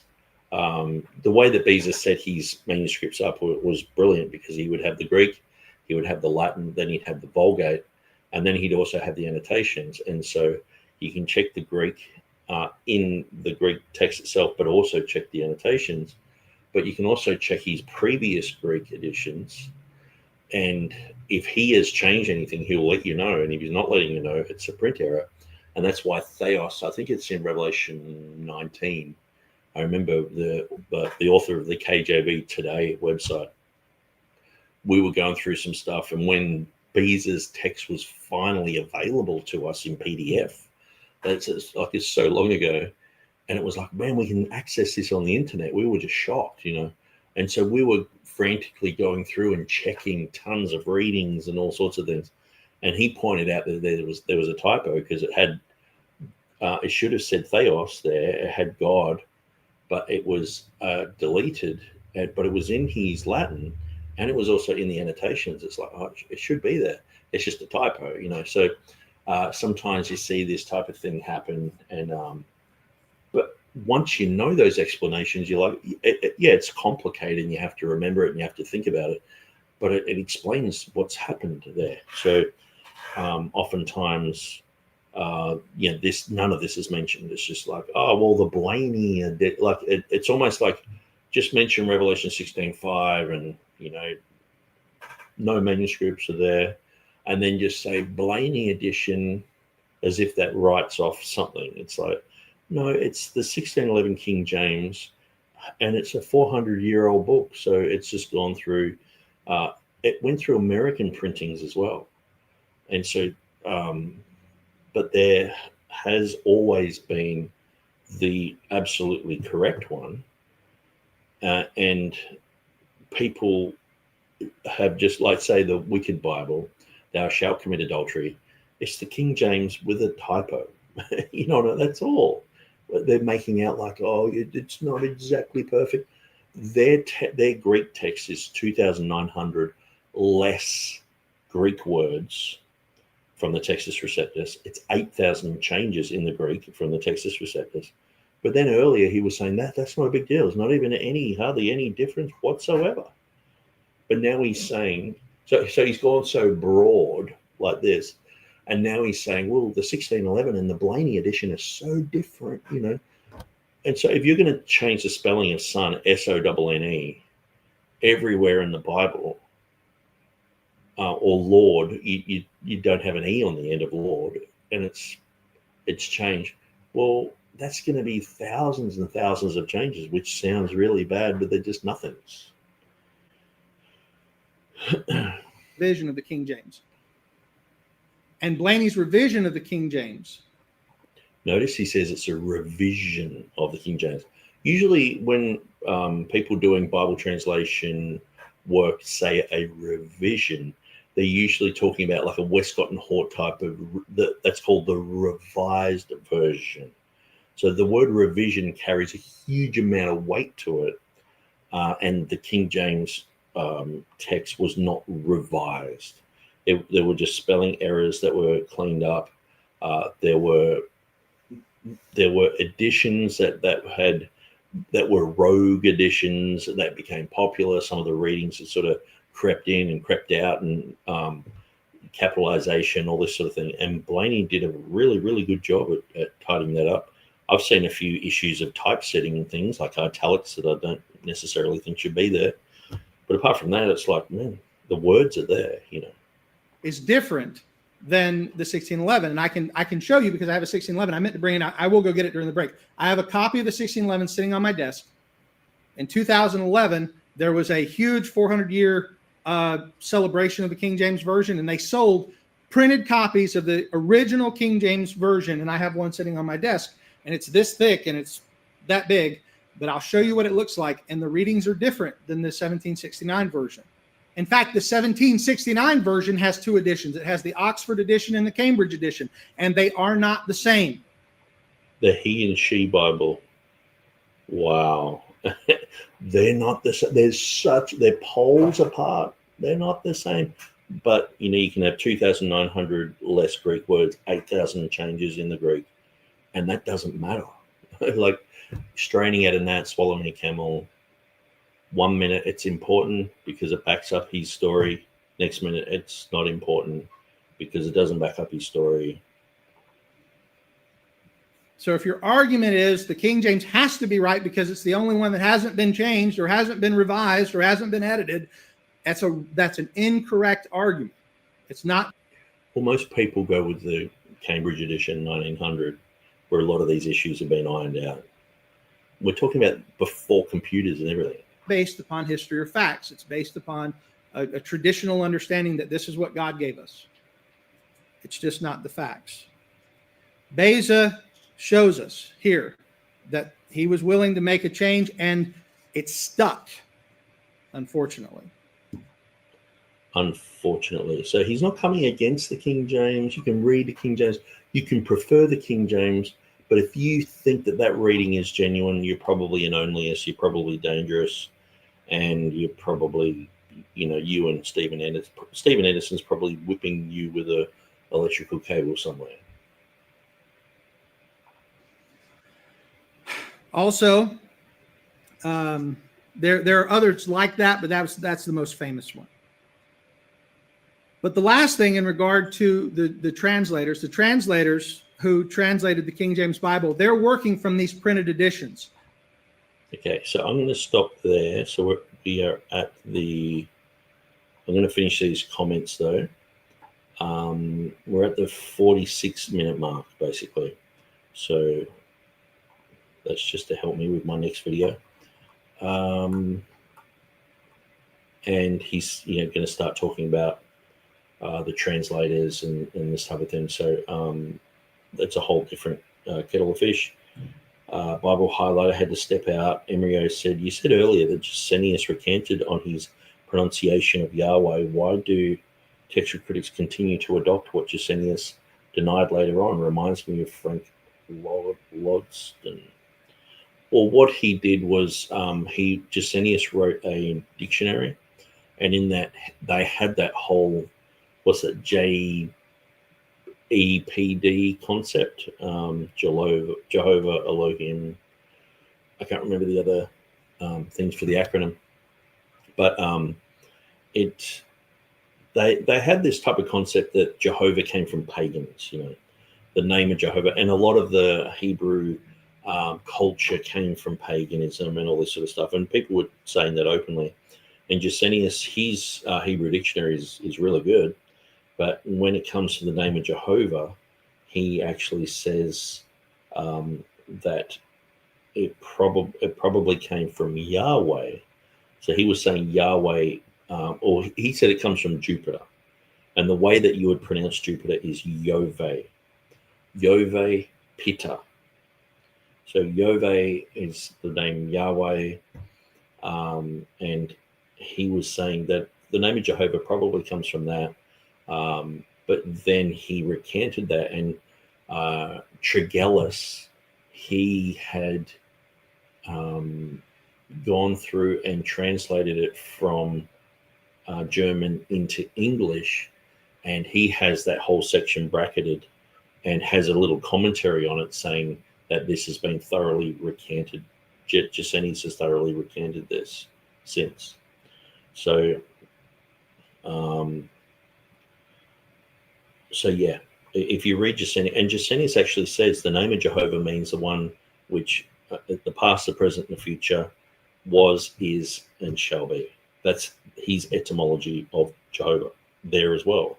I remember reading Gesenius back in 2016 when I was in Pakistan, and that's the first time I ever got that connection of Jehovah and the past, present, and future was from Gesenius, which is interesting. Keith really thinks that he's got a gotcha point. He even researched the other side. Has he even researched the other side himself? A serious lack of due diligence. Well, most people don't realize there's another side. And really, until I wrote a book on it, there wasn't another side.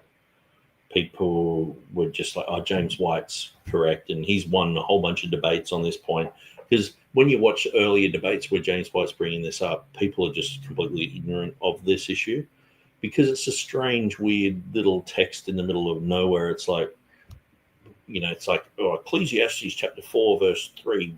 What do you think about the Hebrew there? And it's like, I don't know. Like, usually it's a debate about should we use the King James Bible? And then he brings up some microscopic thing and then pretends that he's won on that or thinks that he's won on that issue, where I went right down to I studied everything that James White said on Revelation 16:5, and at the end of it, I realized almost everything he said was completely wrong. It's just misinformation, completely wrong. Embryo says, I like how you're correcting Foskey's position as he's speaking. Do easy so easy to follow the logic. Thanks, Nick. You're awesome. No worries, Embryo. So easy to follow the logic. Be sure to like before you go, guys. Another eye opener here at Revolution. Embryo says the difference between the 1611 and the 1769 are only visual. They sound the same. Foskey is being dishonest for the purpose of promoting the critical text. And I guess it comes from, he's probably read James White stuff, and then he's read a few articles, and he's looking at Calm, which is, Matt Slick. He's if you ring him up, he'll just point you to an article, and that these guys are just not really interested in representing the other side accurately. But Calm is better than some of them, but they're still pretty bad. Bryson Bishop says, Brother Nick, what is your beliefs on the Masoretic text, the brother of everyday men of God ministries?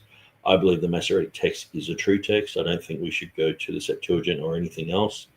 I don't think the Masoretic text was tampered with by the Masoretes. I think it is the true text. I don't think they made it up. I think they faithfully copied it, and that the King James translation is a faithful representation of the Masoretic text. And the King James translators knew their Hebrew fluently. They knew it very well, and they were able to accurately translate that text. The brother of the Everyday Men of God Ministry said, hi, sorry, I am tired. Yeah, me too. I'm just under 5 hours here, so it's quite a while. But thanks, guys, for those who have stuck through these 5 hours. I didn't expect it to go this long. But once I get on Revelation 16:5, I can just keep waffling on forever. And sometimes I've forgotten heaps of stuff. And when I start looking at the website, I'm like, oh, that's right. And I start talking about a whole bunch of stuff again. But thanks for joining us, guys. And I'll shut this down. And we will see you again very soon. And have an awesome weekend. The weekend's upon us. And so enjoy yourself. God bless you guys. We'll see you soon.